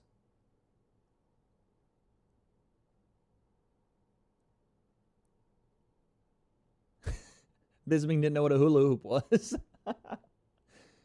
God, I love Bisping, man. Oh, nice slip. Bisping lives out here too, man. I should somehow try to get a hold of Bisping, man. That'd be dope to get an interview with Michael Bisping. He lives in Orange County. Oh, big knee from Rose, man. Huge knee from Rose right there. Landed flush on Andrade. 35 seconds, round 1, guys. 1-2 misses from Rose. Again, Andrade doing a lot of that peekaboo style. Just moving that head back, forth, rolling those shoulders over, just trying to stay off the midline. Rose with that jab, she peppers it out there. So Andrade trying to slip all those jabs. The problem is, in this second and third round, Rose is going to make the adjustment that Andrade is slipping those jabs and follow up with the head kick behind it. She's going to catch her leaning too much, right? When you slip these jabs in boxing, it's really nice to be able to lean, right? Lean. In MMA, you lean too much, right? You're here, and you lean. All of a sudden, that head kick's coming right behind it, and you've leaned right into it, right? Or there's a feint coming that makes you draws you onto the backhand, the lead hand feint. You draw into the backhand, and here comes the right hand behind it. So let's see if Rose's corner makes an adjustment here. Let's see what they got to say. Yeah, Rose is looking good, man. She looked crisp in that first round. Let's check the numbers. Right now, it's a 37 significant strikes to 25 significant strikes. Rose is up 37-25 in significant strikes right here. Mostly head strikes. Rose didn't really work the body there. A lot of leg kicks from Andrade, not so much from Rose. A balanced attack from Andrade. 9-8-8. Rose with a 27 head strike. She's head hunting right now. I like that, though. I like that. Rose is tagging her when she gets the shots off. That's 1-0 to Rose, in my opinion. Rose, a.k.a. 11 from Stranger Things. That's what Kelsey says, man. Kelsey likes Rose because she looks like 11 and because Kelsey wants that hairstyle. I don't know if Kelsey she says she wants it. I don't know if she'd ever do it. Here we go. Round 2, 447, 446. Round 2. But again, Jess is doing good. Michael Bisping just says, oh, there's the head kick. Jess is doing great with her head movement, man. She's slipping a lot of these jabs. That one lands, though. It's that peekaboo kind of style that Mike Tyson used to just frustrate guys with. Just slip, and here comes the hook over the top, right?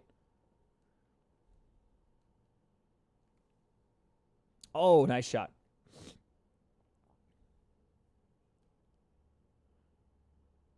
Rose goes jab to the body, left hook over the top. This feels like a 4th title fight. That's a great tweet from Michael Chiesa, man. Nice lead right hand, switch, left high kick, misses. Rose being the aggressor, though. Keeping Andrade on the back foot. Making her defensively counterattack. That's not Rose Namajunas', or excuse me, that's not Jessica Andrade's game. She wants to push you into the fence and laying big, heavy shots.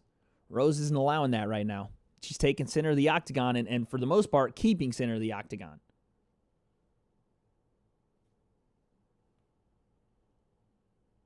Oh, the flying knee from Rose misses.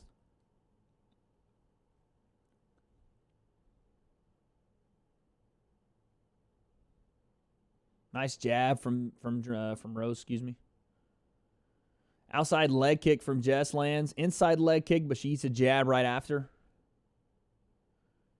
Rose with a push kick to the stomach. Oh, in close. Nice uppercut from Jess. That landed. Nice right hand out of the clinch. Great takedown kind of defense. Pushed off, landed a right hand behind it from Rose. That was good. Rose standing right there in the pocket with Jess.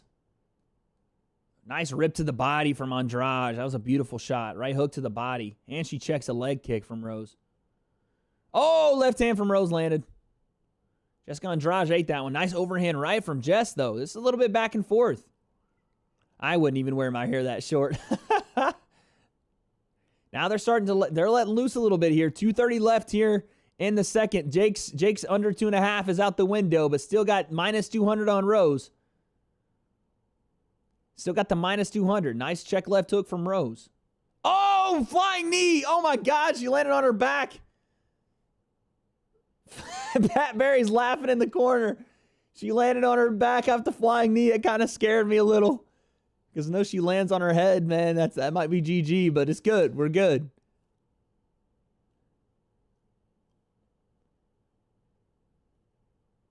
That was a nice left hand from Rose. Another nice left hand from Rose. See if Rose throws up a question mark kick here. Pat Barry just keeps yelling all day. The long king crab. What in the world? Oh, nice right hand from Rose, and then she slips out of the way of a massive uppercut. Pat Barry in the corner is something I need in my life, guys. I need that in my life.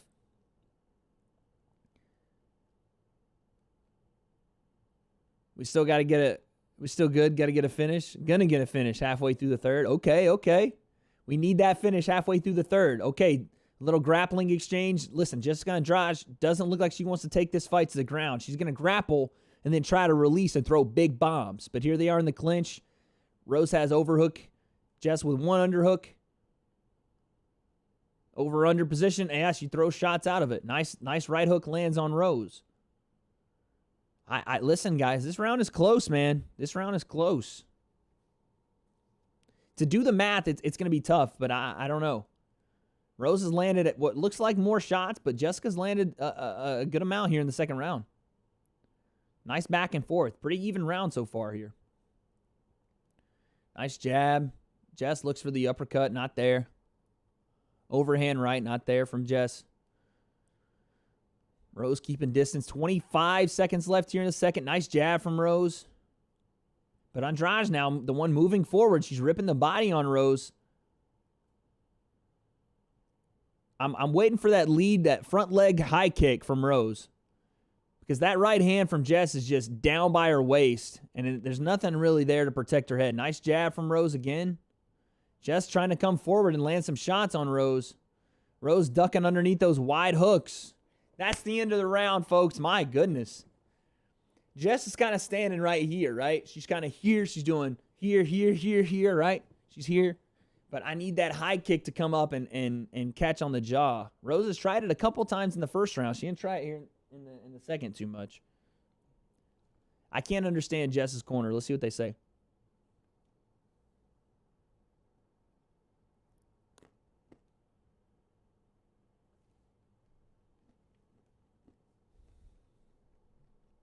I'm listening to the corner, guys.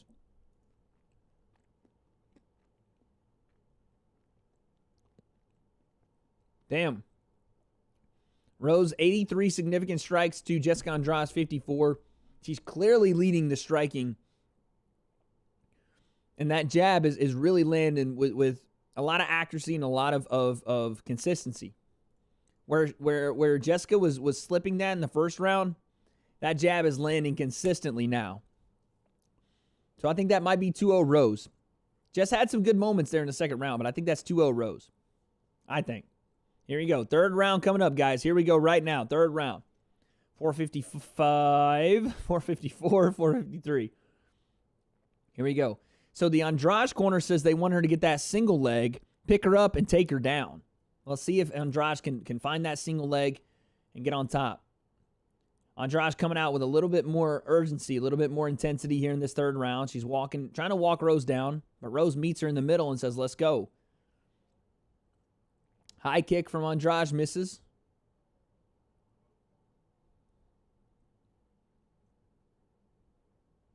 You can hear Pat Barry yelling level one all day. I'm assuming that means pop that jab out there and touch her with it. I think that's 2-0, though. I think that's 2-0 Rose. Steve-O says it's 2-0 Rose. Shout out my man Steve-O. Oh, nice right hand lift under. That was a beautiful roll from Rose. She throws the right hand out, rolls under the shoulder, gets out of danger. Jess has been very, very tentative in this fight as far as really opening up. She's doing a lot of slipping of Rose's shots, but not following up afterward. That was a nice uppercut from Jess. Nice left hook, overhand right lands. Jess starting to come on a little strong here is Andrade. Oh! Nice right hand from Rose. Yeah, Rose got opened up with one of those right hands from Jess. Andrade caught her with a right hand, and that nose is bleeding. She's trying to cover up a little bit here. Andrade coming on a little stronger here in the third round, but she keeps getting caught by that jab. Oh, that right hand landed from Andrade. That jab has been Rose's best weapon the entire fight. Just keeping her at bay. Oh, nice uppercut from Jess. Andrade hits her with a nice uppercut.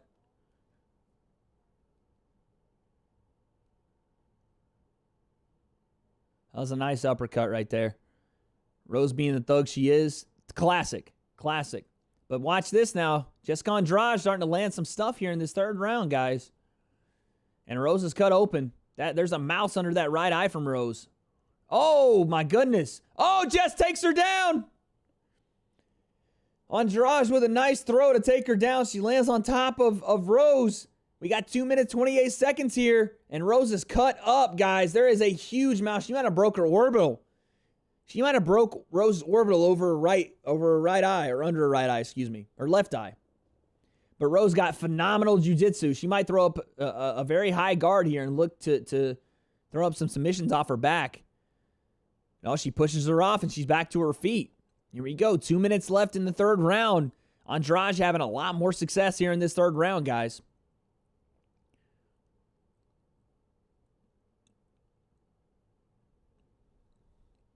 Let's see what we got here. Inside leg kick lands for Andrade. She's having a lot more success. Rose's vision might be compromised by that big mouse over her left eye.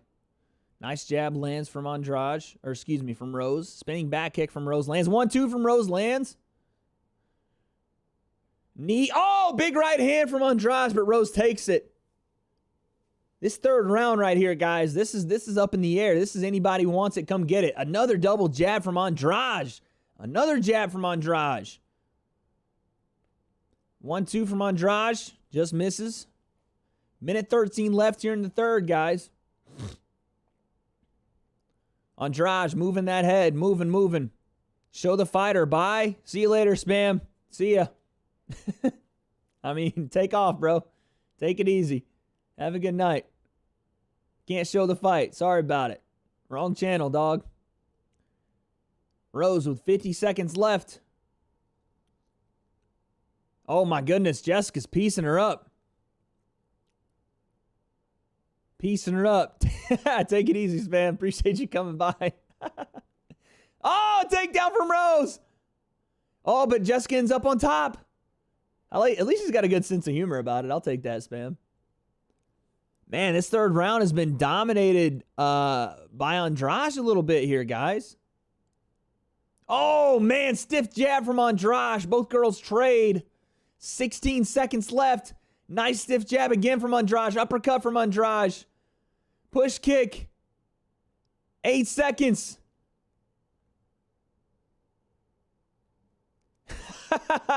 Jake timed him. Appreciate you, dog. He timed him. And that's time. That is time, man. Rose got clipped with something on that left eye, bro. Oh, man, she's cut bad on her nose. It was one hell of a third round. The fight itself, it got crazy toward the end of the second round. Jess started to put some strikes together. And, man, when they opened up the third, Andrade came out like a fireball. Oh, my goodness. I appreciate you, mods, dog. You guys are good, man. Listen, I don't mind. That's the way we build this community. Those guys that come in be like, show the fight. And I'm like, hey, man, nah, but appreciate you coming by. That sometimes helps build the community, but I don't care. It is what it is. Little Spam, I got nothing but love for you, man. I just can't show the fight. That's all. It's no big deal. I think Jake just did it to troll him. Big right hand there from Rose. A big knee from Rose as well. All right, here's the final stats, guys. Final stats. Total strikes, 118 to 190 in favor of Rose. Significant strikes, 118 to 85 in favor of Rose. They gave that takedown somehow to Jessica Andrade. Oh, never mind. I know what they're talking about. The throw. Jessica Andrade got one takedown. Rose apparently didn't get that takedown late in that fight because Jess ended up on top. But that's the way the stats shake out. Let's see. The fight leaks on YouTube right after it's over. Yeah, it is what it is, man. I don't like watching the fights after, like, illegally, just because these fighters, this is how they get paid, man, you know? Like, I wouldn't, and that's nothing against anybody. If you want to watch it, do what you got to do. You know what I'm saying? Not everybody can. It is what it is. If you don't want to pay for it, that's fine. Do whatever you want to do. For me, I just, man, Rose's eye is going to be, like, swollen shut. I just like paying it because the fighters themselves, they get a shit into the deal, man, and I want to make sure these fighters get everything they can, and that's part of where my money goes. All right, here we go. Listen up. Oh, it's a split. Guys, it's a split. 29-28 Andrade?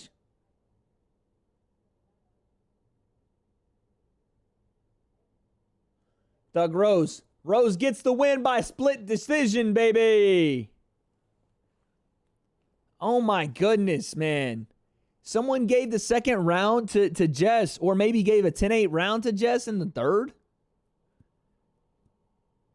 A split decision victory goes to Rose Namajunas. She avenges her loss against Jessica Andrade. Okay, well, we'll call that one a wash. Yes, Jake, that one's a wash. My man is still the gambling expert in the chat. We won't hold that one against him, dog. That one's not going against my man Jake. Yes, Durakic, you predicted that. Let's go, man. That's your girl right there with a big win. I got to tell Kelsey. Hold on, guys. I got to tell Kelsey. She's right outside the window here.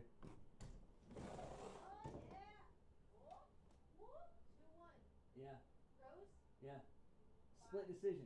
She won the first two pretty handily. One of the judges gave one of the rounds to Jessica Andrade.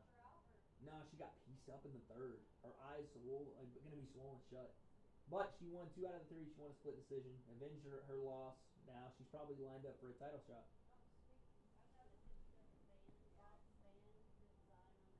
Yeah. All right, Kelsey's happy, guys. Kelsey's happy. Sometimes it's just 1 or 2 fights people want to see, but not actually stealing the fight. If you happen to come across... No. I'm not saying you guys are stealing the fight at all. Nothing like that. Oh, man, look at Rose's eye, y'all. Holy cow, she's cut to pieces on her nose. Her eye is almost swollen shut. Look at that. Look at that swelling on her eye, dude.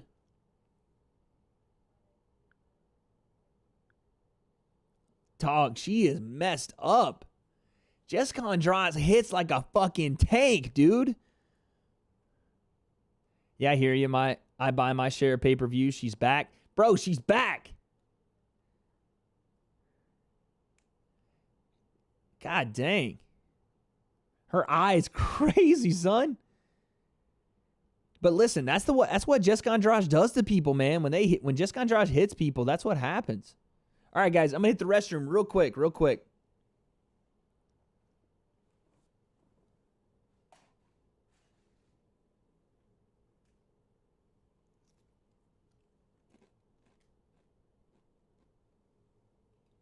I'll be right back.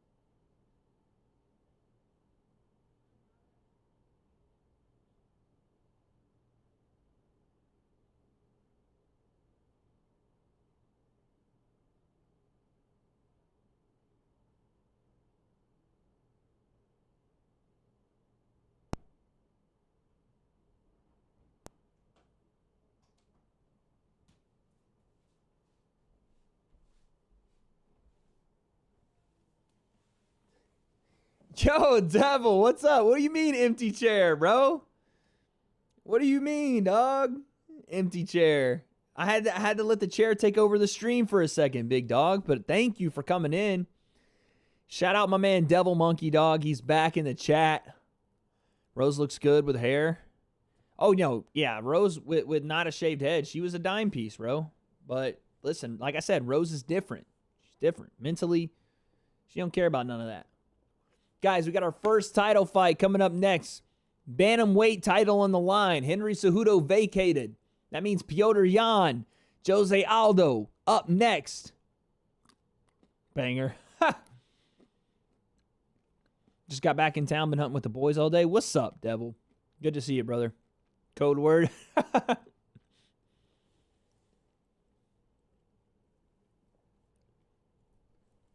Jose Aldo, Petr Yan up next, guys. We could see a stoppage here, and I have no more tequila. So I I gotta get the refill. Hold on. Who's that? That's Dan Ige. Who's Dan Ige about to fight? That's Dan 50K Ige right there. 2 minutes, treat her right. Hey, Kels. Can you come up here real quick? What are you doing? Can you come up here real quick? I need your help.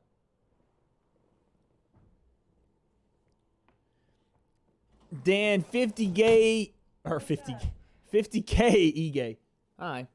Ooh, you stink. Like chocolate? Yeah, what? Can I have a refill on this? Are you freaking kidding? Why didn't you ask when I was down there? Because I can't take it down there to you. What even is this? That's water. Are you drunk?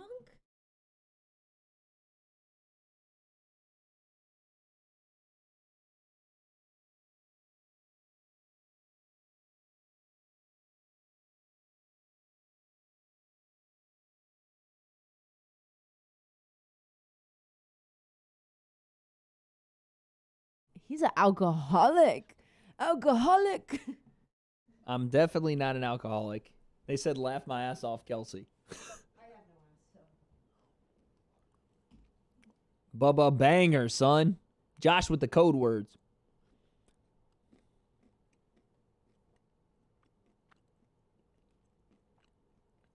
Wait a second. Are we going to get Calvin Kattar versus Dan Ige? Is that what's happening?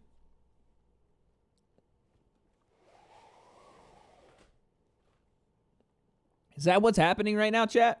Is that the promo I'm seeing for Fight Island? Calvin Kattar and Dan Ige? Show me that nasty elbow Calvin Kattar landed on Jeremy Stevens.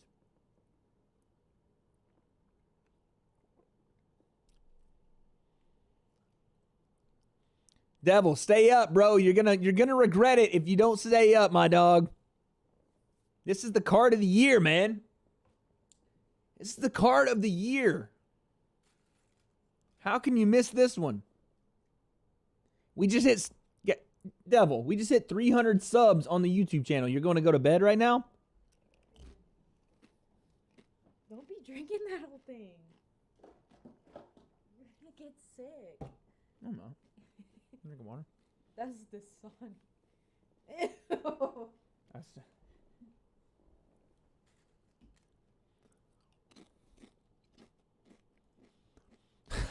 Devil's been whipped already. Such a shame. By the way, chat, Devil's getting married, man. Spam it up for my dude Devil, man. He's engaged to be married. Proposed to his lady. Shout out to Devil, man. My girl roped me into a kayaking trip tomorrow morning at 6 a.m. and I already woke up at 4 a.m. to hunt. Oh, Devil, man, never mind, dude. Never. Kelsey said she's a lucky girl, Devil. You might as well go ahead and head to bed because if it's 6 a.m., you got to get up. It's already 11. You need that sleep, brother, especially for a kayaking trip. That's GG, dog. Go ahead and hit that sack. Listen, we'll recap. We'll find a way to. I know the podcast hasn't been consistent. It never has been since I've developed it, but it needs to be. Go ahead and do that on camera, Kels. I was just saying. Kels has lost something. Shit. What happened? There's supposed to be a ring here, but I can't find it. Did you lose it? Find another man. Did you find another man? Whoa! Oh, my bad. Devil hasn't proposed yet, but he's planning. My bad, chat. My bad. Yo, you see her, dude? Do you see her come in and act like that on camera, bro? I'm telling you.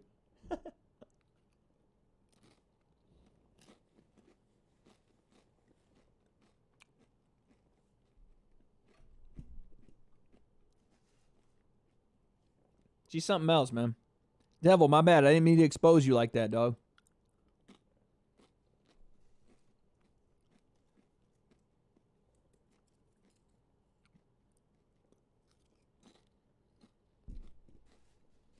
There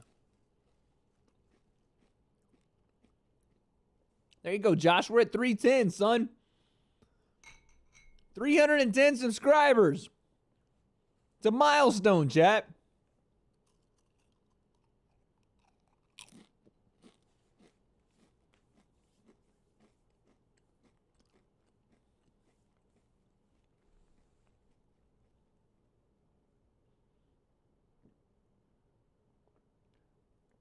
Devil said, God damn, I remember below the 100 days. Yo, Josh, Devil, maybe Justin. I know my boy Jake was in here in those days. Jurkic was in here in those days. The under 100 days was crazy, man. We had a blast. Devil, you remember the under 100 days when we'd be in Orlando staying up to like 4 a.m. watching fights? My neighbor's mad at me because I was trying to watch fights and it was late as hell. I miss those days, man. I really do. I miss those days. Low key. Those days were something else, man. We'd be up till ungodly hours.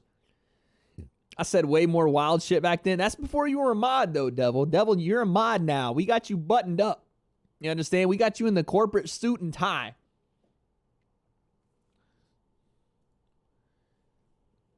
Devil, prepare to swallow your pride.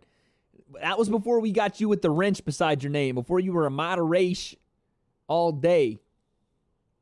Wait, I gotta see what the betting lines are. Jake, my boy Jake, hit me up, man. What do you got on this fight, bro? What do you got on this fight? Let me check the odds here. This has got to be a close fight, man. Wow, Jan's a minus 250. Wow, that's a steep line, man. Especially against a guy Jose Aldo, who, if rumor is to be believed, used to tool up Piotr Jan in the practice room. I gotta get my boy Jake's opinion on this. What are we at, man? Dude, the under 100 sub days were the good old days, man. The freaking the place in Florida, the late night streams every Saturday. We were live for fights back then, man. We were consistent as hell back then. But hey, man, we need to get back to it. I miss the under 100 days. I want to get back to that same consistency, bro, because we were here every Saturday. We were here on UFC Asia card, UFC China cards, bro. Okay, my boy Jake, a.k.a. our resident expert on betting lines, said he took Jan to win by KO, TKO, and minus 125. Okay. If you bet 20 on Piotr Jan at Piotr Max and Jorge to win, you get 600. Yo, Josh said, I remember when it was 7. Josh was one of the original founding subs of this channel, man. Crazy. Guys, I don't even like it gets crazy talking about it. I remember, again, we're at 300 subscribers. It's not like, you know what I'm saying, like, whoa. But for me, 300 subscribers is crazy, bro.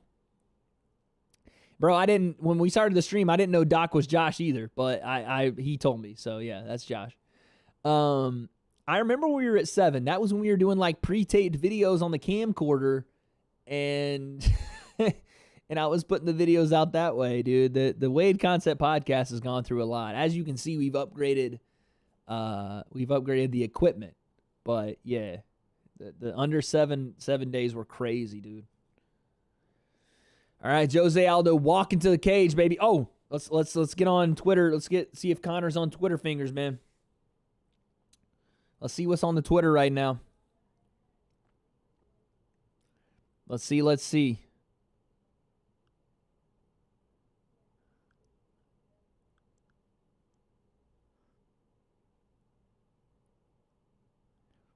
Ariel Hawani has a great tweet. He says, "Can I just say I love nights like this?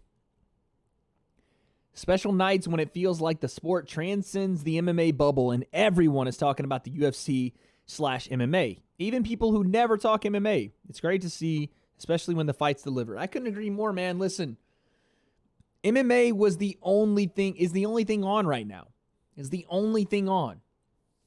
This is the perfect night for a spectacular card. And folks, it started with that last fight. It started with Rose Namajunas and Jessica Andrade. To be fair, for us, it started with the Oezdemir and and the new guy, I can't remember his name to save my life. Prochazka. The Prochazka and Oezdemir fight. That's when it started.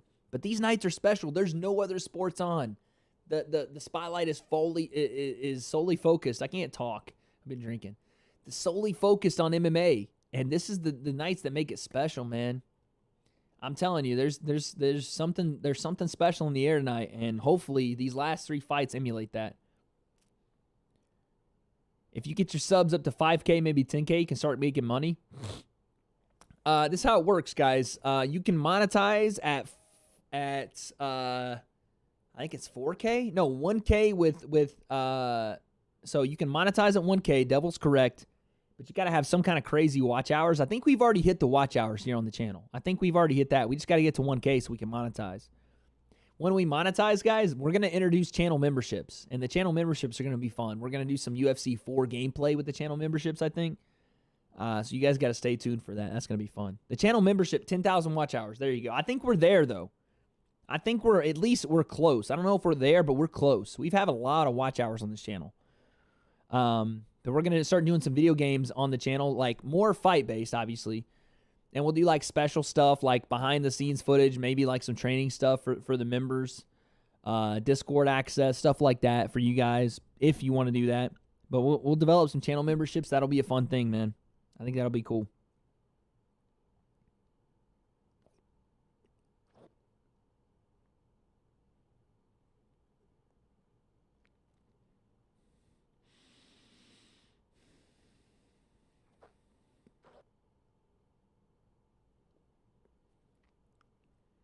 Jessica Andrade tells John Anik she's auctioning off her fight kit.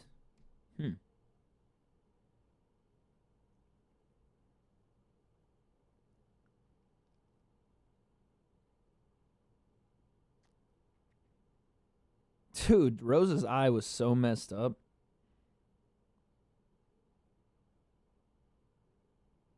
So banged up.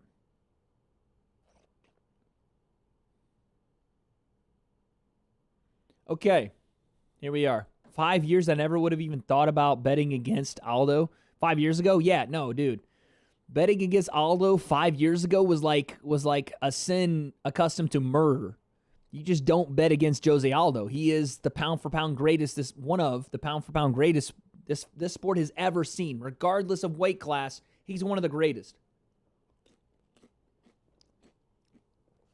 It's a crazy thing about time, man. As time moves on, the greats fall by the wayside. It's the way that it's the way of the sport.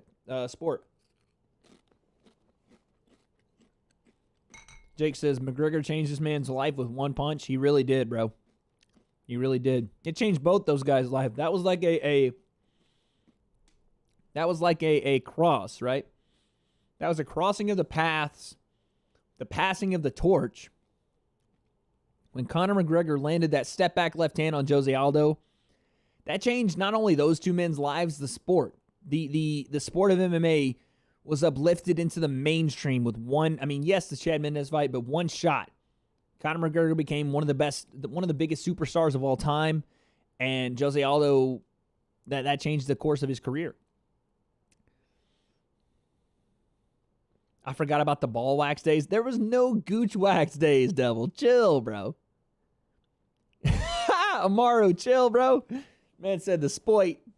I threw my accent on it. That's the spoit of MMA. You heard? All right, here we go, guys. Here we go, man.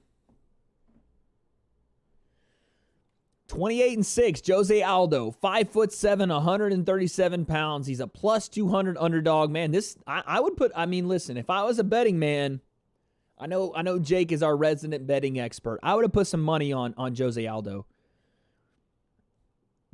Well, let's see. Let's see if Petr Yan pieces him up, man. Jose Aldo is one of the most explosive fighters I've ever seen. Let's see if he exploits some of these leg kicks, man. Let's see. Yan, round 4 KO. Okay. A round 4 KO from Petr Yan. You should do some ranking videos, rank fights, rank fighters, things like that. They don't have to be live. It could grow your subscriber base. That's true. That's true. I would like to do something like that.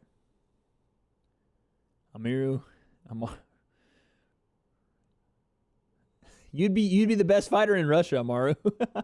Just by name. Just by name association. You'd be the best. All right, Petr Yan, Siberia's best, man. Here we go.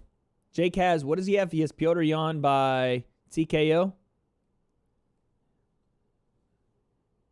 Here we go, man. Here we go. There's the touch. Former training partners for a period of time. Not forever, but for a period of time, these two. 25-minute fight. 5 rounds, guys. 5 rounds. I got the stats ready. Here we go. Here we go. Here we go.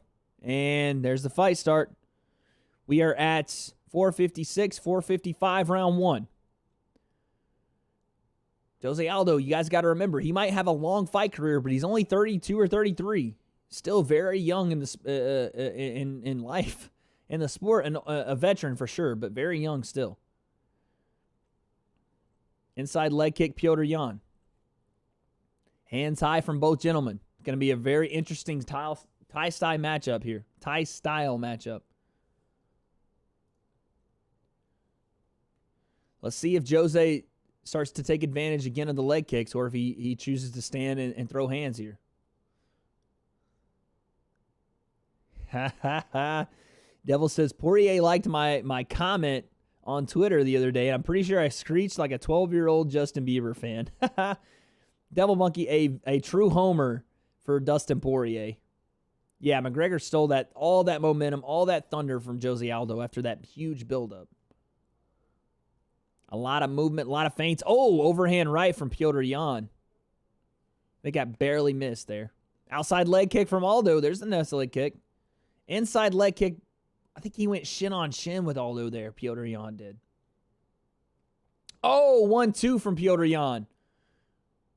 That was a nice right hand landed from Petr Yan, man. That got Jose Aldo's attention real quick. Beautiful 1-2 from Petr Yan. Jab to the body from Yan. Jose Aldo looks absolutely ripped at 135, bro. Oh, my goodness. The outside leg kick on Petr Yan, and it takes him off his feet, but he's back up. Oh, 1-2 from Jose, but it's answered with a left hook from Yan. Explosions, man. Holy cow. Both guys eating shots. Dude, Jose Aldo's outside leg kick on the lead leg of Petr Yan sent him flying into the air. That was insane. Are you serious? Holy cow, dude.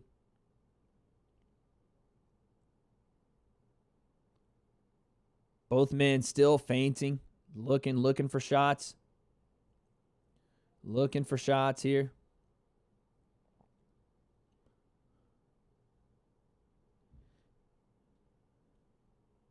My goodness.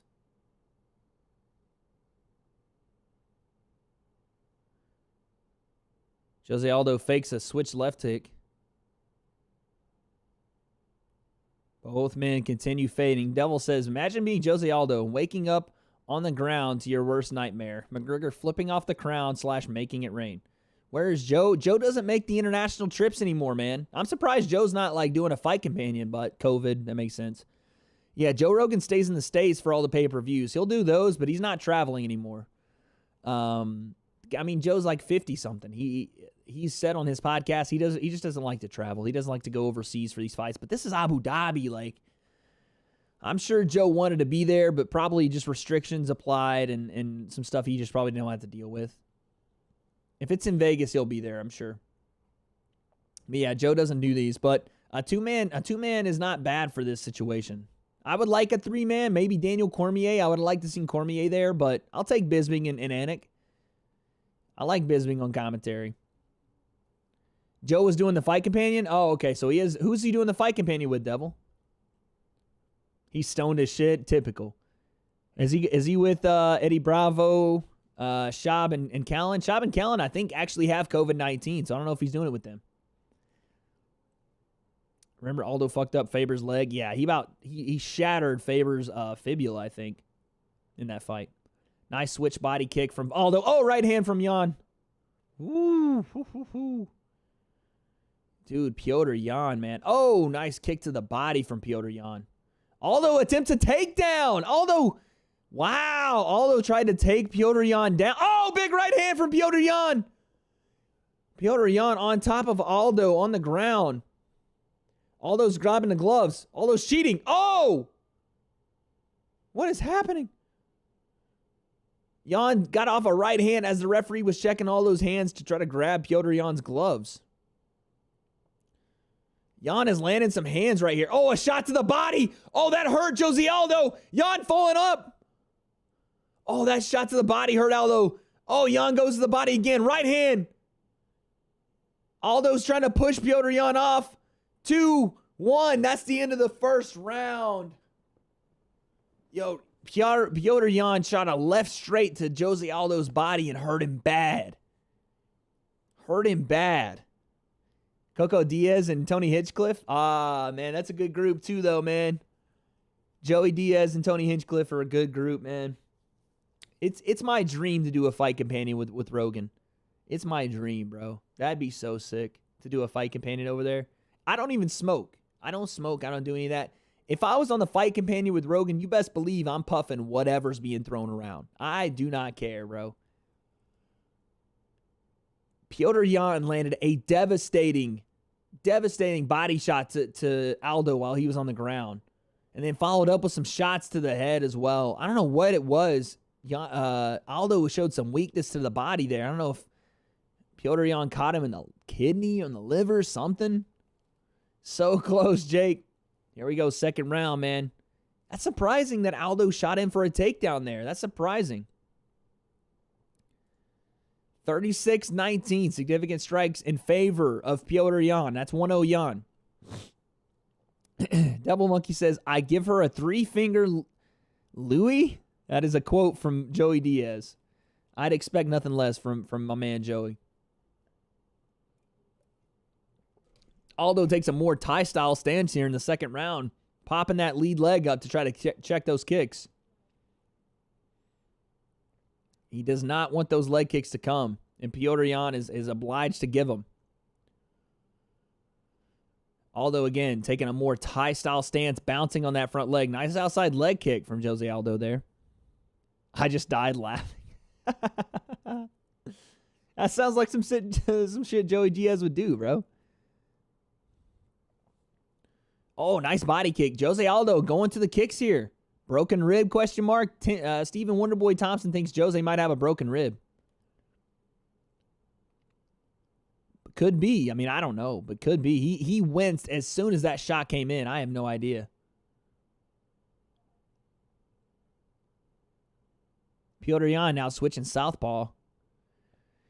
Sticking southpaw here. Oh, high kick comes behind.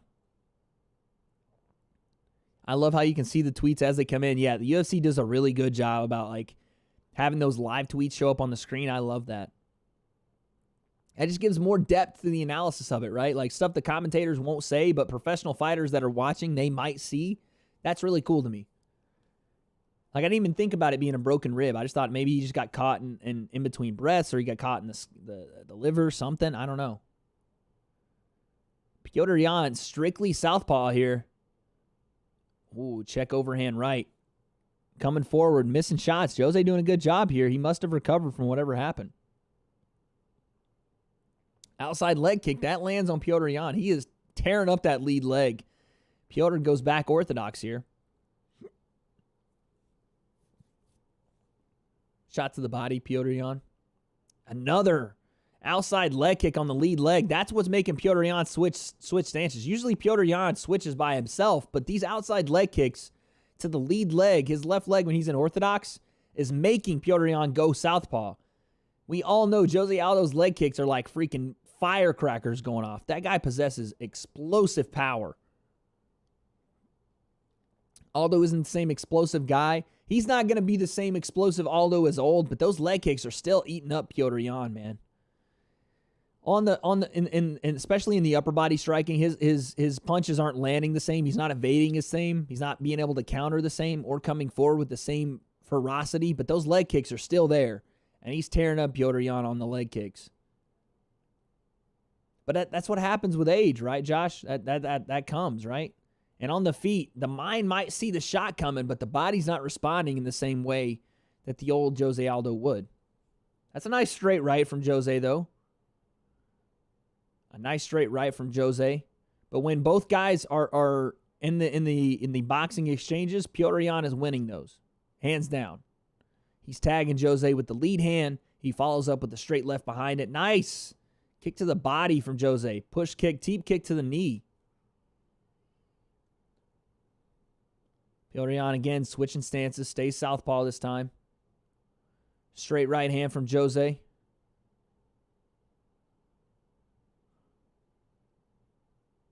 Inside leg kick for Petr Yan. Petr Yan misses a big left hand. 1 minute, 9 seconds left here in the second round, guys.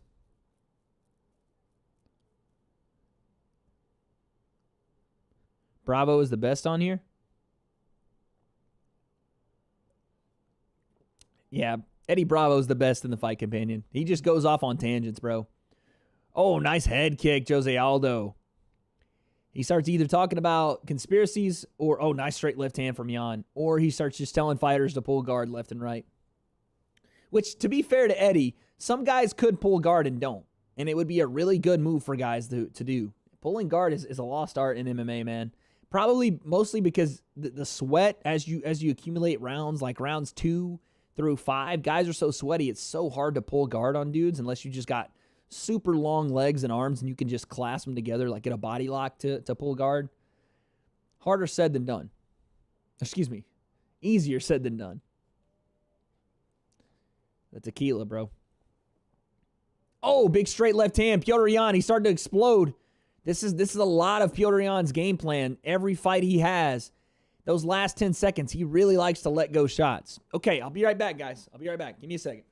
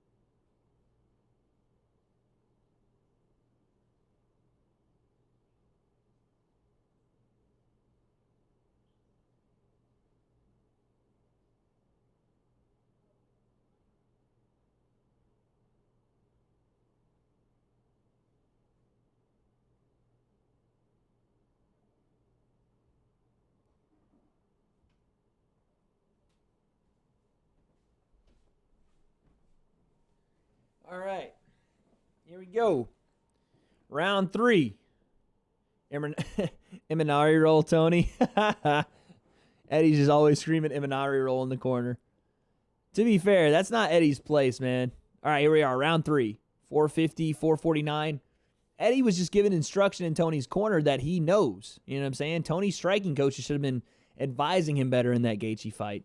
Eddie's there to give grappling instruction. And at that point, it was kind of all that Tony really had on Justin. Justin was tuning him up. Guys, this Ben Askren says 1-1. Aldo comes back with the Fury. I think it's 1-1 as well, man. I think Petr Yan won the first. I think Jose Aldo came back with the Fury in the second. I just don't know how Petr Yan won the first. Is that a 10-8 because he did damage on the ground? Aldo looked like he was close to being finished. I don't know. We're going to see, though. We're going to see. Abu Dhabi judges, I don't know. Ooh, nice body kick out of southpaw from Yan.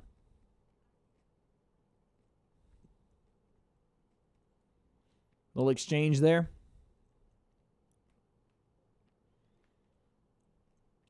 Oh, nice. Nice check right hook there from Yan. Misses the straight left behind it, though.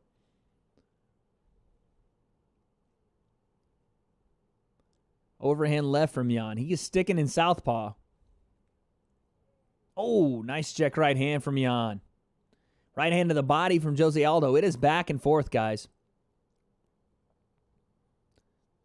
That's not right, Devil. That is not correct. That is not how judging goes in Abu Dhabi. I can confirm. That is not the darker the skin tone, the winner. That is not how it works. Nice inside leg kick from Yan. Oh, left hand from Aldo. Left hand working the body, Aldo. Right hand from Aldo. Aldo come forward with the fury. Oh, big left hand from Aldo to the body. Oh, Jan goes orthodox and lands a 1-2 over the top. My goodness. Dude, Jose Aldo coming out with some fury here in round 3, man.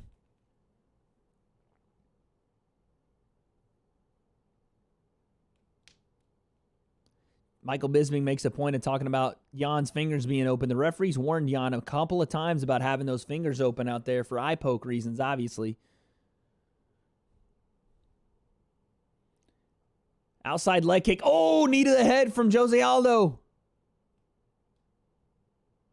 Dude, the referee is not letting Petr Yan down with these fingers. Nice jab from Petr Yan. The referee keeps reminding Petr Yan about his fingers being open. Am I missing something, or is Petr Yan known for eye pokes? I know that the rule is not out but up, and his fingers are definitely out. So maybe he's just reminding him there. Oh, big left just misses from Petr Yan. 1:43 left here in the third, guys. Oh, straight right from Jose Aldo, man. Oh, right hook over the top, follows left hand. Masvidal in that pink Versace robe. Me and the boys were dying laughing at that shit this morning. Yo, Masvidal, like I'm saying, man, he knows who he is. My man's in the Versace robe. Oh, my goodness. Looking like, you know what I'm saying? Looking like about... He looks like he belongs in it, and at the same time, he's like El Chapo, Tony Montana mix. You know what I'm saying? He's just a boss with that thing on.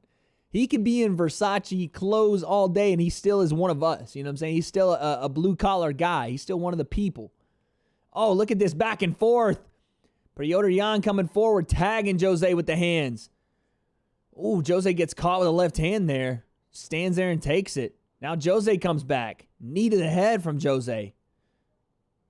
Aldo looked a little shaky there as Petr Yan threw some combinations. Nice short elbow in the clinch from Petr Yan. Oh, he's the best. Devil. Jorge Masvidal is the absolute best, man. Guys, we got a firefight on our hands. 20 seconds here left in the third round. Absolute firefight. 42 strikes landed this round from Yan. 35 from Aldo. Watch the short elbow out of the clinch here. 8 seconds, 7, 6, 5. Here we go. Let's see if we got anything at the end of the round. Oh, spinning back elbow. And that's the end of the round. My goodness, man. Holy cow. All right, let's check the stats. 99 total strikes and significant strikes in favor of Petr Yan to 85 of Jose Aldo. 2-1 Petr Yan, in my opinion. 2-1. 2-1. That's what I think.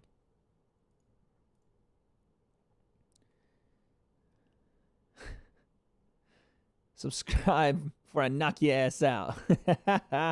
Yo, hey, Jorge's YouTube page is blowing up right now. Listen, he's doing some stuff with Chael. Chael was promoting his page. Chael was promoting Sean O'Malley's page. Jorge is doing some stuff right now. He's got that what is it? Full-time fighter series he's doing. I appreciate it, man. I appreciate you, man. Great channel, but I think I gotta go to bed. Hey, Josh, no worries, dog. Hit the bed for tonight, man. Do your thing. I'll holler at you next time we're on, man. We're still figuring out the logistics of the podcast, how we want to do it, how many times a week we're gonna do it. But I will let you guys know as soon as I do. Thank you for coming in, man. I know it's been a while, but it's good to see you, Josh. Have a good night, brother. You love you some Sean O'Malley? Heck yeah, man. Josh, you got a killer username? Doc Holliday. Oh, man, here we go. Round 4. 4:50 left.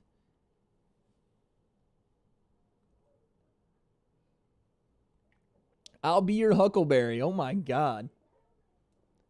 The Doc Holliday references are on point, Devil. I wanted to make the reference earlier, but I couldn't remember the line. 4:30 here left in the fourth round. I think it's 2-1 right now in favor of Petr Yan. In my opinion. Inside leg kick, Petr Yan. Body kick, Petr Yan.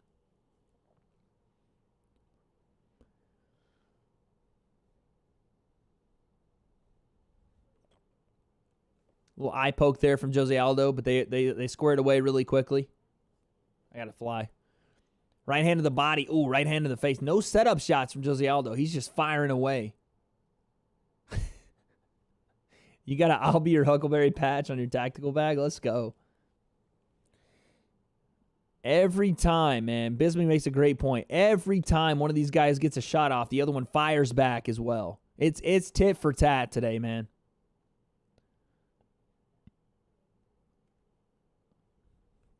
I'm looking for Petr Yan out of that clinch to land a short hook or something like that, or a short elbow. Dang, knee to the body from Aldo.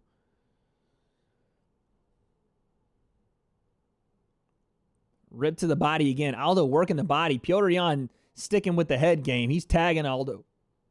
Lefts and rights to the head. He rips the body there as well. Petr Yan, nice left hook to the body. Uppercut from Aldo. Again, it's back and forth, man. Right hand to the body from Aldo again.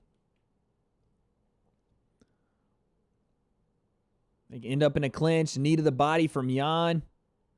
Sweep from Yan. Almost gets Aldo, but doesn't quite.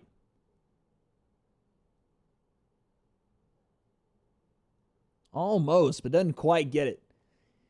2 minutes, 48 seconds left here in the fourth. Back and forth fight we got, guys. Back and forth, man. Holy cow. Is it me or did Aldo's rank change from 11 to 3 and or 11 to 6 during this fight? Was it not 11 when this fight started, or am I tripping? Petr Yan comes in left straight over the top, just misses. 215, 214. Oh, flying knee attempt from Yan. Aldo with a personal best significant strikes here in this fight, 104. That is surprising. That's definitely surprising. Usually, I guess most fights have been finished by the time he's hit that 102 mark. He just set a personal best for 104 significant strikes, Jose Aldo did. I guess he had gotten guys out of there usually before that. But look at this. Aldo slowing down just a little bit. He's moving back. Petr Yan trying to walk him down here. 104 significant strikes, but Petr Yan is still putting him on him. 1:34 left here in the fourth round, guys. Check right hook. Yan still continuing to pressure him forward. Aldo on the back foot. Aldo's starting to really breathe deep out of his mouth, man. That's not good. Oh, my goodness. Right hand, left uppercut behind it. Double jab, uppercut again. Another uppercut from Yan. Right hook over the top from Yan. Catches the foot. Sweep from Yan. Puts Aldo down on the ground, and this is where he did a lot of damage in round one. Shots to the body. He's following up. Petr Yan trying to finish Aldo on the ground here. Some shots in the guard here from Petr Yan. Aldo looks gassed. 42 seconds left here in the fourth, guys. Holy cow, man. We got 2 more title fights after this, bro. What? Shots again from Aldo. Elbow in close. Oh, big left hand from Yan. Shots to the body, Petr Yan. He's going to try to toss the legs and get in. Oh, nice right hand from Petr Yan. Another nice right. A left on top of it. Another left. Jose Aldo holding on here in this fourth round, man. Petr Yan on top doing work. Another elbow from Petr Yan. And that's time in the fourth round. Fifth and final round. Fifth and final round, folks. It's, in my opinion, it's 3-1. It's 3-1 Petr Yan. It's 3-1. But let's see what the corner's got to say here. Andre Petinaris.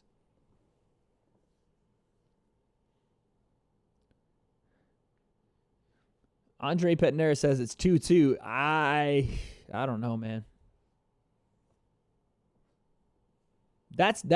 He said they have to win this round. That's for sure. But I think Jose Aldo might need a finish.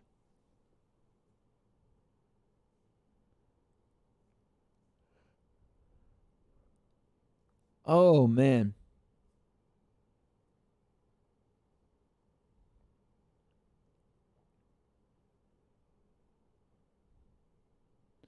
Sean O'Malley says, sick fight from two master strikers.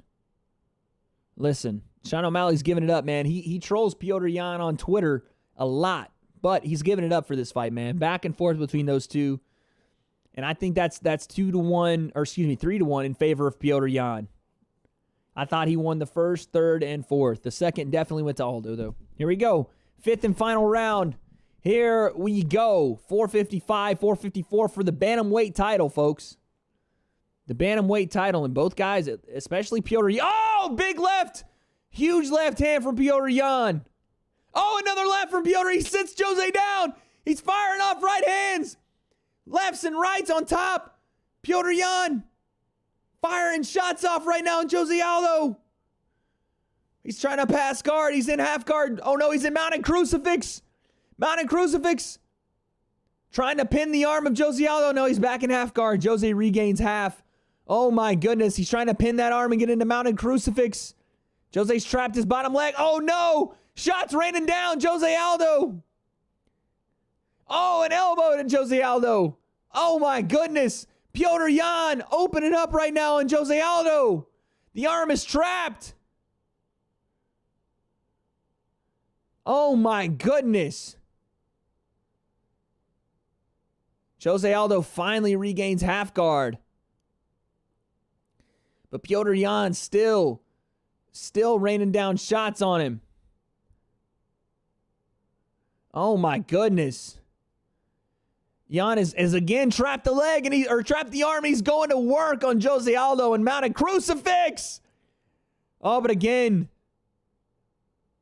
look at that. He's pinning the arm with his shin, and he lands another elbow on Jose Aldo. Oh my God. And look at these hammer fists on Jose. He takes Jose's back and he's landing massive hammer fists, folks. 3 minutes, 15 seconds left. Jose's bleeding all over the place. He's cut up. Petr Yan has his back. He's pinning the hand and he's raining down hammer shots on Jose Aldo.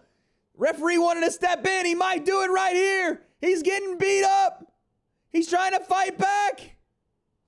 Oh, man, he survived somehow. But, man, Petr Yan almost won a TKO stoppage. The referee almost stepped in. Elbow to Jose Aldo. Oh, my goodness, he's getting beat up here, guys. He is getting beat up here. Oh, a knee to the body. He rolls, though. Petr Yan might have gave up position, but he gets mounted again. Back on his back. He's just relentless with this attack, folks. Jose is getting beaten up. Oh, knee to the body as well. Man, massive shots being rained down from Petr Yan. Oh, my goodness. The referee saying, fight back, fight back. 2 minutes, 15. Holy cow. Aldo is definitely hurt. Jake wants a stoppage. It's been done, folks. I mean, listen. Oh, Jose's pouring blood, too, folks. Blood is just pouring out of the nose. Shots now from Petr Yan. Just wailing on him. Wailing. Oh, again, a shot to the head. A shot again to the head. Oh, my goodness. Oh! The referee's right there. He's asking for Aldo to fight back, and Aldo's not doing anything but covering. Oh, my God. There's the stoppage. Petr Yan. Petr Yan with the TKO. In the fifth and final round, Jose Aldo gets stopped from Petr Yan by strikes. Wow. My boy Jacob cashes on the TKO bet line. Wow.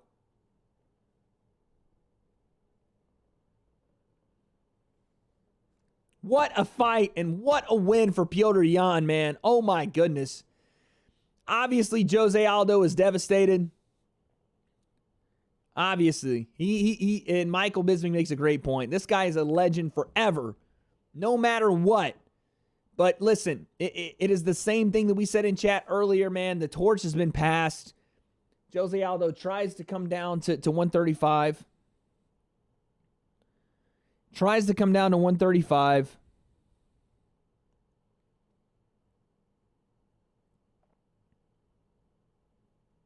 And it didn't matter. It didn't matter. He comes down to 135, and listen, man, the game moves on. And Jose Aldo, unfortunately, man, it might be time to ride off into the sunset. Jose Aldo, I'm not gonna say he's finished. He put up a great fight, won a round, but Petr Yan, man, wow.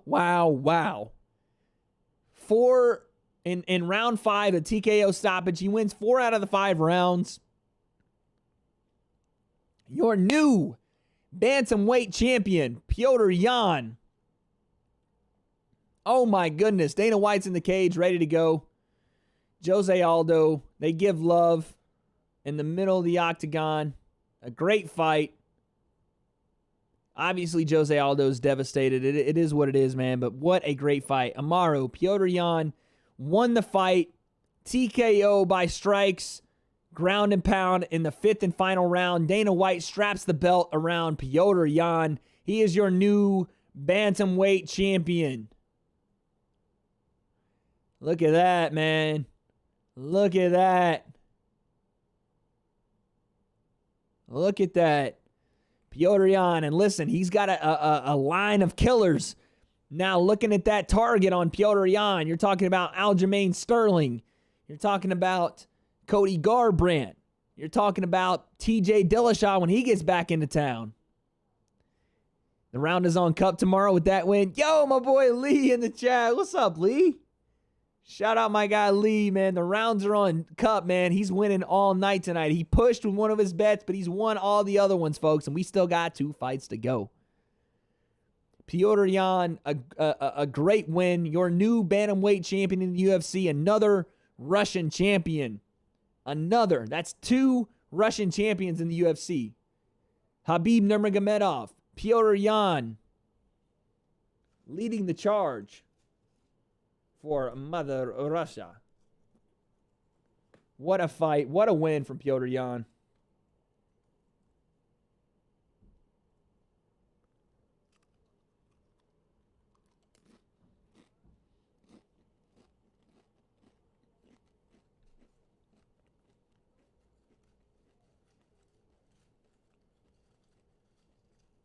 When is TJ's suspension over? I think in January of next year. I think. He's close, man. He's close. I do miss seeing TJ fight, man. He's an Orange County guy. I love his style. He might have one of the most revolutionary styles in MMA. His striking to wrestling. Now that he's had shoulder surgery and his time off, his wrestling is only going to get better.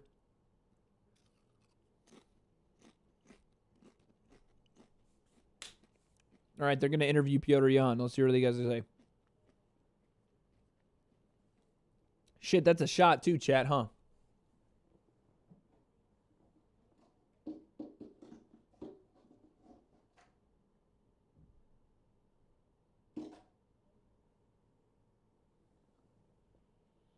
There's ice on the bottom of my glass, bro.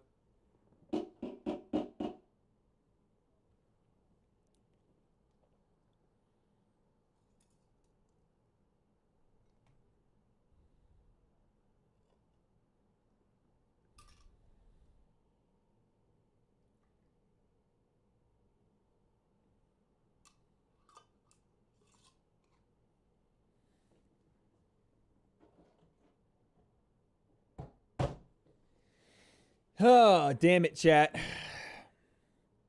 Here we go, man. A shot of congratulations to Petr Yan. Thank you, Petr Yan, for your performance. Thank you for putting on a show here. Your new bantamweight champion. Cheers to Petr Yan and cheers to you, chat. Damn it.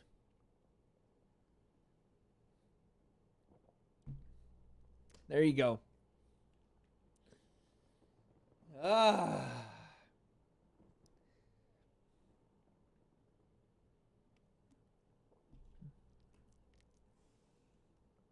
27 years old, Petr Yan's a champion.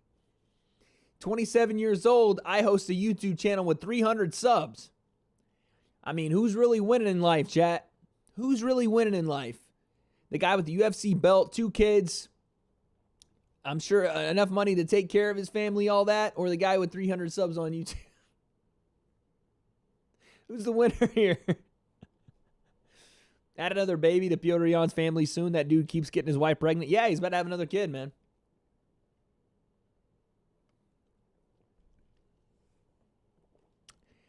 If you pre-order, you receive Anthony Joshua and Tyson Fury in UFC 4. What? I don't want to see Tyson Fury in UFC 4, bro. I don't want to see that.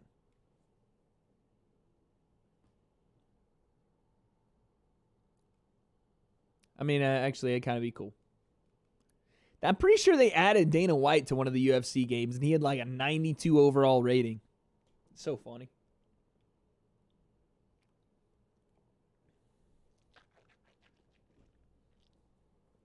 Okay. We got to look at Conor McGregor Twitter finger watch. Let's see if Henry Cejudo's on Twitter finger watch. Let's see. Let's see, man. Let's see.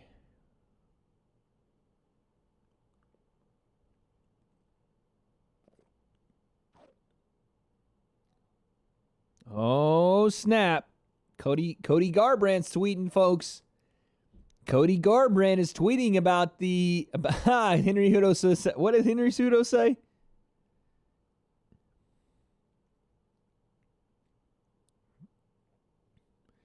Aljamain Sterling, amazing fight, fellas. Well deserved. You are the real deal. I cannot wait to share the octagon with you. So that's Aljamain Sterling, man.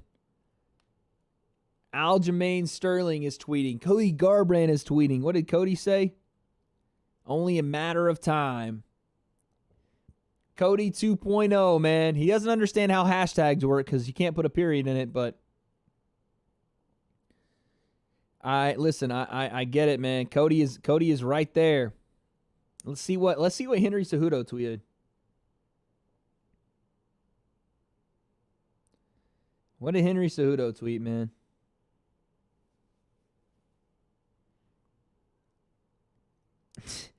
Henry Cejudo, guys, on Twitter, Henry Cejudo. Congratulations, Precious. But you absolutely suck. You'd be lucky to make it past 2 rounds with Triple C, you ugly potato. Oh, my God. For a guy that's retired, Henry Cejudo sure does think that he can just, you know what I'm saying? Like, are you retired or are you not? I get what Henry Cejudo is saying. You know what I'm saying? He's trying to drum up interest because he wants more money. He wants more money from the UFC. They weren't willing to offer it at the time. Maybe if he drums up some more interest, he comes out of retirement. Listen, if Henry Cejudo gets that, if TJ Dillashaw grabs that belt again, Henry Cejudo's back.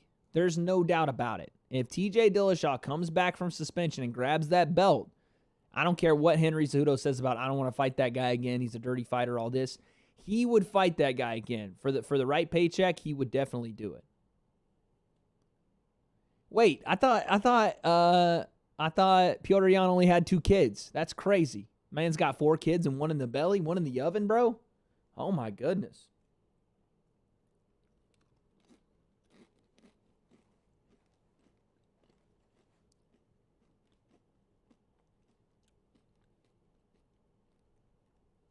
They're previewing the Daniel Cormier and Stipe Miocic fight.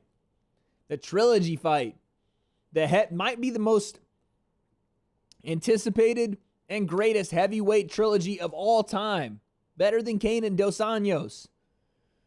In my opinion, this could be the best trilogy of all time. August 15th, we get Sean O'Malley, we get Daniel Cormier, we get Stipe Miocic. August 15th, chat. We will be here live. I promise you that. We will be here live. Devil said, I've tried and tried again, but just can't stand Henry. Listen, Henry is doing business, guys. What you got to realize is that's not Henry who he is, like in a normal sense. You know what I'm saying? Yes, Henry has his opinions. Calling Petr Yan precious is a shtick. Does he think he's better than Petr Yan? I'm sure he does. And that just lends to the shtick. You know what I'm saying? But yes, I get it. If you can't stand Henry, I understand why you cannot. I understand. It's his shtick, man. It's the king of cringe, Triple C, the whole deal. They're fighting in a 25-foot octagon on August 15th.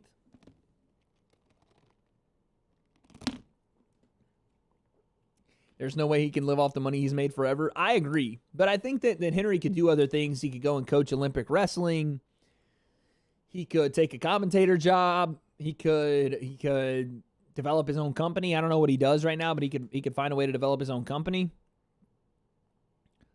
But I think that he will probably come out of retirement. I think he'll probably come out of retirement. Oh, Miocic got a different tattoo.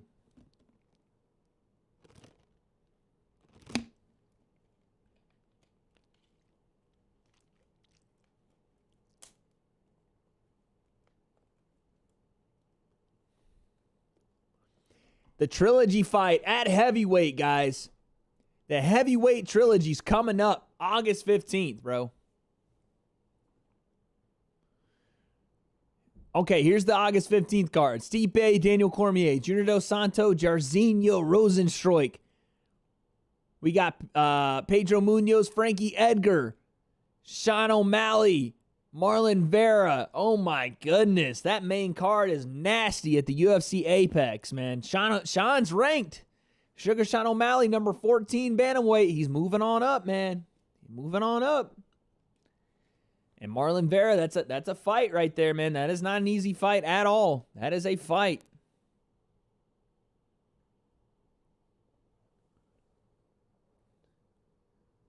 I'm going to let you pick the winner in this next fight. Jake, I got Alexander Volkanovski, man.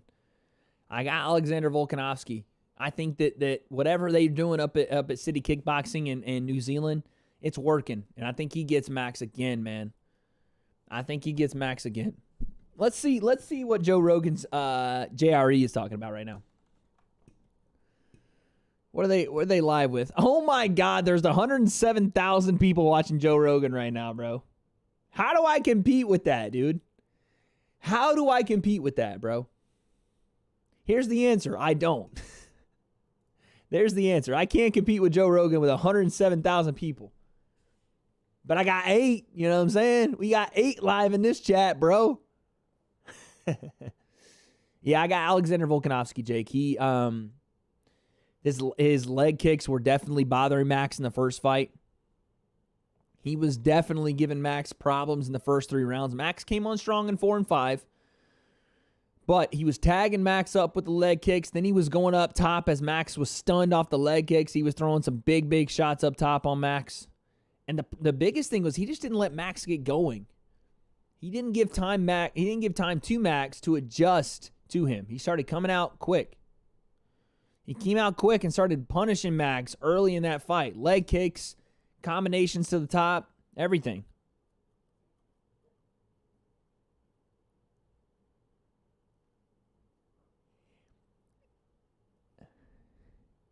He can master the Kama Sutra, dear God, first girlfriend. IDKY, but I wish Henry's girlfriend was like a 6-foot-tall dime piece. Just towered over him. Just like holds her hand behind and makes Henry follow her everywhere. That's funny, dude.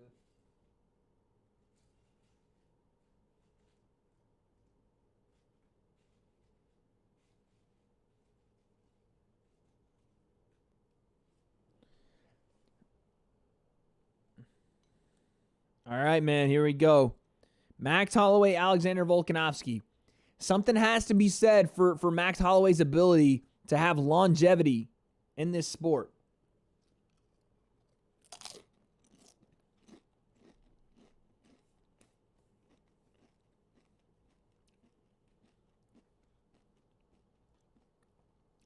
To where, like, he needs a stepping stool just to smash. What is Henry Cejudo? He's like, what, 5'3", 5'4"?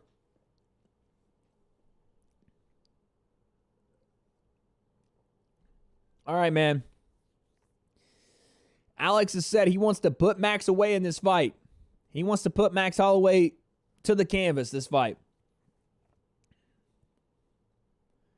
Let's check on JRE, man. I gotta look. They disabled the chat for these? That's interesting. I just checked on JRE. They're talking about Taiwan, health organizations and whatnot. I don't know, man. I don't know what's going on that end. But nevertheless, folks, we got a title fight on our hands. We got a title fight. I got to get to the stat sheet for this one. I got to make sure we got the stats ready. Let's see who's Max is walking out first, surely, right?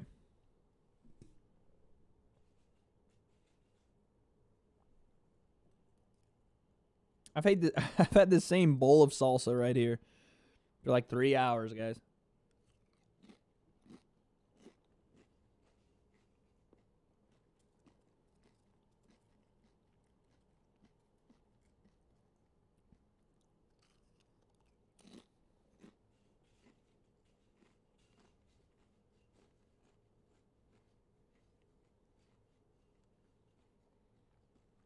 Max making his way to the ring, or the octagon, excuse me. Max Holloway with the new hairstyle. John Attic, make sure to comment on that.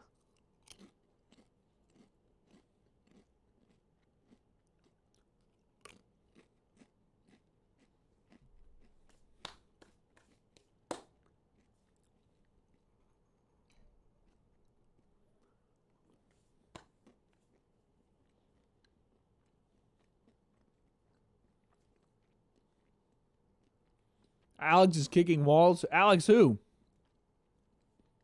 Maro, who you talking about?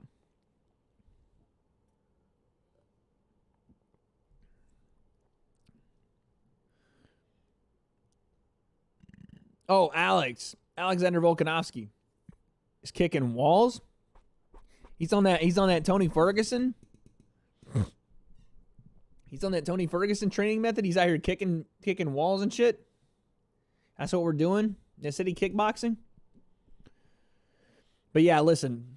Alexander Volkanovski utilized a great deal of leg kicks. Jake, I got Alex here. Did you place a bet down? My boy Jake, did you place a bet down for this fight? We got to know in the chat right now. We got to know.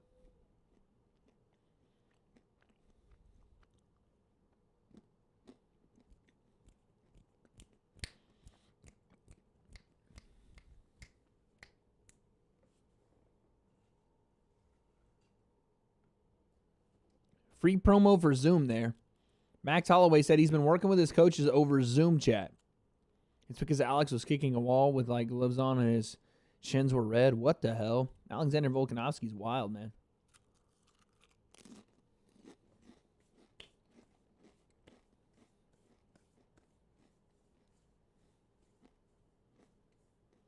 They had it backwards. Ha.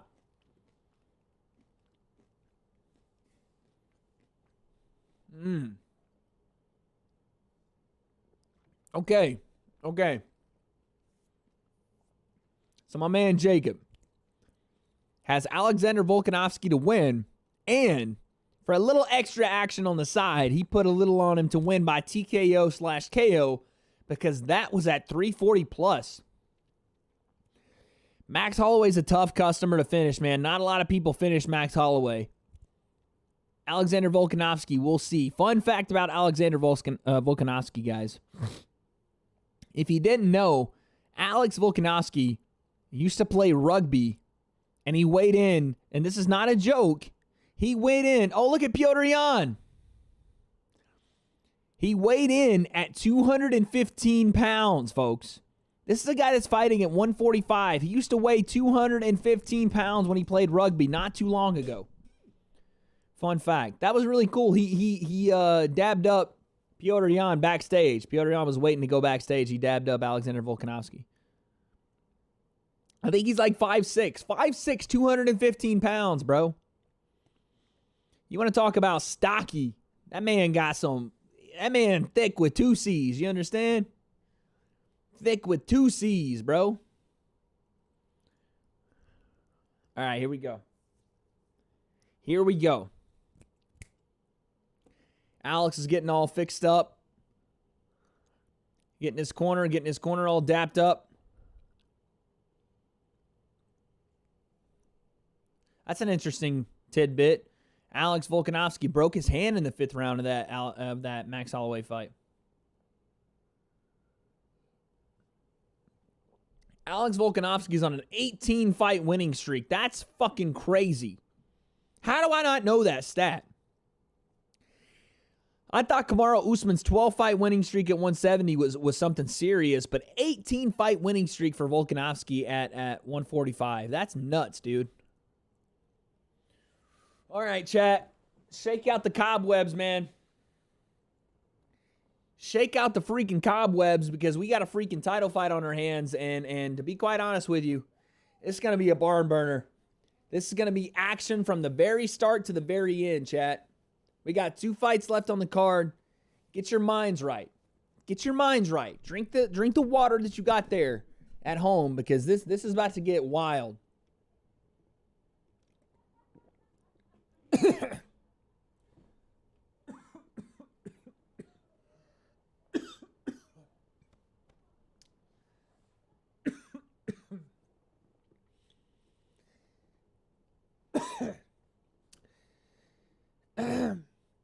I choked on water. Okay. Here we go. Here we go.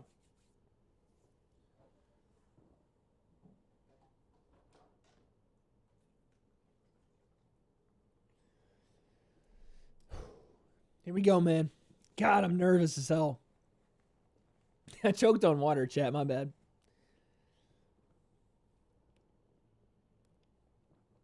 Okay, Herb Dean's in the building.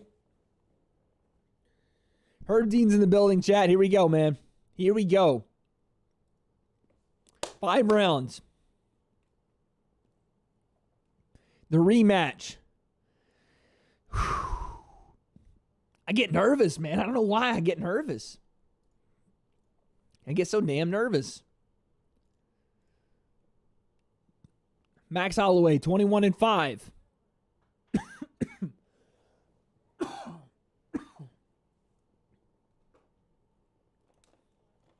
Here we go, man. Here we go. Josh Emmett tweeting about this fight.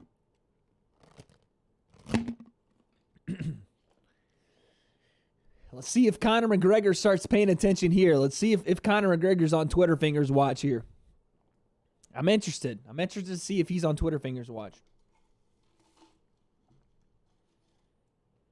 Former opponent here, Max Holloway.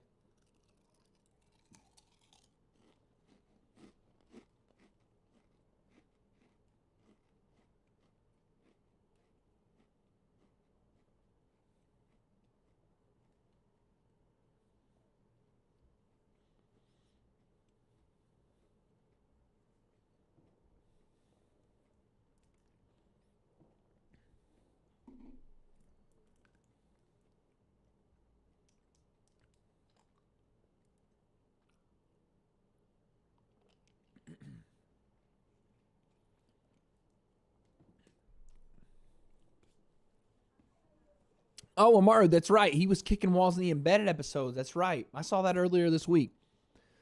That's right. He was kicking walls and his shins got all bruised up and they were red and shit. I can never, guys. I can never. All right, here we go, man. Round 1 is upon us. Man, my voice is fucked up.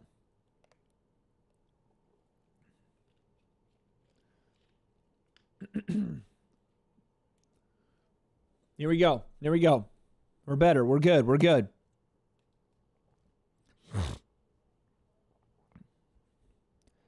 Volkanovski, Max Holloway. Here we go. They touch him up. Amaro says he's got Max by decision. Max has to come out more aggressive here in this fight. Has to. He has to. Are you showing the fight? Xavian, no, I am not, man. I'm sorry. I can't show the fights or my YouTube channel will be taken down, so I can't do it. The UFC, excuse me. The UFC is very strict about that, so I can't do that. Oh, look at that right hand from Alexander. Inside leg kick, Alexander. Xavier, I appreciate you coming by, man. I can't show the fights, but if you want commentary, I got you, dog. Appreciate you coming by, though. 4 minutes, 26-25 left here, first round. Max takes center of the octagon. Alex kind of hovering around him. Looks inside leg kick. Max slips. Sounds good. I'm here. I got you, Xavier. Alex coming forward. Max still staying center of the octagon. Max misses outside leg kick himself. Both guys miss their outside leg kicks here. Both guys doing a lot of feigning. Max doing that kind of circular lead hand motion. Max again, staying center of the octagon. Alex not moving an inch. Both guys trying to fight over middle. Inside leg kick, Volkanovski. Alex moves forward. He pushes Max out of the center of the octagon. Max is going to try to regain here. And Max takes center of the octagon once again. Now he's pushing Alex up against the cage. Push kick from Max. That lands. Inside leg kick, Volkanovski. That lands. Both guys back and forth here. Again, Max being very patient here. I think he's going to need to get started here in this first round. Because he does take a little bit to get started. And once he gets started, it's punches and bunches, strikes and bunches. Nice rip to the body there from Max Holloway. Push kick to the body, Max Holloway. Outside leg kick, Volkanovski. Back and forth we go, man. My goodness. Inside leg kick, Volkanovski. And then Max comes back with his own. 2 outside leg kicks. And then Max catches a head kick. That was nice. Volkanovski acknowledged that one. That was nice. Jesus, man.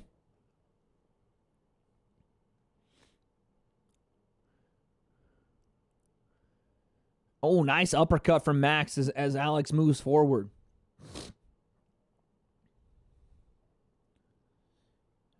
Body kick is parried away from Alex. We got 2:15 left here in the first, man. Back and forth. Back and forth right now.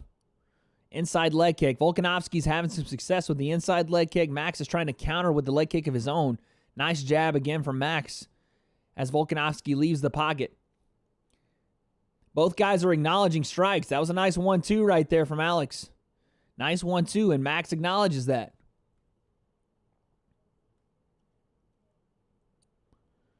The leg kick 7-5 in favor of Volkanovski. He takes advantage again. Inside leg kick, Volkanovski. And it's not the low calf kicks. It's right at the thigh. He's tearing up the thighs of Max right now. He's not going low calf kick. He's using that lead leg out of orthodox to really tear up Max inside of his orthodox lead leg, the left.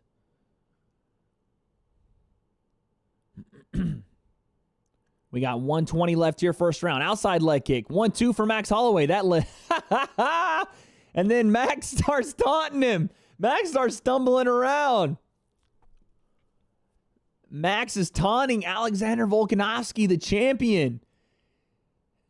He stuns him a little bit, and he starts making fun of Alexander. I don't think Alex wobbled, but Max made fun of him like he did. And this is typical Max, though. Max is always there to acknowledge the shots, one way or the other. Whether he catches them or whether he takes them or sends them, he's going to acknowledge it. Max does a lot of talking in the cage. That was a beautiful right hand there from Volkanovski.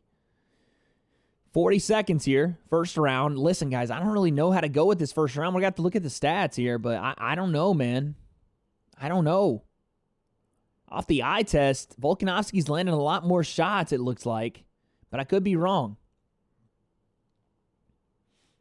The eye test shows me that Volkanovski's tearing up the inside of Max's leg, but Max is doing some good work with the hands up top. We got 13 seconds left. Ooh, spinning back kick from Max. That lands. Head kick from Max, and it drops Volkanovski to a knee. Oh, that's the shot that Volkanovski did not see coming.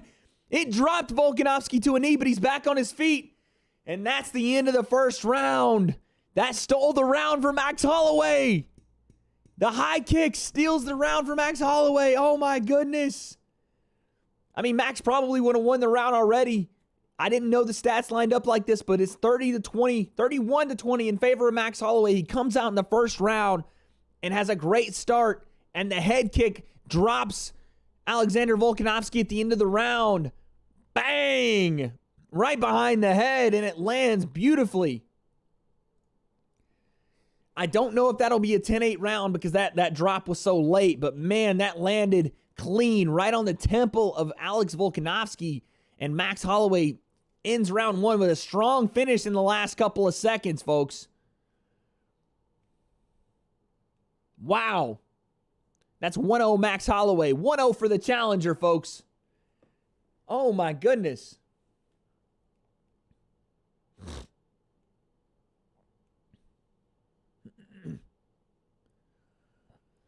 Here we go, man. Round two. Woo-wee. Here we go. Round 2 is underway. They're doing a promo for UFC 4, which we will be playing. So check me out right here. YouTube.com/weight concept. Selfless promo, but here we are. 443, 442, 441 in the second round. Max takes center of the octagon. Alex Volkanovski got to get this round back. Outside leg kick, Volkanovski. Volkanovski lands the outside leg kick to start. Misses the inside leg kick there. Max avoids. That was a great round for Max. Great round for Max. Nice double inside leg kick from Volkanovski. Nice, another inside leg kick from Volkanovski. He is utilizing not only the thigh kick now, he's going low to the calf. Oh, uppercut from Max Holloway. Left hook over the top. Beautiful, beautiful combination from Max Holloway. And Volkanovski says, come on, bring me some more of that. That one definitely got Volkanovski's attention. That uppercut, that was an orthodox uppercut, left hook over the top from Max Holloway. Landed beautifully. Lead jab from Max Holloway. Beautiful shots right now from Holloway, man. So composed, so loose, so fluid. And Holloway is the champion, Volkanovski on the back foot here. Pushing him up against the fence. Landing the more significant shots. Volkanovski looks to the body there with the kick. Nice check left hook there from Volkanovski. Partially blocked from Holloway. A lot of feints right now from Volkanovski. Looking for that opening. Same from Max. Max staying in the center of the octagon here. Really controlling center of the octagon. Making. Oh, nice 1-2 right there from Volkanovski. Right hand with a left behind it. Beautiful combination, Volkanovski. Somebody screams bloody murder. I don't know what that was in the arena. I don't know what the hell that was. 236, 235, 234 here, left here in the second round. Inside leg kick, Volkanovski.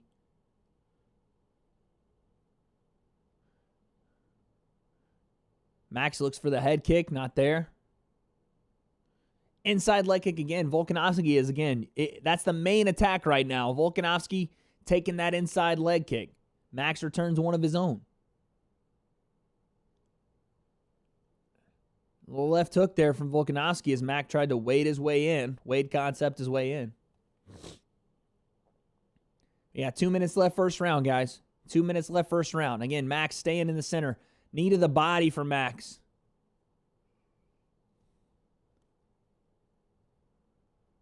It's a great job right there from Max. Max looking for that switch high kick off the lead leg. That's been blocked a couple of times, but he keeps going to it. Volkanovski now coming forward. He's trying to take center of the octagon and put Max on the back foot. But again, Max stays his ground here, center of the octagon.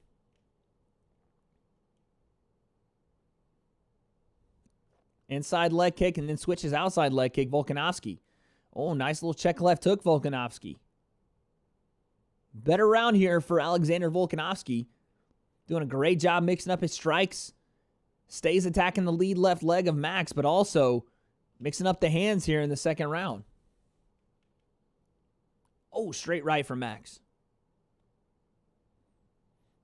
Got a minute left here. Second round. Let's see who can differentiate themselves. Who can take this round in the last minute? We're going to see right here, right now, folks. Left kick to the body from Max. 1-2 from Volkanovski. Volkanovski dominating the leg strikes. Max leading everywhere else, though. Max misses that leg kick. Or, excuse me, Volkanovski does. Max evades. Last 25 here. Oh, the head kick gets dangerously close, chat. Holloway looks for a head kick and gets dangerously close. Last 15, second round here. Volkanovski looking for the overhand right. Oh, uppercut. Max Holloway lands. Oh, my goodness. Does that count as a knockdown? The uppercut lands on Volkanovski and he drops to a knee. I couldn't tell if he was off balance or if that landed. That is time. Volkanovski is upset. You can tell. Audibly, you can tell he's upset. Max is locked in. He's telling the commentary team to shh. Shh. He's telling everybody, shh. All that stuff you guys were talking. Shh. Shh. Oh my goodness. His corner tells him to stay focused. That's got to be 2-0 Max, though. That's got to be 2-0 Max, guys. This is championship level adjustments. What are they going to do in the city kickboxing corner? Excuse me.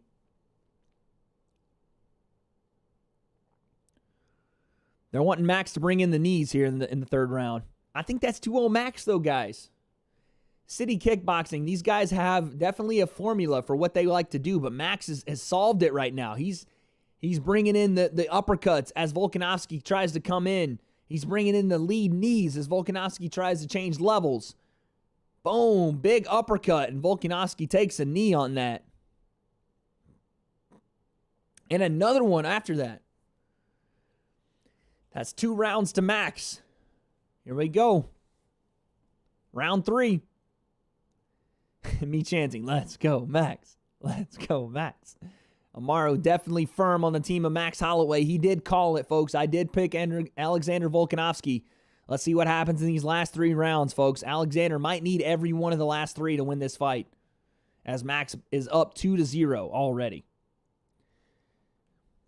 Inside leg kick from both gentlemen. They trade. Head kick barely misses from Max.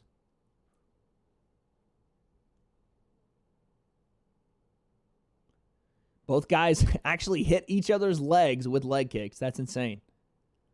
But Max Holloway looks so good, folks. Here, coming into this third round, we're going to see if Alexander Volkanovski can make the adjustments to win this fight. But Max looks so fluid, so loose, and he's really doing well here. Oh, flying knee for Max Holloway. I couldn't tell if that landed or not. I don't think it did. Teep kick from Max Holloway. Both guys trading a lot of kicks here to start the third round. We got 3:49, 3:48 left here in the third.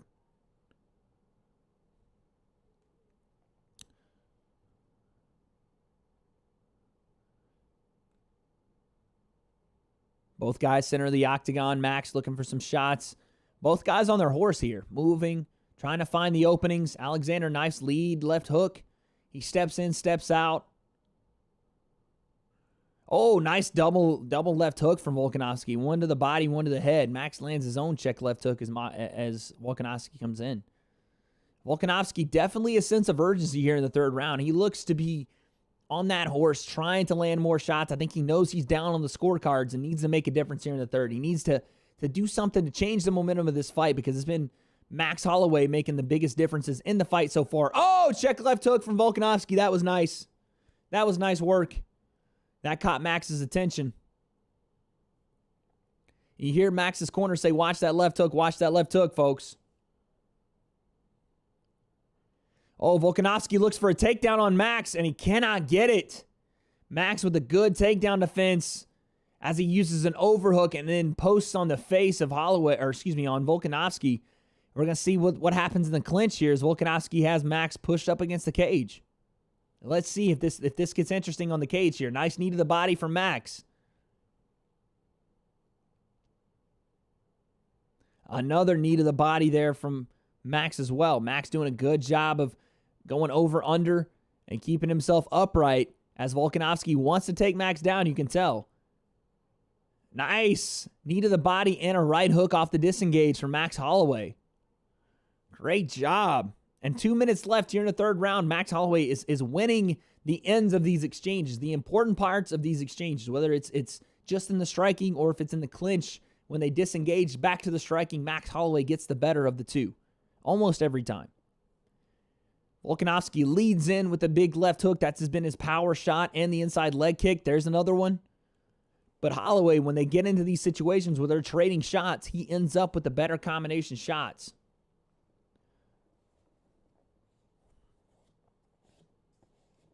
Nice left hook from Holloway. Nice jab. Alexander Volkanovski lands a beautiful jab. Minute 20 left here in the third. Double left hook landed from Alexander Volkanovski. Parries left hand, left hook over the top. That's been his best weapon, that lead left hook coming in. But Max, again, takes center of the octagon, controlling the pace of this fight, making Alexander fight his fight so far. Oh, head kick for Max Holloway. Partially blocked, but Alexander's still going to feel that.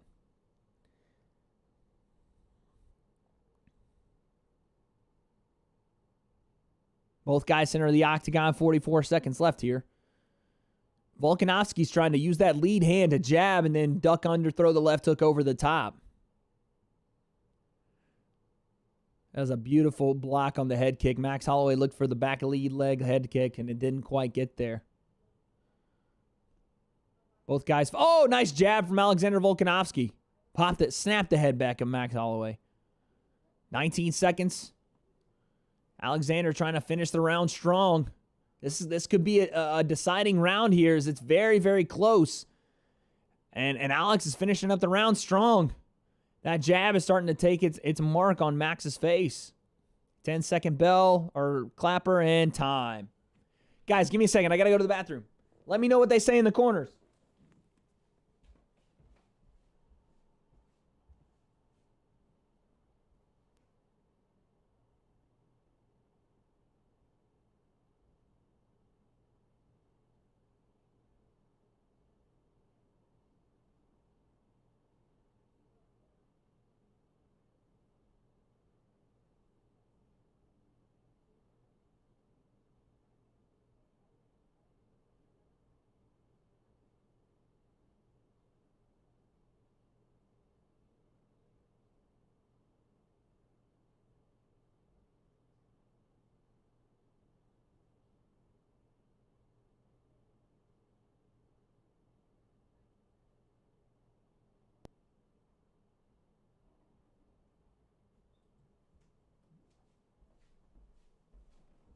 All right, guys.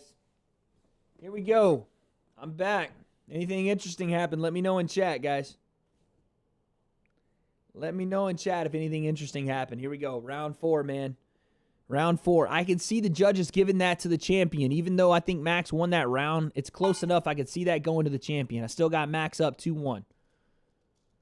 I say Max is up 3-0, but I could see the judges going 2-1. Here we go. 440. 439, 438.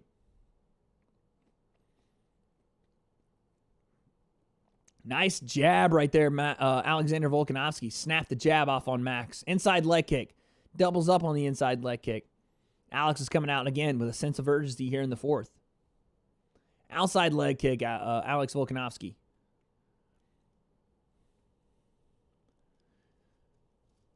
Oh, we got some blood running down the nose here from that jab of Alex Volkanovski. Inside leg kick. The inside leg kick from Volkanovski almost is a starter to his combinations. He starts with the inside leg kick. That's more of a touch, a feeler as to how far he is from Max, and then he throws some combinations over the top. It's the lead of a lot of his combinations. Oh, Max gets taken down with the inside leg kick again. He loses his balance. And Alex is just staying steady on those leg kicks, guys. Staying steady.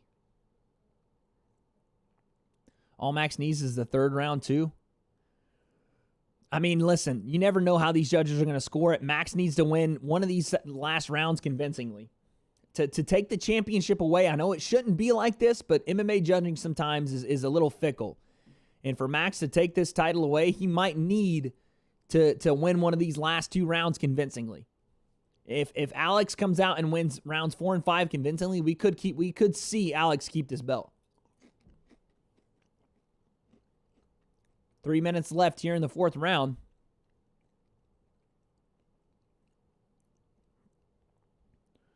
Again, Alex really utilizing the leg kicks here. He might be winning this round strictly off the consistent leg kick strikes. You can see that Max is looking for that flying knee as Alex changes levels. Nice right hand there from Volkanovski. Nice right hand from Holloway.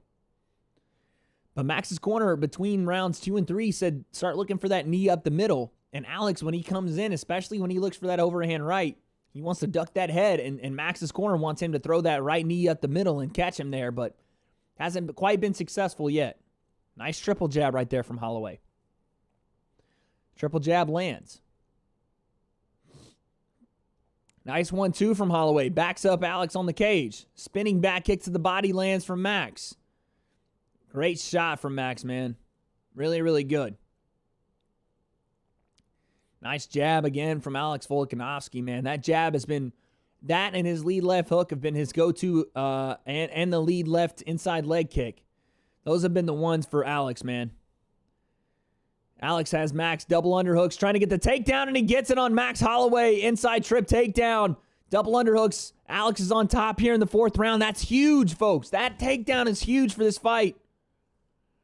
But Holloway gets back to his feet. Volkanovski tried to get Max. Oh, and he lands a left hook off the clinch break. Alex showing a lot of heart here as the champion in the 4th round. He could very well be winning this 4th round. Got to take down. Landing some big-time strikes. Landing some left inside leg kicks as well. I haven't even drinking any of it. Your voice. I choked on water a second ago. Here we are. 1 minute and 11 seconds left here. 4th round, guys. I don't know. I don't know who is winning this round. I would have to go in favor of the champion here. 1 minute left. 4th round. Oh, inside leg kick again is starting to buckle Max. He's starting to buckle Max with that inside leg kick, guys. Volkanovski looks for another takedown. He's eating punches for it, though. Max uses a couple of shots there in the clinch to land and make Volkanovski break off that lead leg takedown. Last 35 here in the round. Oh, 1-2 from Volkanovski. That lands. And he lands another left hand behind it. Volkanovski started to take over here in round 4. Oh! Lead left hand for Volkanovski landed. Beautiful shot.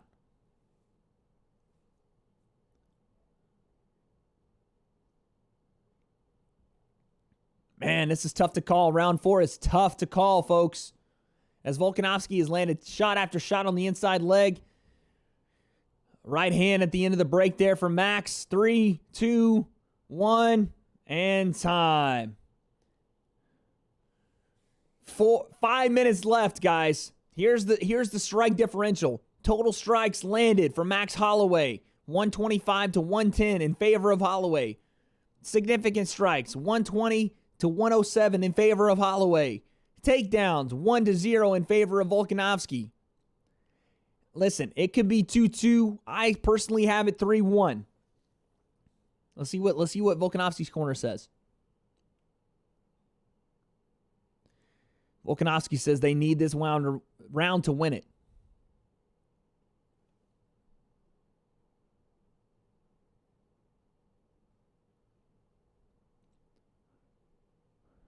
It's close, guys. It's close. It's close. Volkanovski landing more strikes in the 4th and got a takedown. I think you have to give it to Volkanovski.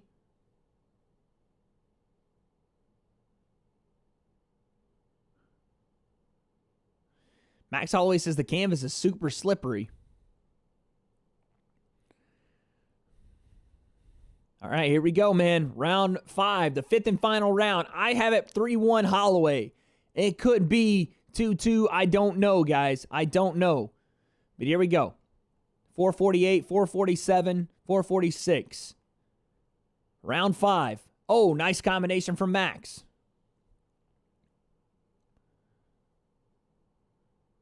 Max landed some shots there. Body kick, right hand over the top. Both guys throw inside leg kicks. They hit each other's shin up.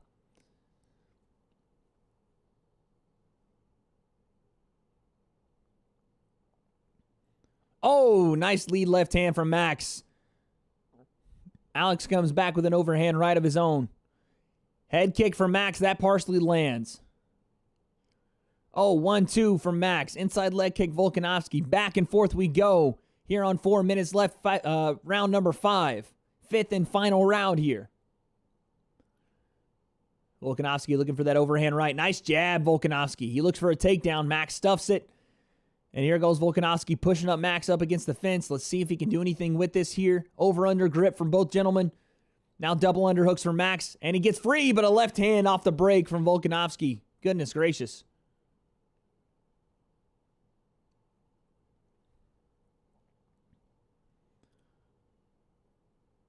Oh, another right hand from Volkanovski. Volkanovski looks for a takedown. It's window dressing. He tries a left hook over the top, and it misses. Oh, left hook on Max. Volkanovski lands a devastating left hook. That was nasty. Oh, head kick. Max tries to return one as well. It seems like Volkanovski has some real pop on his shots right now in this 5th round. It seems like Volkanovski got some real snap on his stuff.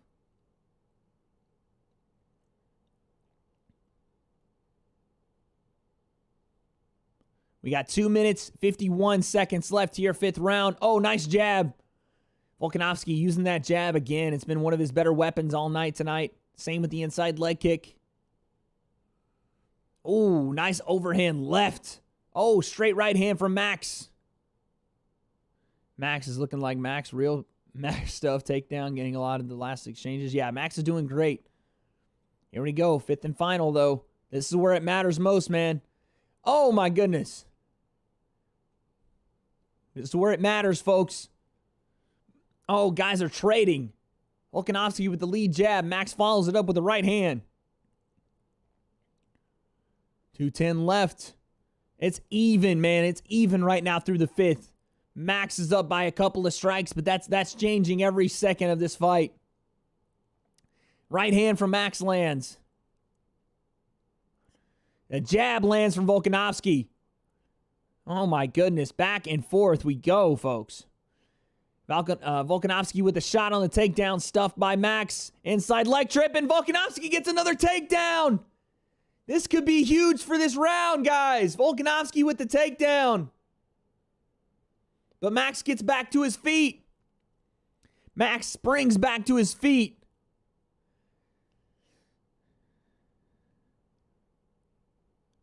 And Max gets free, but he eats a left hook on the break. We got 1:20 left here, folks. Oh, my goodness. Look at that nice left hand from Volkanovski, and then the inside leg kick as well. Outside leg kick in the right hand from Volkanovski. Volkanovski shoots in on another takedown, but Max stuffs this one. Max looking to try to... Oh, nice left hook on the break from Max Holloway. 53 seconds left here in the 5th round. Folks, this fight is close, man. Oh, my goodness. The jab lands Volkanovski. Listen, I think that Max won the first 3, but I don't know that. We need to see someone separate. If it's Volkanovski, the takedown could do it for him. But Max stuffs another one.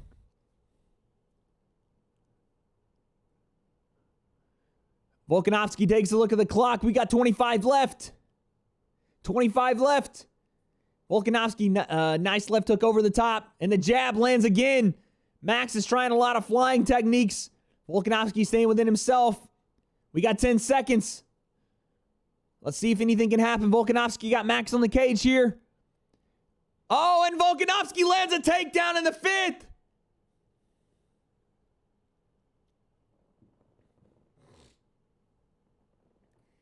That's tough to call, man.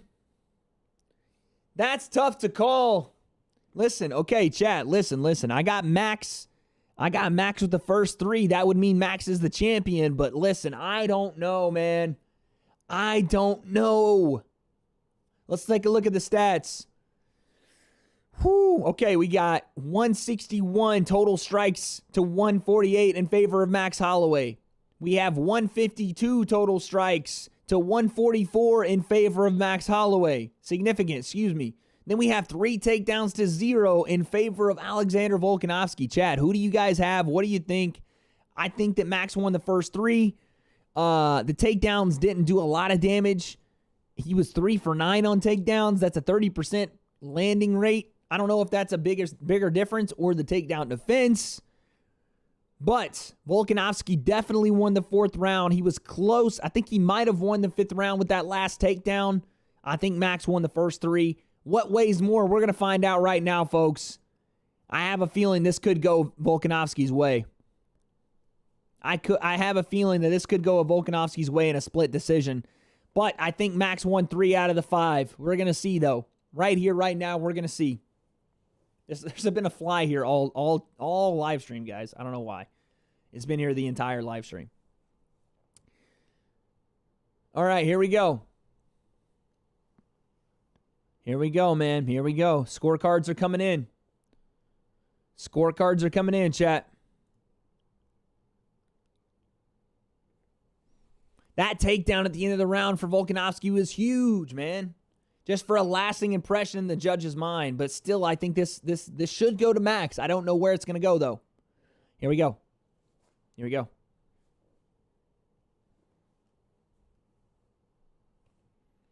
It's a split. It's a split.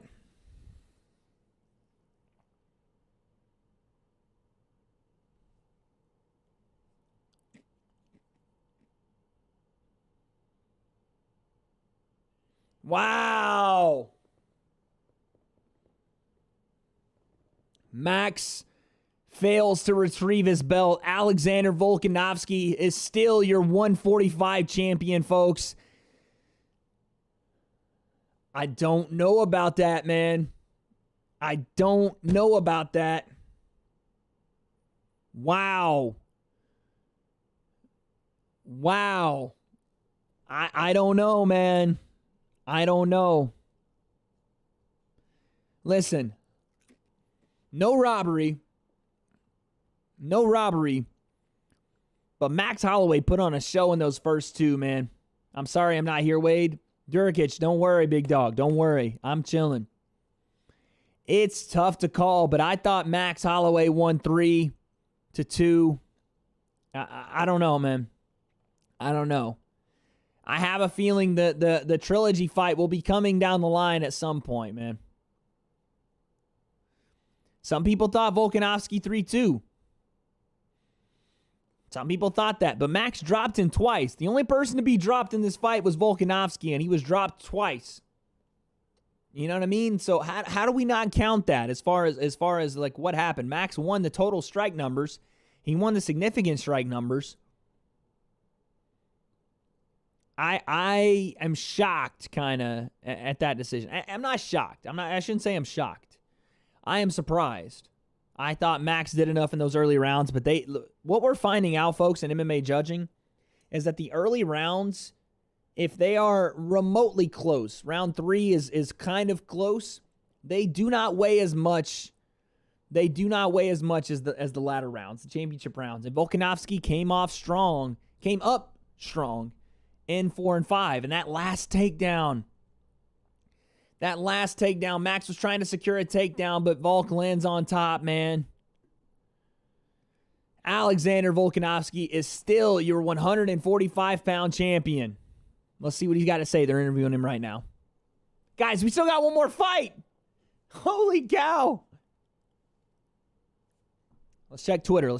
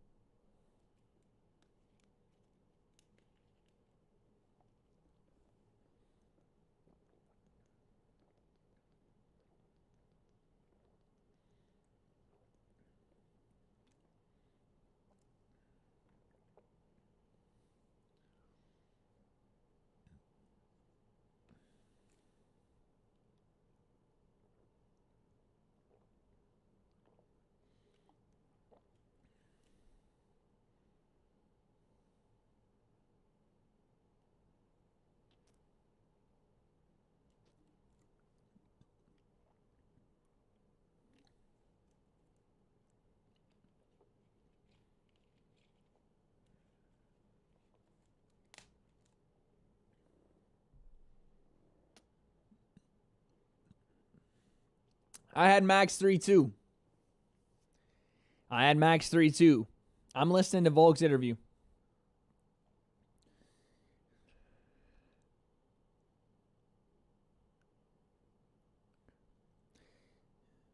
I'm listening to the interview, guys. Give me a second here.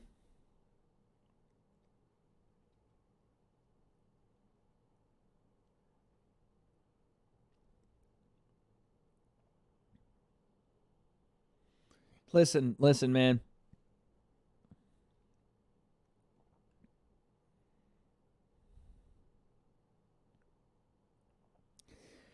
Volkanovski's not wrong, man. He's talking about basically he got the better of Max in both fights, in his opinion. That's his opinion. I thought that he beat Max the first time. I thought that Max beat him this time. Maybe I'm looking at the sport wrong. I don't think that takedowns without activity are as should be rewarded as much as defending a takedown or getting back up out of a takedown, you know. Max dropped him twice in the fight. I don't know how that doesn't count for anything in those I mean, yeah, it's a round by round basis, you know, so that is what it is. So Max won those rounds that he dropped him in, and then I'm guessing they said that Alex won the third, fourth, and fifth. That's has to be what the scorecards read. Has to be, right?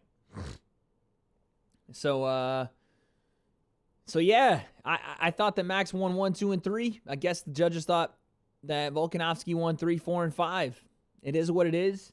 I think what's up next for Volkanovski is probably a different contender, probably somebody like Brian Ortega, Korean Zombie, somebody like that. But we're going to see. I would love to see a third fight. I don't think the UFC just goes right into a third fight with these two after 10 rounds together.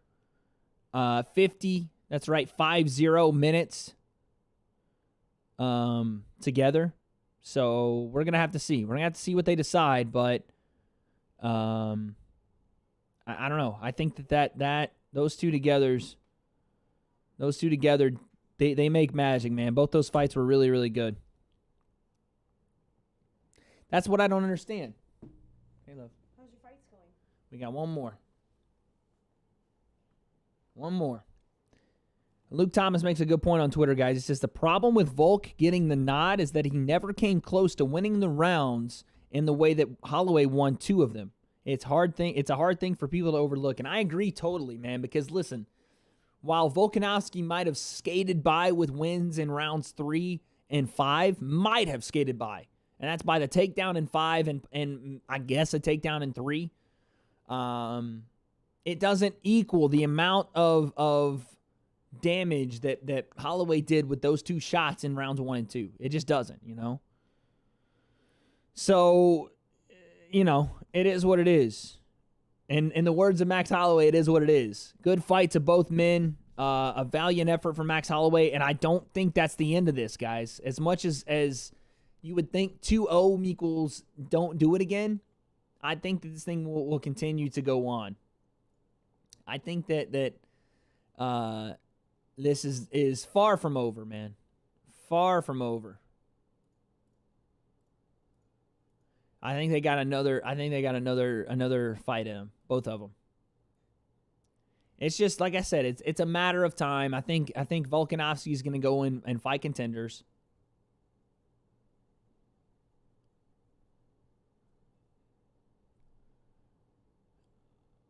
I think that Volkanovski is going to go and fight some other contenders. Holloway is going to go fight some other people at 45, or maybe he moves up. Maybe Holloway decides he wants to move up to 55 and give it a second try there. I don't know. I don't know.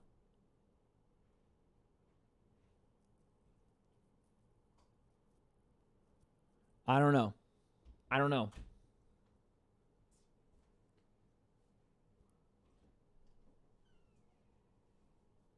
I don't know. But nevertheless, folks, we are here, our main event of the night. Jorge Street Jesus Masvidal and Kamaru Usman. I'm not even excited for the main now. Nah, man, nah. Get your vibes up, man. We got the main event. Kamaru Usman, Jorge Masvidal. Chat, who we going with? You know I got Masvidal because the heart says so. Okay, chat, listen to this. A $200,000 bet was placed on Masvidal at plus 230 odds against Usman in tonight's welterweight fight. That would pay out at $660,000. Jacob, was that your bet? Did you drop 200 thou on my boy Masvidal at 230 odds to get you $660,000? Is that the anonymous bet that was placed in Vegas tonight? It could have been, chat. You never know. You never know. Jake, I gotta know, man. Let me know in chat what you're throwing money down on. Masvidal, Usman. My mind says Masvidal by decision. My heart says Usman by 4th round TKO. I don't know. I don't know what to say, man. I don't know what to pick. I'm conflicted, chat. I'm conflicted, man. I can't say what I want, man. Again, Kamaru Usman, nice dude, man. I met him in person. Really nice guy. Jorge Masvidal, a fighter, a man of the people, the people's champ, the people's fighter, a fighter's fighter.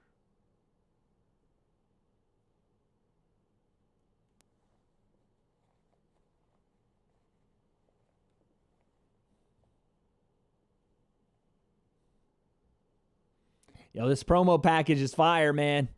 Joe Rogan's voice on the promo package. It's got to be surreal for Joe on the Fight Companion listening to himself talk about this fight. Or talk about, in the promo. That's got to be surreal for Joe, man.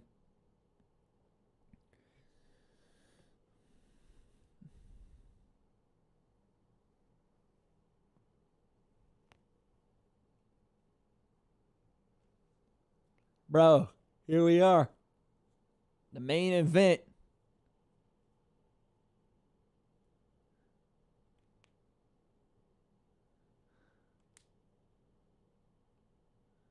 Here we are, guys.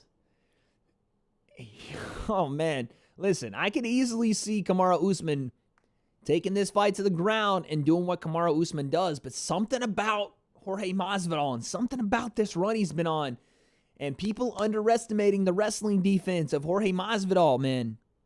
He's been in the gym with guys like Colby Covington for a good part of his career. Guys like Yoel Romero. Guys like Bo Nickel. All-American championship-winning wrestler at Penn State. He's not a slouch on the ground. He might not be the best technical wrestler. He's not going to, take you down and hold you there if you're Kamaru Usman. No. But his ability to scramble is there. His ability to get up off his back is there. And on the feet, I think Jorge Masvidal is able to set the traps for Kamaru to walk into. Now, let's not be mistaken. Kamaru Usman's got hands. Got bricks in those hands. The man can land shots and put you away. He can submit you. He can ground and pound you. He can find ways to break you, to break your spirit, to break your will. It's Street Jesus versus the Nigerian Nightmare. Folks, I got oh my God. Jacob's got the biggest bet of the night on Street Jesus, dude. You know what I'm saying? Let's pray to the one up above that Street Jesus delivers. Here we go, man. Jorge's making the walk. Jorge is making the walk right here, right now. Chad, I'm hyped, man. I'm hyped. Oh, he's a plus 170 at the close. Let's go, man. I mean, it's no secret I'm rooting for Jorge, but let's go, man. Here we are. 35 professional fights, John Anik says. 17 years of pro fight experience. He has become a superstar in the last year and a half to 2 years, guys. But he was game bred before any of that. Game bred before any of that. Oh my God.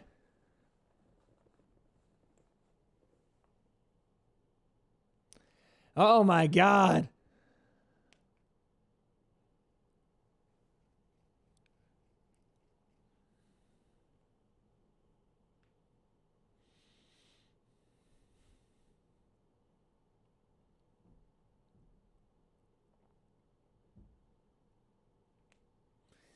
Oh my God.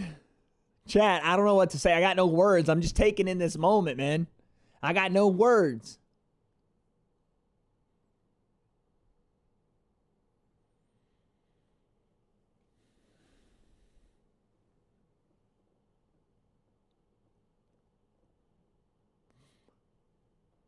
If Jorge wins this fight tonight, guys, I don't know if there's ever been a better story told. This is your rags to riches story, chat. This is your rags to riches story. This is what you guys wanted. This is what I wanted. This is what the people wanted. Jorge Masvidal finally gets his shot at the title. 17 years in. Starting in backyards in Miami. You can't make it up, guys. You can't make it up.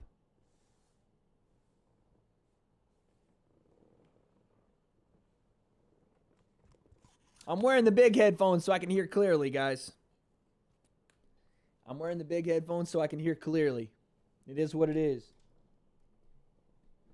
It is what it is, chat. I'm wearing them. I don't care. I need to hear this clearly, guys. I need to hear it clearly. Oh, my God, man.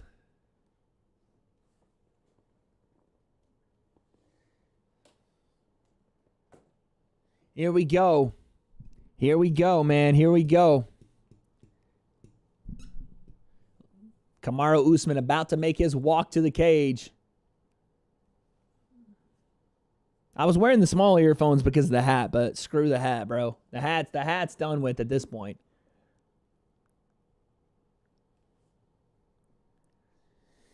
Here we go, man.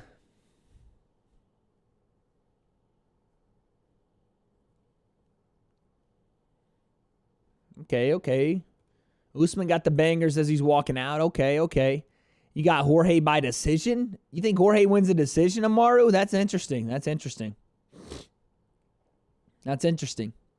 I think for Jorge to beat Masvidal, or I think for Jorge to beat Kamaru Usman, he's gonna have to finish him, in my opinion.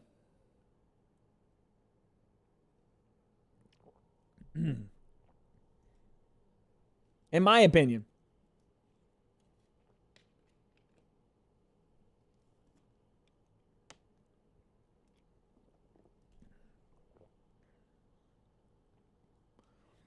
Kamaru Usman's vibing right now. He's vibing on his way to the ring. He looks calm and composed, guys.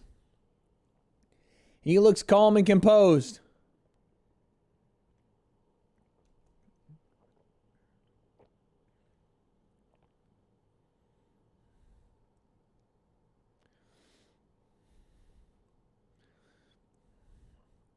Kamaru looking calm and composed. He's hanging out in the music, man.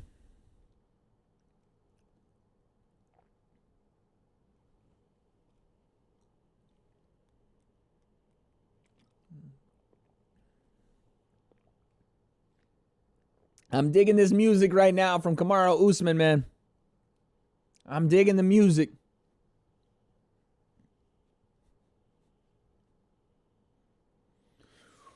Woo.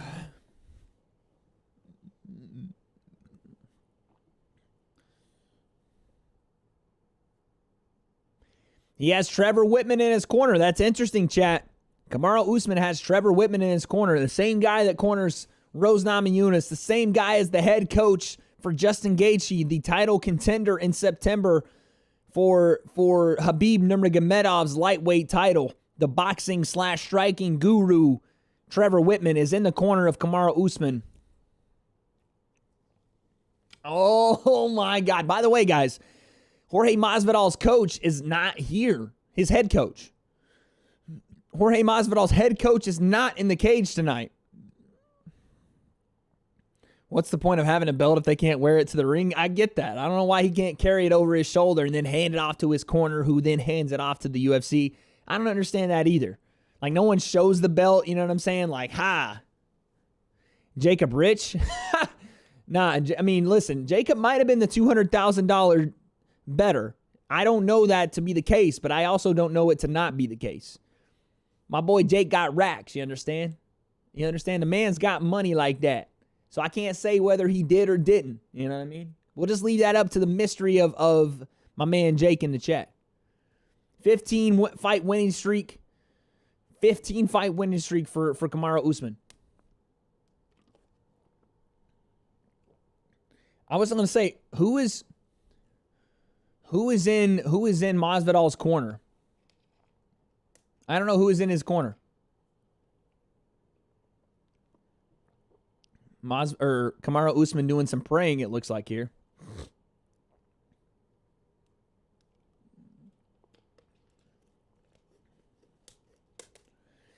Here we go. It looks like only 2 people in Jorge Masvidal's corner. He said he had a 4th member, but Mike Brown, Jorge Masvidal's chief corner, was suspended for this fight, guys. He tested positive for COVID-19, so Jorge Masvidal doesn't have his head cornerman in the corner. His head coach in the corner. He doesn't have him. Mike Brown is back in Vegas or South Florida somewhere. Okay, here's the rundown. Jorge Masvidal 33, Kamaru Usman 30, or excuse me, Jorge Masvidal 35, Kamaru Usman 33. Usman 6 foot, Masvidal 5'11. Reach 2 inches to Kamaru Usman. Here we go, man. Oh my God. Oh God, nothing gets me more nervous, man. A Conor McGregor fight is the only thing that gets me more nervous, chat.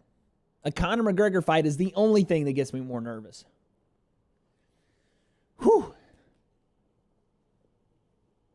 I need to go like run a mile. Okay, Mark Goddard is in the cage. I like Mark. He had a little bit of a wonky stoppage earlier, but I like the guy. He could have been stopping fights earlier. I get it.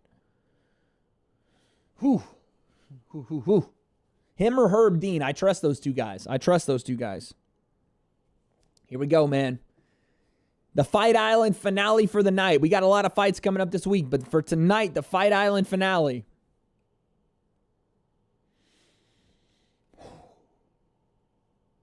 Why am I nervous? I'm just watching the fights. Why am I nervous? Jorge smiling, dancing.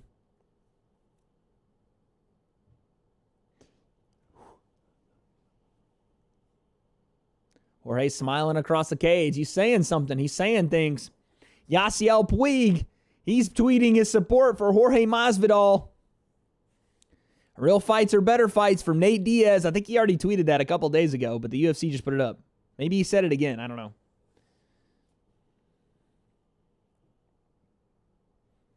Here we go, man.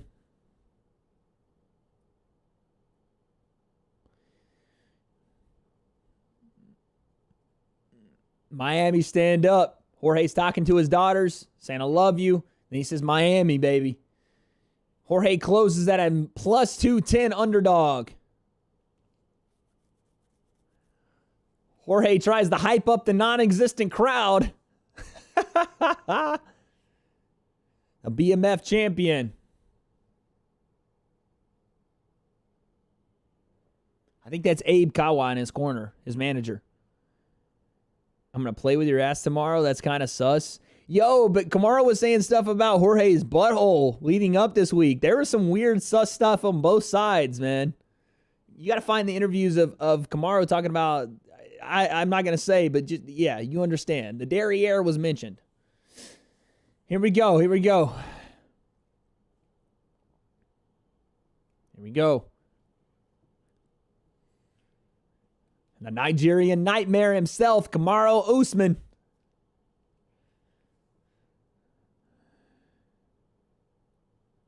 Oh, he walks all the way across the cage to...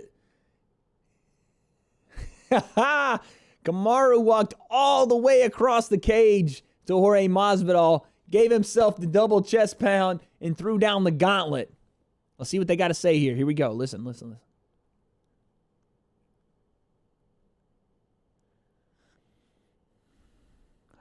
Heck no, there ain't no touching going on. No touch of the gloves. Here we go. Oh my God. Here we go, man. Yo, it doesn't matter if fans are in the arena or not. The tension is so high right now. I just saw Schmo in the crowd, or in the media section. Shout out Schmo. He's right behind Jorge Masvidal. He's got Schmo branded face mask on. Here we go. Time in. 457, 456 first round. Outside leg kick to Masvidal. Front kick up the middle, Masvidal. Inside leg kick, Masvidal. Overhand right completely misses from Kamaru. Inside leg kick again, Kamaru. Oh my God, and he lands into a takedown already. Oh my goodness. Masvidal was beating him up with the elbows from the bottom. Kamaru Usman already on top of Masvidal as he catches one of the Masvidal kicks and lands in a takedown right in the middle of the cage in the first round. not the start that Street Jesus wanted, but it right now looks like Kamaru Usman trying to take control. Nice elbow from Kamaru Usman on top. Jorge Masvidal smiles at him. Listen, that kick to the body, those kicks to the inside of the legs, Kamaru Usman's strategy definitely to slow down Kamaru Usman really, really quick. But Usman catches the kick and transitions that into a single leg high crotch takedown, lands in full guard and gets on top of Jorge. Oh, and he's battered. Jorge was battering him with shots from the bottom. Up kicks from Jorge Masvidal. And look at this scramble right here from Jorge Masvidal. And Kamaru Usman now using a little bit of a double overhook position here on north-south position on Jorge Masvidal. Masvidal gets to his feet. Snap down from Kamaru Usman. He's trying to snap Jorge Masvidal down to the ground here. And look at that. Jorge Masvidal gets out, and we're back to our feet. 3:23 left here in the first round. Masvidal standing southpaw. Then he switches orthodox. Kamaru ducks under the switch stance left hook from Jorge Masvidal. Inside leg kick, Masvidal lands.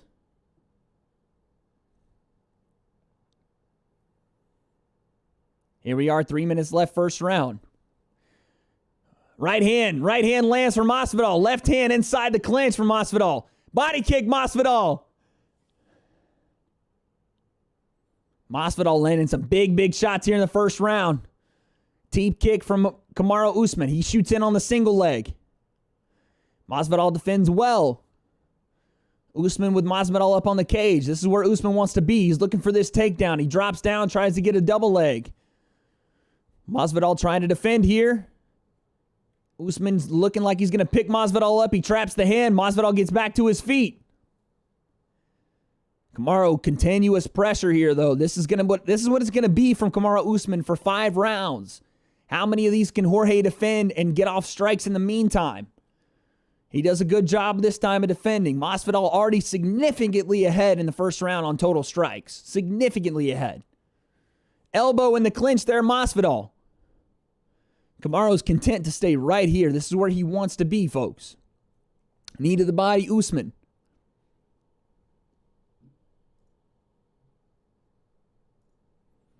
The foot stomps, the old school foot stomps from Kamaru Usman as he has Jorge Masvidal in the cage here. Rip to the body, Usman. This is where Kamaru Usman wants to keep this fight. Jorge Masvidal otherwise wants to slip out of the back here, and he does. He gets out of there. They're back to striking distance. 1:27 left here, first round. Nice elbow from Usman on the break there, and it leaves Jorge cut above the eye. 1:18 left here, first round. Switch stance, left hand lands. Beautiful switch stance, left hand. That's the same shot he hit Darren Till with and put him away, and that lands on Kamaru Usman. Oh, Jorge stumbles a little bit trying to get out of that clinch. Here we are, 1 minute left. Kamaru, continuous pressure on Jorge Masvidal. This is what you got to look for out of Kamaru Usman. He's going to continue to pressure you up against the cage, try to land significant strikes. Masvidal backing up against the cage is not what you want to see from him here. Right hand from Masvidal, left hand behind it. Another jab from Masvidal lands on Usman. Right hand from Masvidal land on Usman. 1-2 from Masvidal. 21 seconds left, first round. Usman looking for big power shots, but they're not landing. Masvidal defending well. None of these are landing. Right hand from Masvidal lands. Rip to the body from Masvidal. Knees to the body from Usman. Big shots to the body land. Another big shot to the body from Usman. Guys, I don't know. That's got to be round 1 to Masvidal, but his hands are over his head. He's breathing deep. So is Usman. Oh, God, guys. Both of them are tired already. All right, let's listen. Both guys are tired already.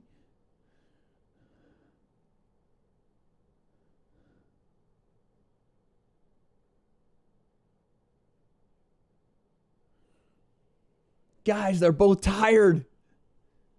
Oh, my God.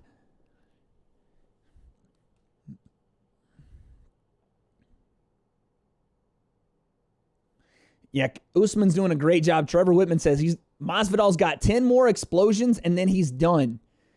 Kamaru Usman's doing a great job in these exchanges. He's ripping the body, but I think that's got to go 1-0 to the challenger. 1-0 to the challenger Masvidal, I feel like.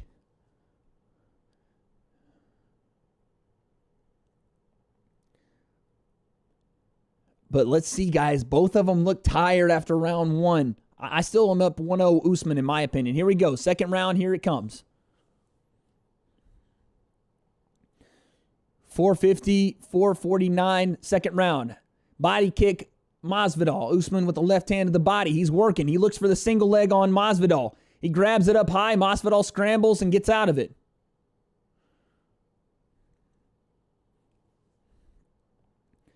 And then Usman tries to pin Masvidal up against the cage here, looking for this single leg.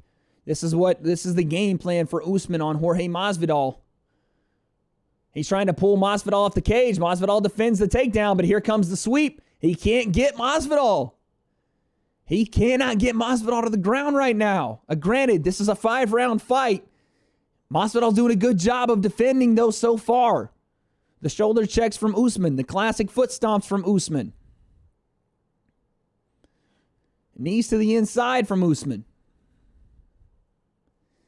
Guys, Jorge Masvidal defending takedowns here. But again, not a lot of action. Time for both guys to rest here on the cage. The foot stomps from Usman. Stomps on the toe from Usman. Stomping right on that toe. The old school foot stomps. The shoulder check to the neck from Usman. I don't know if this favors Usman more or Jorge Masvidal, because Usman's given Jorge time to rest here. Masvidal smiling. Knee to the body from Masvidal. Oh, rip to the body from Usman. Knee to the body from Masvidal, and then the kind of the uppercut to the body there from Usman. The hooks to the body. Masvidal's going to try to rip under. Nice elbow, short in the clinch, and now he gets off the cage. Masvidal with double underhooks, and he gets free. But then re-engaged by Usman on the cage once again, folks.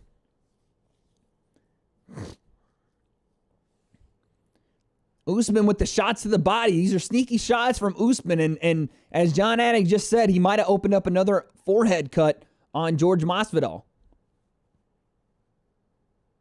Knee to the body there. Right hand lands from Usman. That right hand landed big time from Usman. That was a big shot. A right cut. A cut is right above the right eyebrow of Jorge Masvidal. And it looks like it maybe was another clash of heads. 2 clashes of heads have opened up cuts on either eyebrow of George Masvidal here. 2:18 left, second round. And so far, this has been all Usman as far as control and shots. Jorge has been completely defensive on the cage. If this continues to be the way the fight goes, this is Kamaru Usman's game plan. Just to weigh on you, stand on you, stomp on the feet. Continue to pressure you on the cage. Rip shots to the body. 1:52 left here, second round. The shoulder stomps, and then he rips to the body. Or the shoulder stomps. The foot stomps, then he rips to the body. Another foot stomp, and then rips to the body underneath. He's ripping the body in the clinch here. That's got to do some damage to Jorge sooner or later. Jorge just standing there on the cage. He's getting ripped to the body from Usman. Those shots cannot feel good. Usman 46 strikes to 12 this round in favor of Usman. My goodness, this round is dominant for the champion so far. Dominant for the champion. Some hammer fist to the thigh from Usman. Rips to the stomach. Shoulder to the chin. I mean, it's all Usman on the cage right here, folks. All Usman on the cage here. Still yet to get Jorge down, but a big-time performance on the cage here. The stomps, the hooks to the body, the shoulder strikes to the chin. Jorge smiles at him. But nevertheless, these are scoring points for the champion, Usman. I would have to say Anik says he's looking to come back in round 3. 35 seconds left in the second round. Nice straight left hand from Usman. Inside leg kick Masvidal as they break. Masvidal starting to tag. Oh, he's tagging him. Masvidal with the 1-2 tags Usman. Another left hand tags him. Outside leg kick Masvidal. Usman shakes it off. 12 seconds left here, second round. Usman smiles. Masvidal smiles back at him. Right hand lands Masvidal. He's switching stance on Usman, and that's the end of the second round. They smile at each other. I got to use the bathroom, chat. I'll be right back.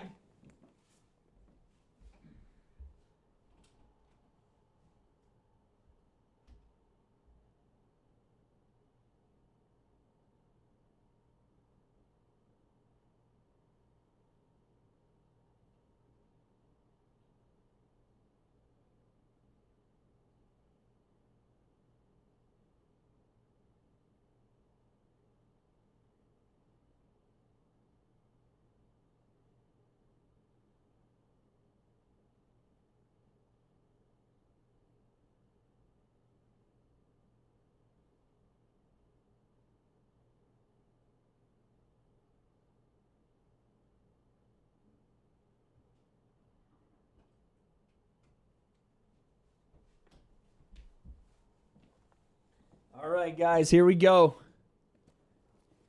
Here we go. Round 3, here we go, guys. Kamaru big head ass is like John's elbows. John's elbows be cutting people. Kamaru just says, let me get you with this head. Pow.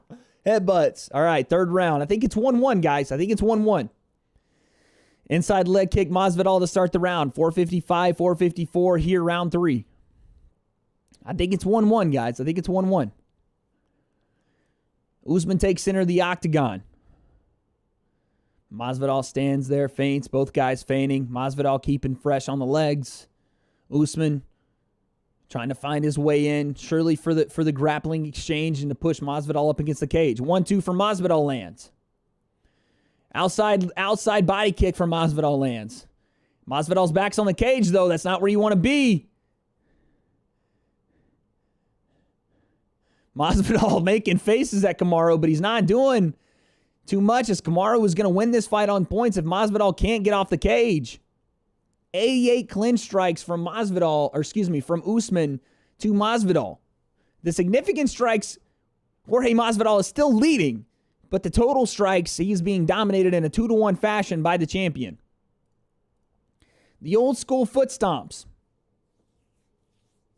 We're in round 3. 3 minutes, 50 seconds left here. The shoulder strike from Masvidal. The nice left hand over the top from Usman. Inside leg kick, Masvidal. Right hand just misses from Usman. Nice jab from Usman. That lands. Right hand from Usman. That lands. I said Jasmine. Usman landed some big strikes there, and then he goes right back to the clinch. This is Usman's game plan. This is what he wants to do.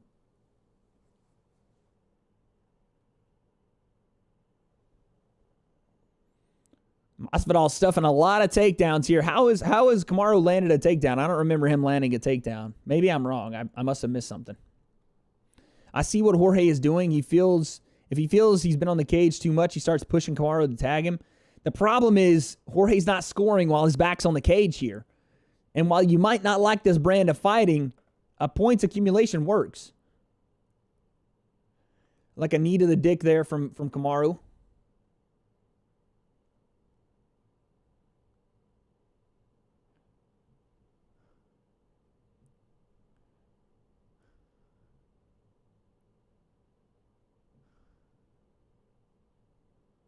What happened? Was it a shot to the dick? Yeah. Uppercut right to the old ball sack.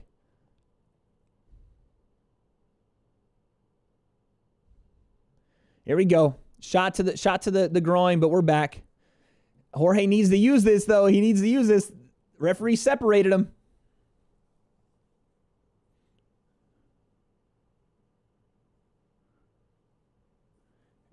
Oh, look at this. Jorge's using the time. Jorge's using the time to walk around and catch his breath. Listen, Jorge. Kamaru knows that he's using this time to catch his breath. He knows it. He knows it, man.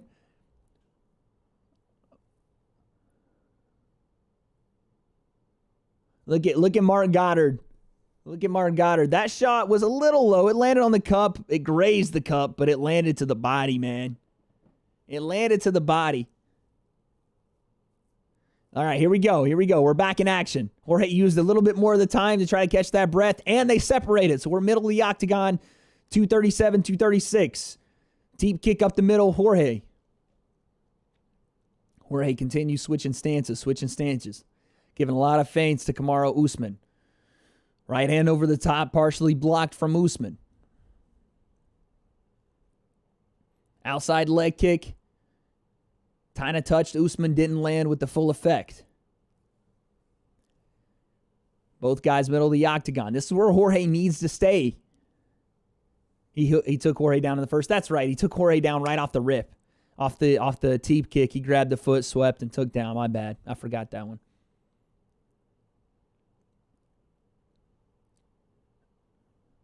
Nice jab from Masvidal. Or excuse me, Usman. Oh, man, nice level change from Usman, and he gets the takedown. Great level change, Kamaru Usman. He was just waiting on Jorge to explode, and he gets the takedown off of it, man. And now he has Jorge up against the fence, butt on the ground. He's trying to pinch those legs together, see if Usman can get back to his feet. But then again, if Usman tries to work back to his feet, Kamaru's going to ragdoll him and try to throw him back down. Usman defends. Oh, and there it is again. Usman with another big takedown, this time in the open. And this is where the champion can really do some work. He's in side control on Masvidal. Let's see if he can do some work here. Third round. Oh, man, he's transitioning over. He's going to try to maybe even try to pin Jorge Masvidal's left arm on him. Yeah, he's going to try to pin it. Looking for mounted crucifix. Jorge explodes, gives his back up. Then transition, gets to half guard. Nice elbow right there from Usman. Good elbow.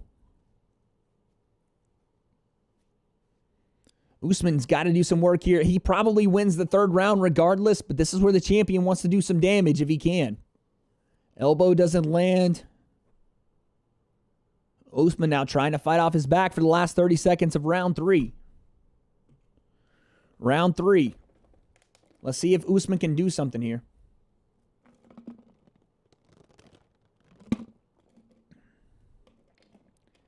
16 seconds here, third round. Usman really stacking that open guard from Masvidal.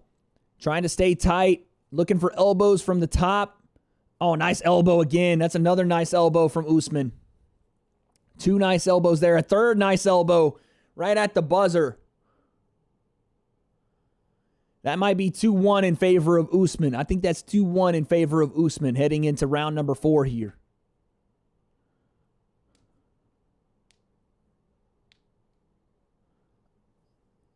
Let's see what Trevor Whitman's talking.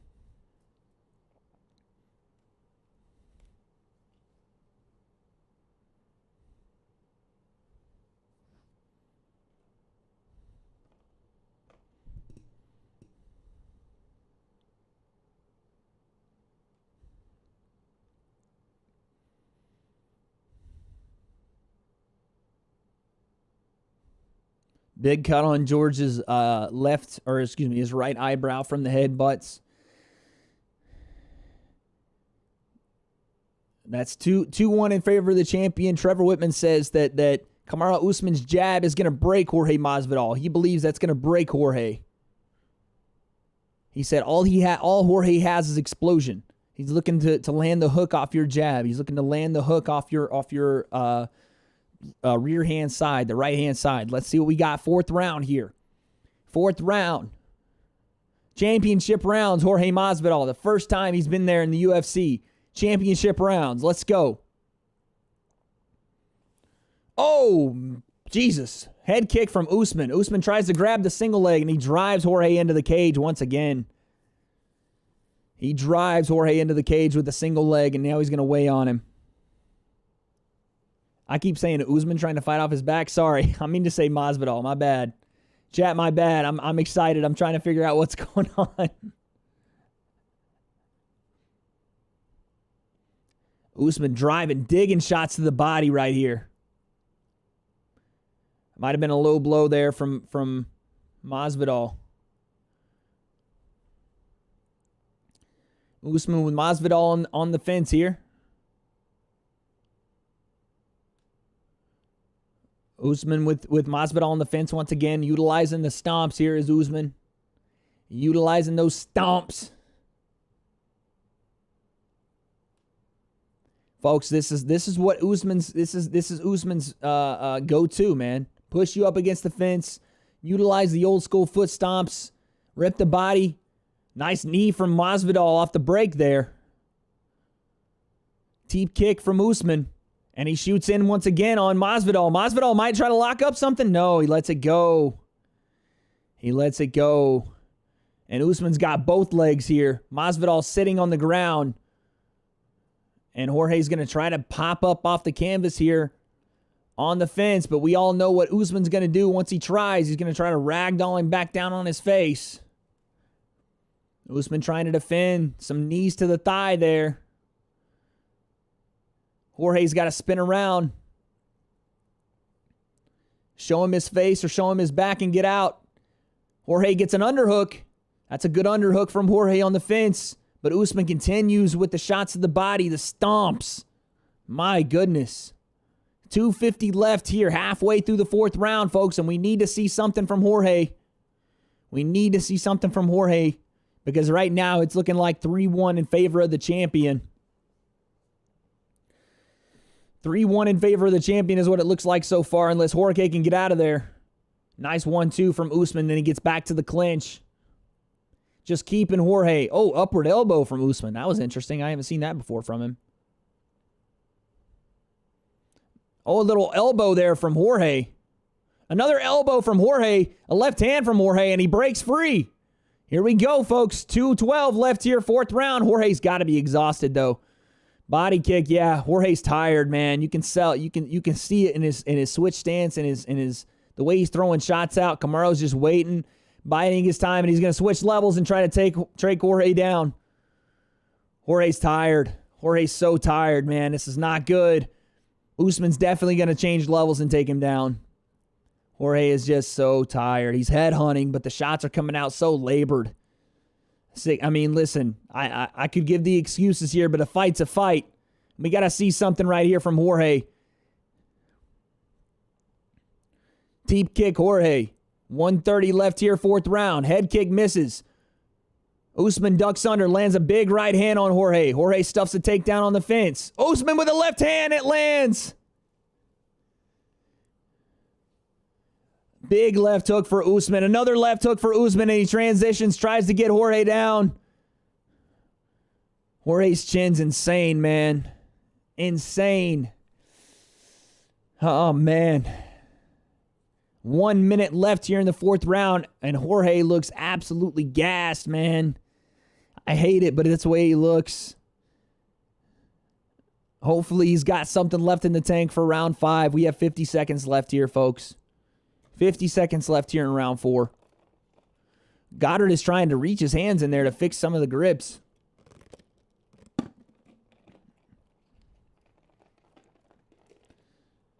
Clinch control time for Kamaru Usman has been dominant in rounds 2 and 4.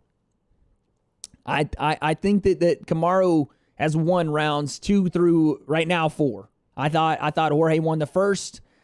I think Kamaru has won the next 3, unfortunately for Jorge. Last 14 seconds here, fourth round.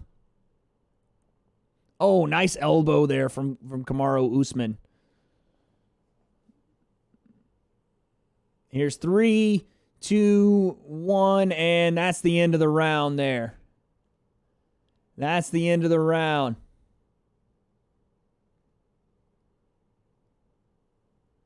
That's the end of the round, guys. We're going to number 5. That's got to be 3-1 in favor of the champion, and Jorge Masvidal is going to need a finish.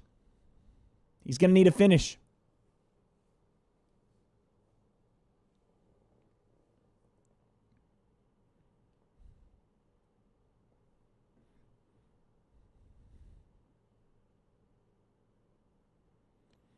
Kamaru Usman's corner is telling him they want to see a finish. They want to see a finish from Kamaru. They don't want him to just have Jorge on the cage. They want him to get him to the cage and rip the body, come up top with the elbows.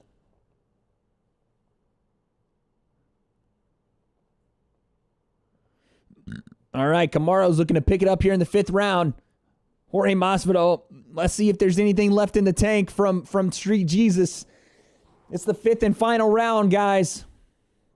The 5th and final round of the night. Jorge Masvidal, Kamaru Usman. I think it's 3-1 in favor of the champion heading into this 5th. Let's see what happens. Here we go. Here we go. 455, 454, 453 left here, round 5. Deep kick from Jorge Masvidal. Let's see if Kamaru Usman wants to change levels and duck under some of these strikes from Jorge Masvidal.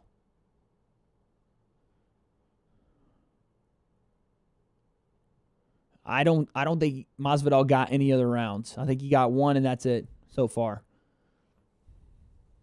Let's see what Masvidal has in the tank here. Kamaru's trying to reach for that lead leg and push Masvidal up against the cage here. Nice jab. Kamaru Usman, the champion, backing up Masvidal against the cage. The shot is coming. It's coming. And the shot is going to come. Jab to the body, Kamaru Usman. 1-2 from Usman, and there's the shot on the cage. Masvidal's trying to stuff it, and look at that drop transition into the takedown from Kamaru Usman. He puts Jorge Masvidal on his back with 3 minutes and 50 seconds left here in the 5th and final round. And folks, I don't know if Jorge's going to get up. I don't know if he's going to get up. And Jorge's going to try his best to explode here, but I don't know. I don't know if he's going to be able to get off his back. I don't know.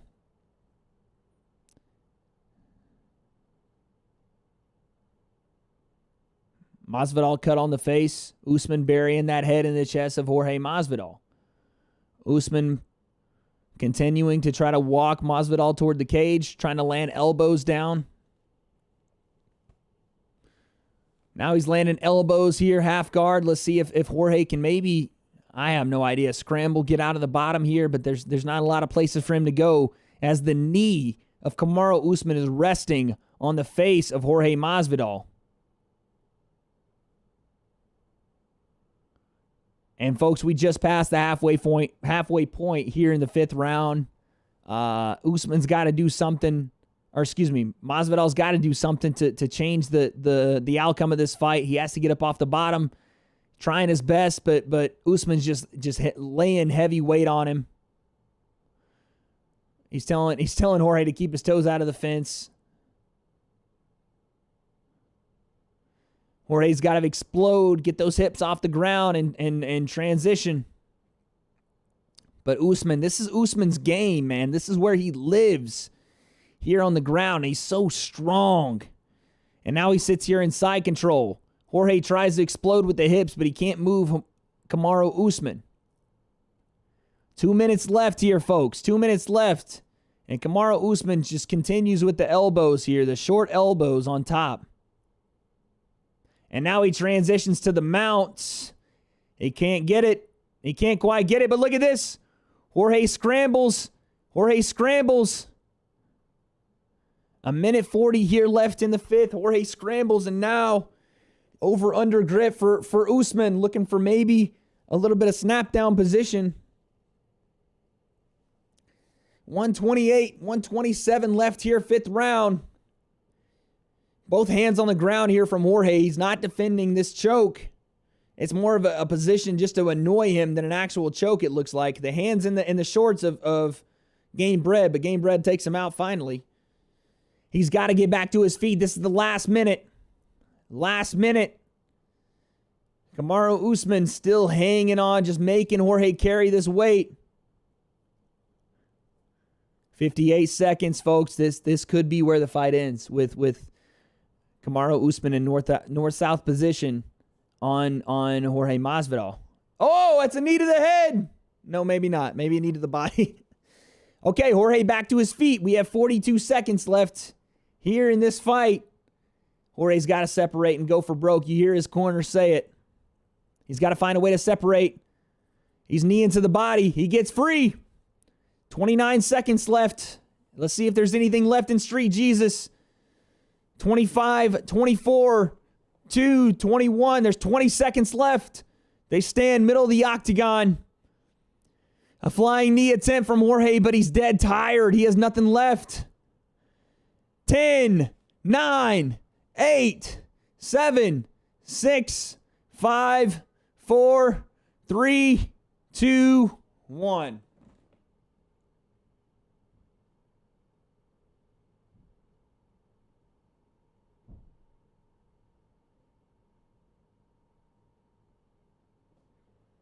That's the end of the fight.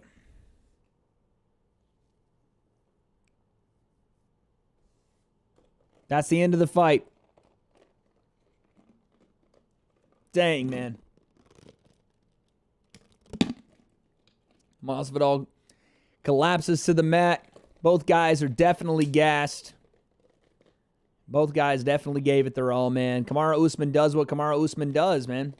He came out, secured a ton of clinch position strikes, controls the fight with a lot of the clinch on the cage, and then finally starts to ground and pound and land some significant strikes there in the fifth and final.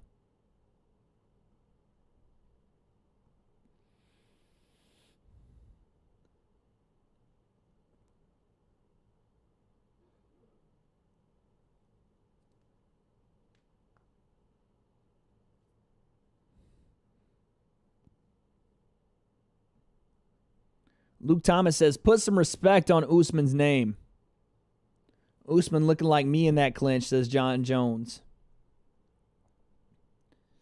I mean, listen, guys, listen. Kamaru Usman dominated that fight from rounds 2 on, basically. Gamebred is a gangster. O'Malley boozed the end of that fight. I'm assuming because of the way it ended.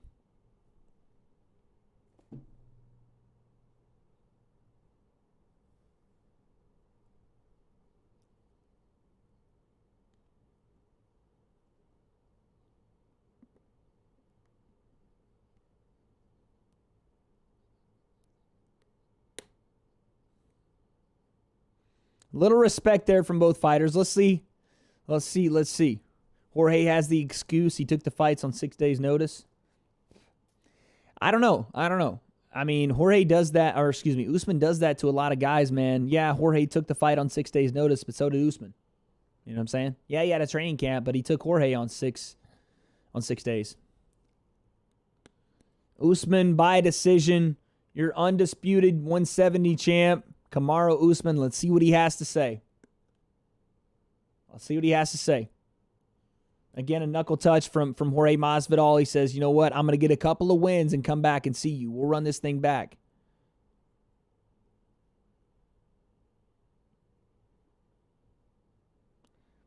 Let's see.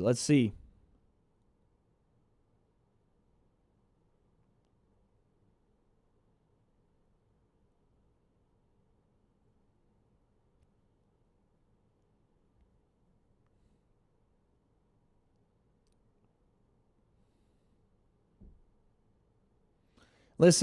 Jorge did what he was supposed to do, man. He defended the takedowns. I think he gave up 2 takedowns out of how many? 5 out of 16. He defended 11 of those takedowns. It's just those clinch strikes started to add up for the champion. Listen, the significant strikes were only 94 to 66 in favor of the champ, but the total strikes were 263 in favor of the champ to 88 from the challenger. So that's what you're looking at is the combinations of the little things from Kamaru Usman. He did the little things right. You know what I'm saying? He did the little things right. He comboed the total strikes, the clinch shoulder strikes, the foot stomps, all those things. The stuff that wouldn't necessarily determine who's going to be put out of a fight, But when you're talking about points, they add up over time. So you can't fault the champion for doing what he does best. And that's a through-and-through win for Kamaru Usman. A through-and-through win. Let's see what he's got to say here on the post-fight interview from him and John Anik. Let's see. Let's see what he's got to say here, guys. We're gonna hear this interview and then we'll get out of here, guys. What a night it's been. What a night it's been.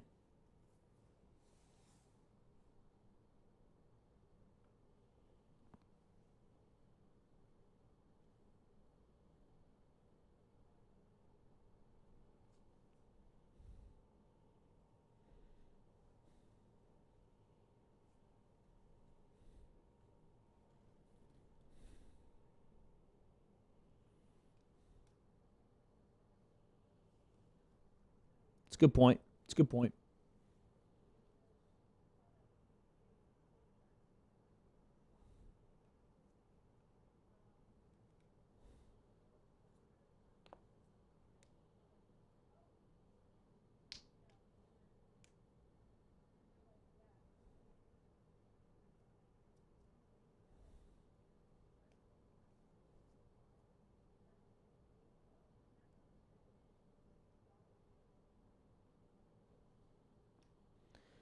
Basically, Usman talking about his new corner. He said, listen, Gamebred's one of the biggest, baddest dudes out there right now.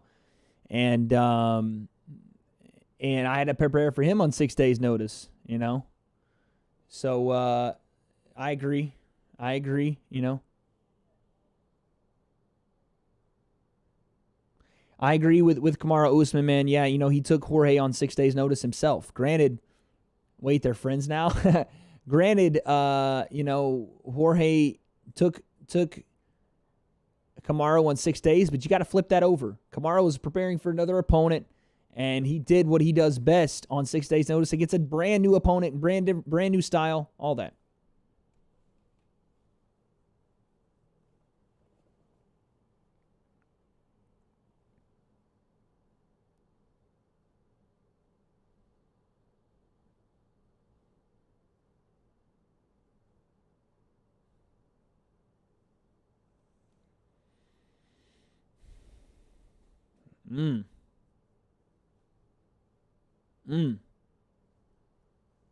Okay, so he says, listen, you know, beside the trash talk, I know that George is a tough guy, speaking about Jorge, and he says, but at the end of the day, I'm just a level better. I got more tools in the tool shed, tool bag.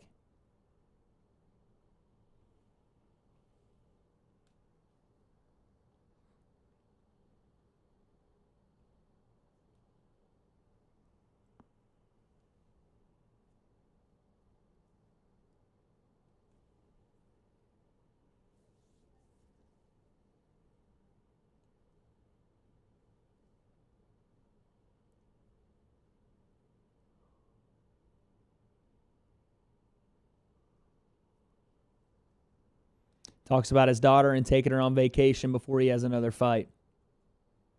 You can't hate the guy, man. You can listen.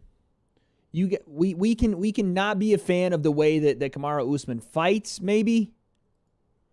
We can be not a fan of necessarily the way he fights, but you know, he's a champion and he has the tools, like he said, in the toolbox, in the tool shed to be able to come out on top regardless of the opponent, regardless of the time to prep for it. And he did that tonight, folks. He did that tonight. So, ladies and gentlemen, that is your card. UFC 251, the first fight on Fight Island, happens right here, right now tonight. This has been the first time we've been on the W.A.D.E Concept podcast in about, 6 months. Since the Conor fight, I'm pretty sure. Maybe not. No, since UFC Brasilia. That's right. In, I don't know when that was, February? This is the first time we've been on the UFC live stream reactions. Fight Night episode 1 is in the books. I don't think we'll be live stream reacting to some of the other fights. I will be live tweeting. But August 15th, I will be reacting. Guys, the W.A.D.E Concept podcast is coming back in full force. I'm still looking for a co-host. I have a couple of people in mind, but If you have someone in mind, let me know. I got a couple of buddies I'm thinking about doing it with, but let me know anyway. This has been the W.A.D.E Concept Podcast live stream reaction to UFC 251 Fight Island. Thank you guys for coming in. I appreciate everybody. Amaru, my boy Jacob, Lee, Josh coming back in, Devil Monkey, Durakic, my boy Durakic. I finally figured out how to say your name. Everybody else that came in, VTK with the sub today. Thank you to everybody that came by. We broke 300 subs today on stream. I appreciate you guys. I love you guys. Until next time, this is the W.A.D. Concept Podcast. We are out. I will talk to you guys next time. Peace.